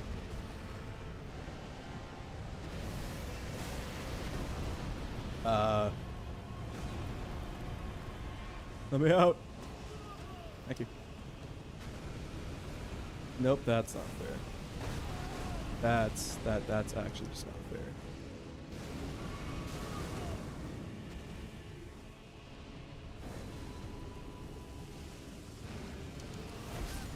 That's bullshit. Come the fuck on. Ah, I hate that attack so much. First, I can't see shit because I'm covered in particle effects. Next thing, the fucking unreadable sword attack comes out of nowhere. Well, not out of nowhere. Yeah, I'm kvetching. What are you gonna do about it? Terrible game. Never played this. I've never played this game in my life. I hate it so much.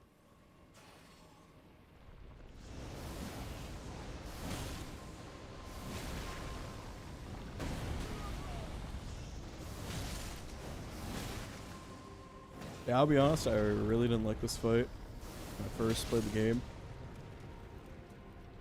Like, it wasn't necessarily that I was difficult, because there were harder fights. This one just kind of, I don't know, didn't have that sauce. Didn't make it. It felt less awesome than it really should have been. You're fighting a giant snake, but for some reason, you know, just don't feel like it. And I don't know why.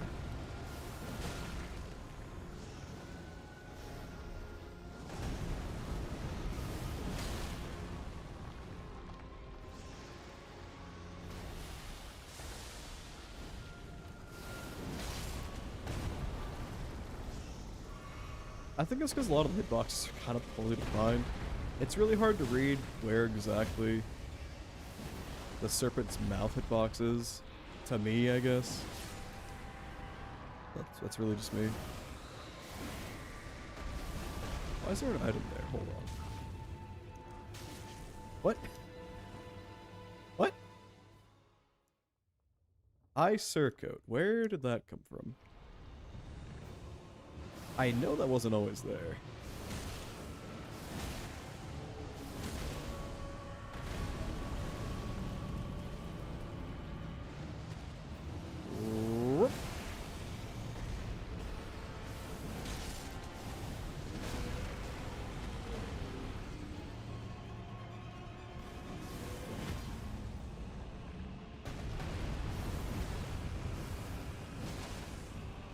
That's what you get, pal.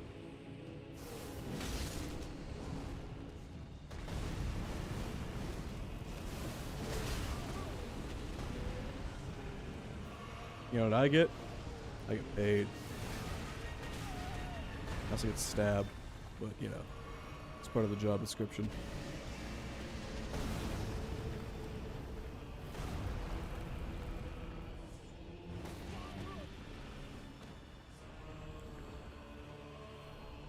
attacks. I just hate how long some of these attacks are. It's enough out of you.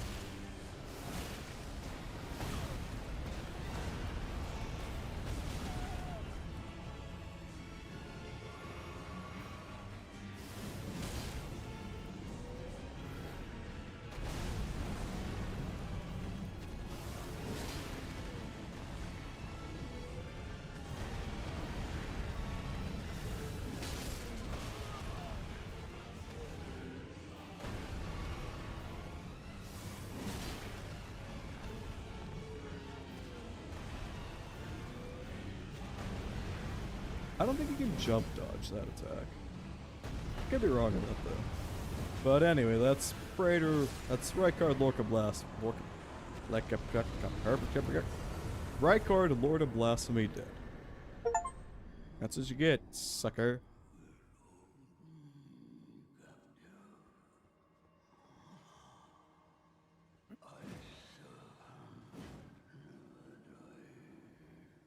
I'm pretty sure they're fully capable of dying.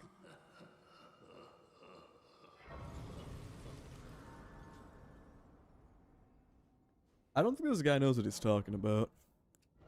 I'm gonna be perfectly honest with you. I think he just gassed himself up for no reason. Hold on, let's actually have our main weapon on when we do this.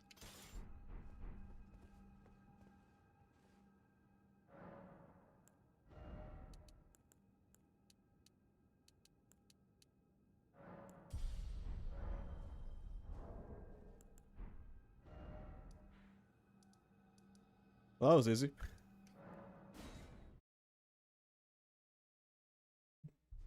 I complained about it, it went away, everybody's happy. What does Rykard's rune do? Let's take a look.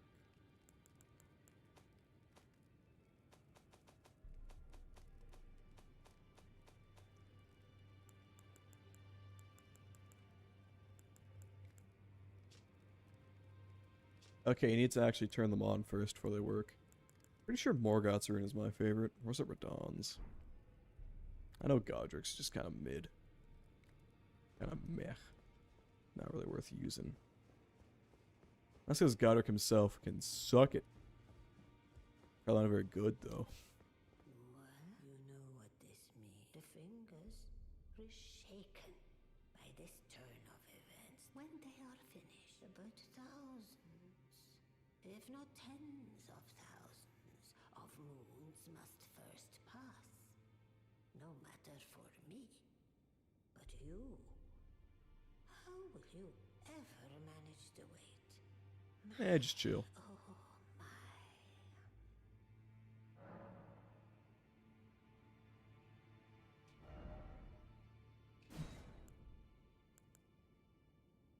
The Rancor is an asshole move.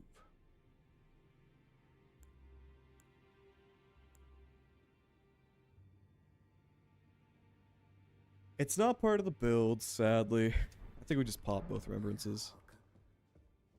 No, wait, actually, we can... It may be thousands. No, wait, can't we use the bell, guys? We can test it.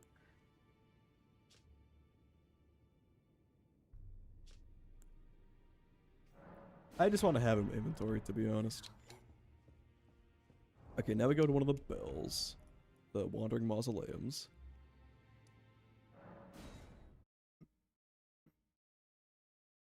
We know where they are. We know where the mausoleum is because we know where it isn't. The mausoleum knows where it isn't because it knows where it is.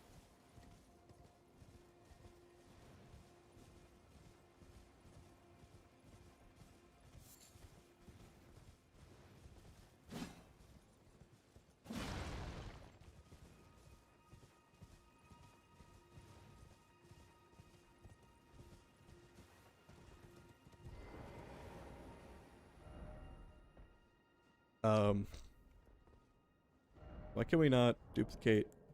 How the fuck do you duplicate a remembrance?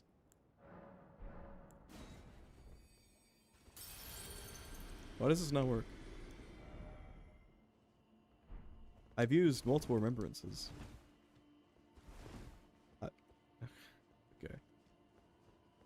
You know, maybe I just don't have that gumption. The required je ne sais quoi. So I suppose it's my fault. Some people, man. Some people.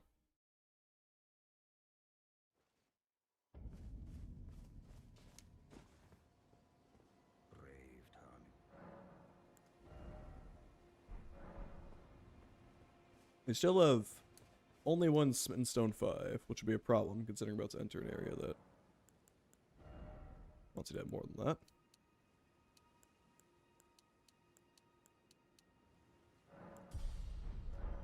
13,000 runes, not souls runes.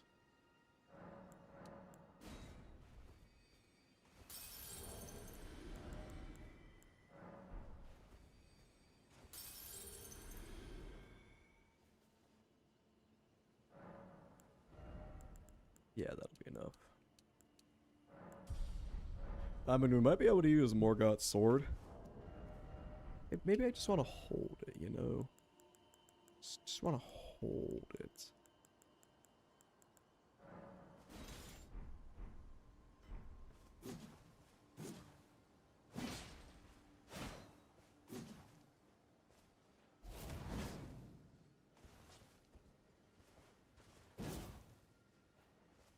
Yeah, we don't have the arcane requirements, sadly.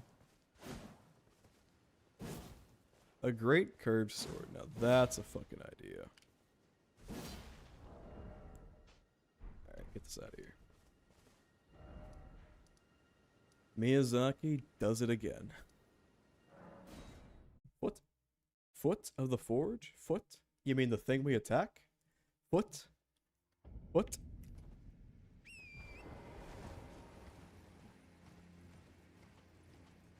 Don't you talk to me about feet. I don't want to hear it.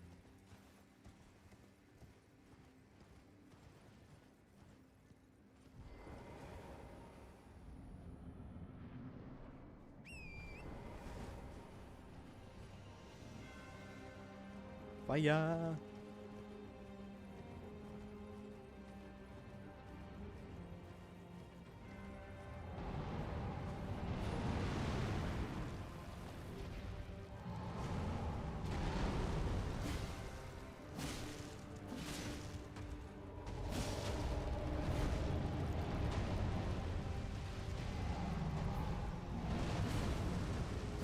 Call me a dachshund, because I'm a damn ankle biter.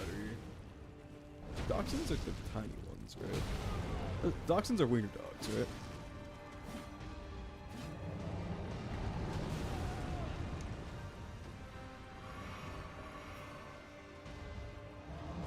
Yeah, just gotta make sure.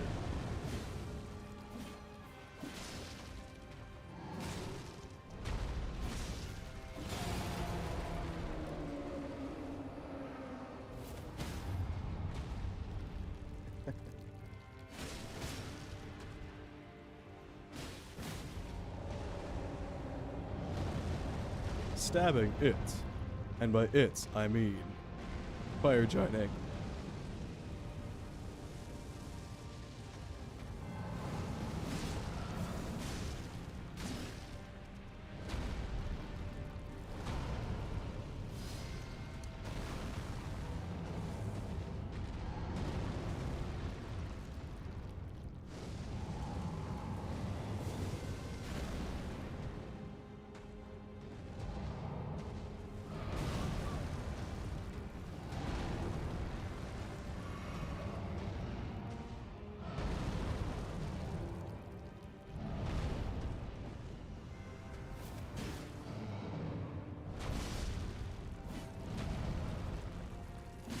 Sorry, I'm thinking of a fucking YouTube comment I saw under a librarian of the porno video. Yeah.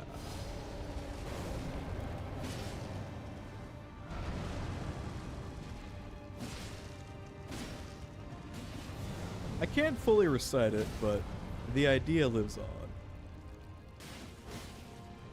Something like, it was specifically showing a far older video of Northlions about, I don't know, 7-8 years or so. What the fuck?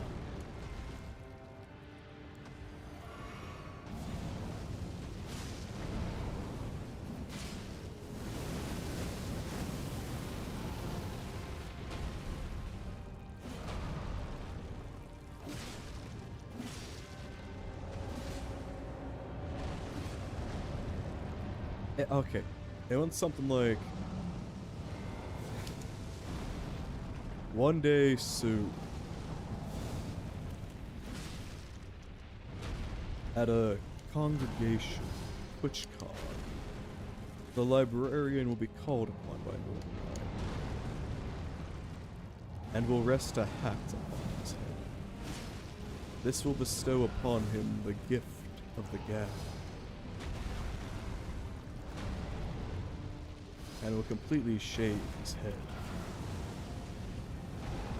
Then the librarian must bring out the mantles, take up the mantle of the lion, and continue on. The Ryan Latorno we see in this video, known as Hat Ryan, currently streams Path of Exile 2 to about 7 people and lives in Croatia. No, Czechoslovakia. No. Czech Republic, yeah. One day, this librarian too will have to find a successor. The Northern Line cycle. You gotta study it, man. It's important to understanding our modern society.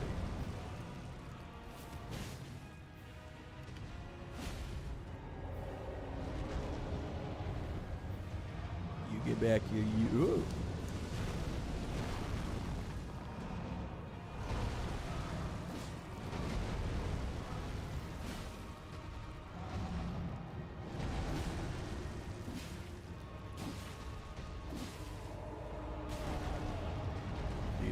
Let's go.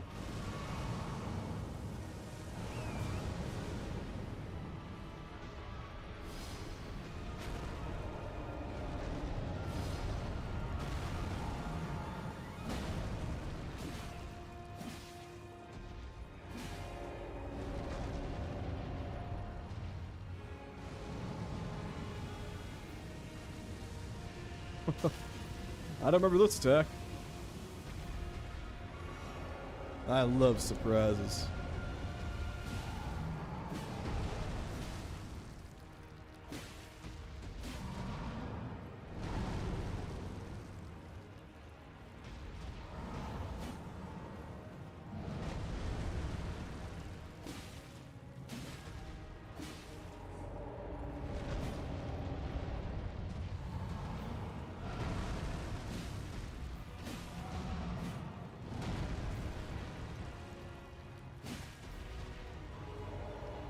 I wonder what Hat Ryan is up to right now.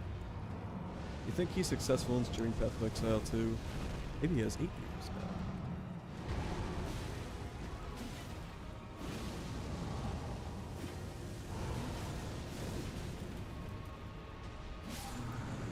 now. Well, that's enough of you, Fire Giant. More like Cringe Giant. More like Ice Small. Fucking got him. Wonder how long those are gonna stay there. The flame lives on, even if the wick does not. Okay, well, never mind. Okay, Fire Giant's dead for real now. Sucks to suck, I guess.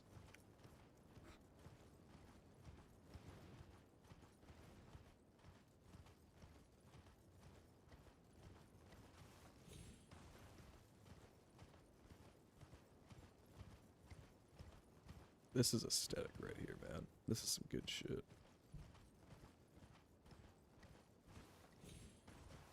I just remembered we have to beat Melania, Lady Mikola. I'm not happy about it.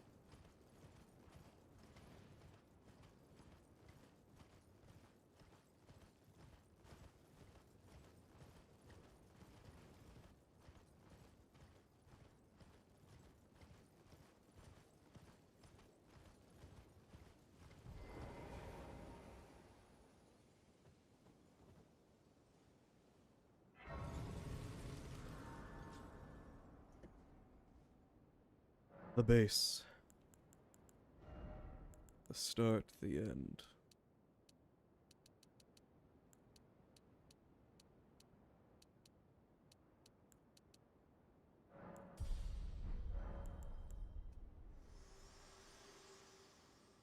That's not very solid ground, man. I have long observed the lands between. This world is in dire need of repair and death. Indiscriminate. Are you prepared to commit a cardinal sin? You better fucking believe it. Very well. Let my hand rest upon you for but a moment.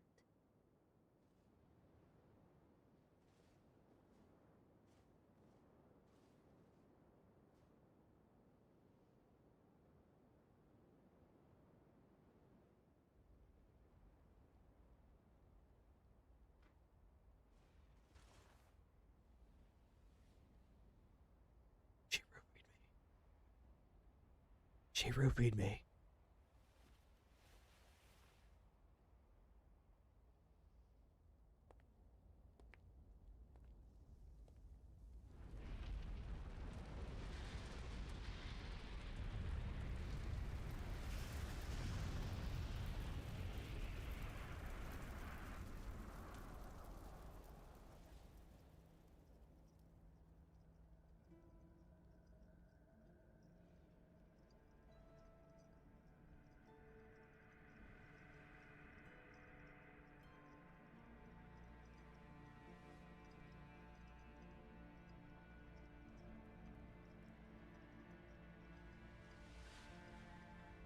O Erd Tree, you shall burn.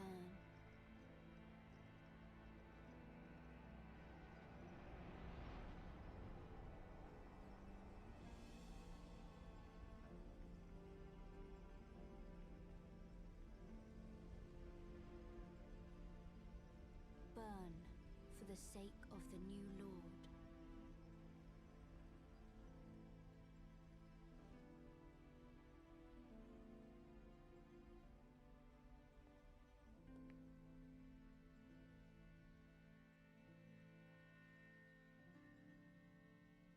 Thank you for guiding me here.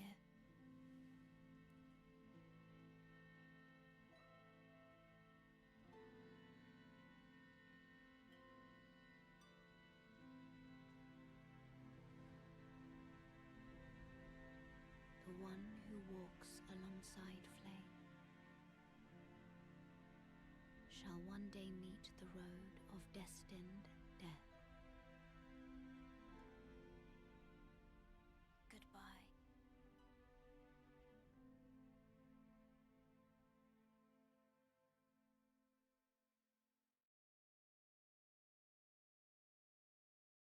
What a beautiful cutscene, man. In a game full of them, I think that's definitely one of the top ones. I didn't get transported here for some fucking reason. Couldn't tell you why. It's funny though.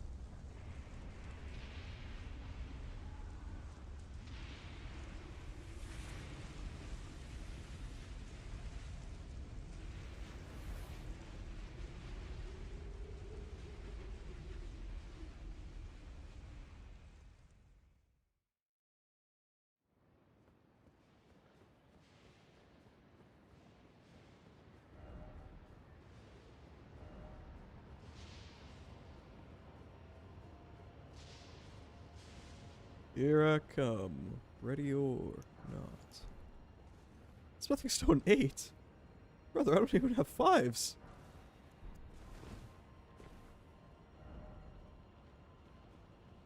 Time for confidence.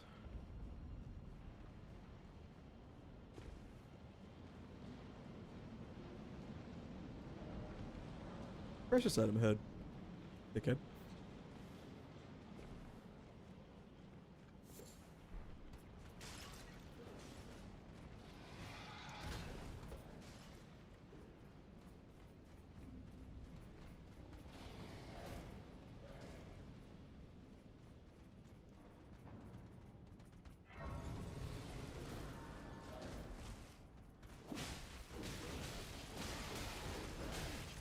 You know what? Kill me. Kill me. I'll only become stronger.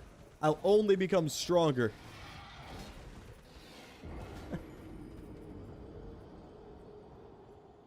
Yeah, I survived. Fuck you gonna do about it?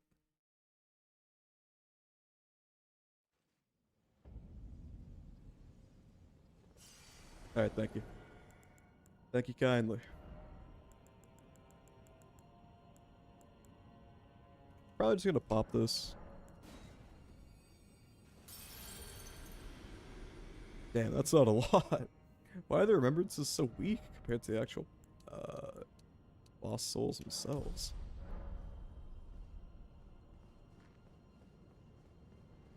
I thought it'd be more. Ah, well, ah, well.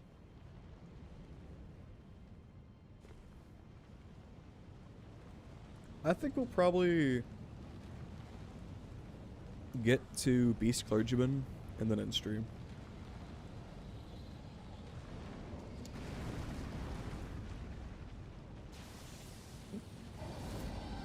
Hey there, Pally. That's not very nice.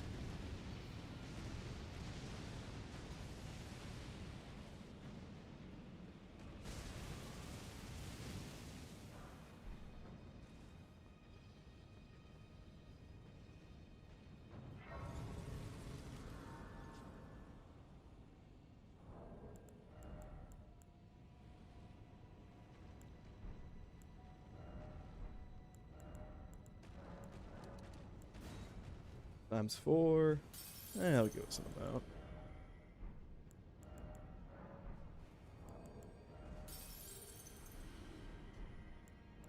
About 2,000 more.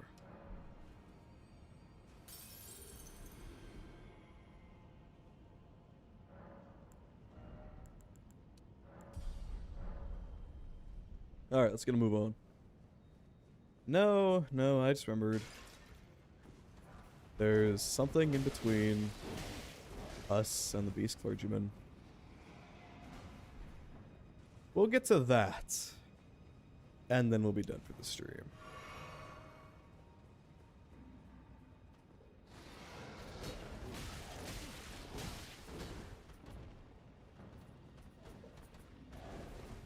The scars of that fight still hurt.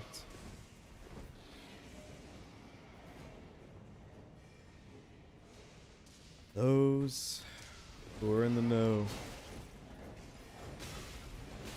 are certainly occur. Hello. Let me touch. Yeah. Later. You gotta be crazy. You gotta be quicker than that. Somber stone mining bell. Thank you. Don't really need it though. Not particularly, anyway. It is appreciated, though. In case we ever do decide to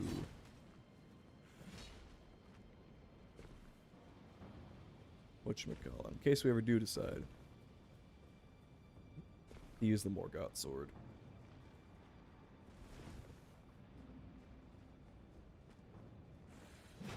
I think down there is where we want to go.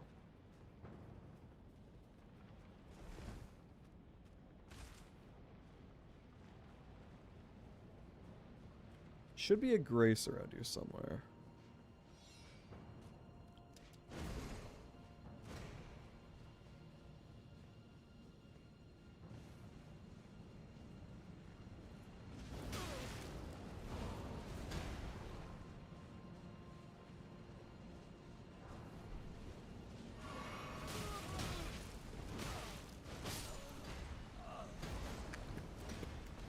Big claps. I'm applauding myself. I did great. I died to the shithead knights. You gotta love them. No, you can't hate them too. That's perfectly capable of that.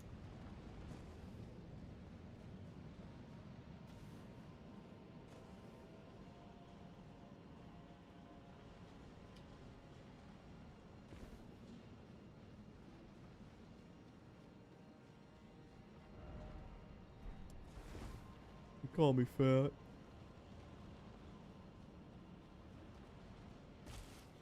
The bloodstains. The fucking arc of bloodstains told me I should have jumped there. They whispered sweet somethings into my ears.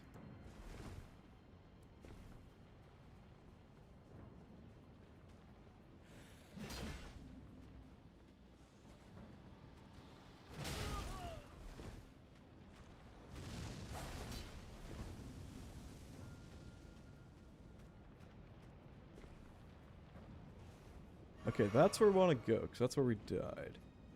I mean, we don't really need the runes. It'd just be nice to keep them.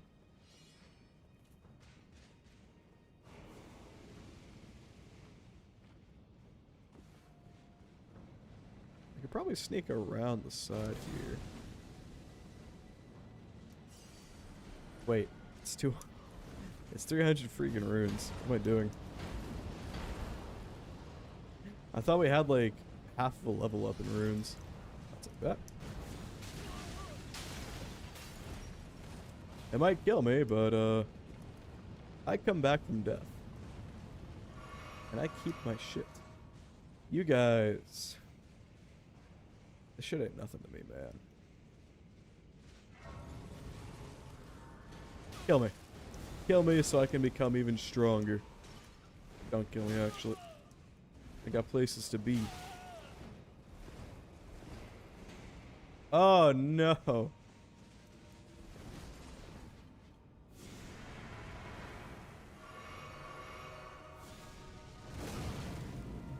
Top 1 worst boss in the fucking game.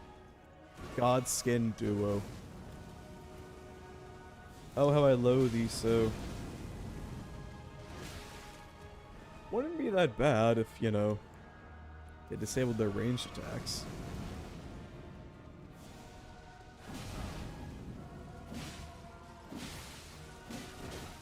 Oh, I thought we broke him for a second. I thought the boss was finally gonna be good. Alright. We got up to Godskin. We got a lot done. I think it's about time we found someone to raid. We did in fact got good.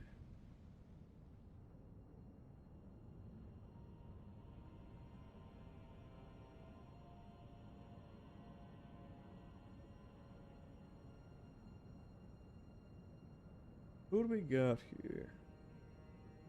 Who can we send him off to? You know what?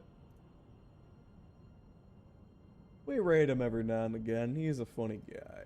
So let's go say hi to Caesar's VT. Everybody, thanks so much for joining us tonight. Hope you take care. Hope you do all those other lovely things that you keep on doing. And I hope you keep on locking what you're feeling inside. Scat man, fat man. Alright. Yeah, see you. Have a good one. And those on YouTube. Yeah, see you. Have a good one. And those on YouTube. Oh, the God, it's Forsaken.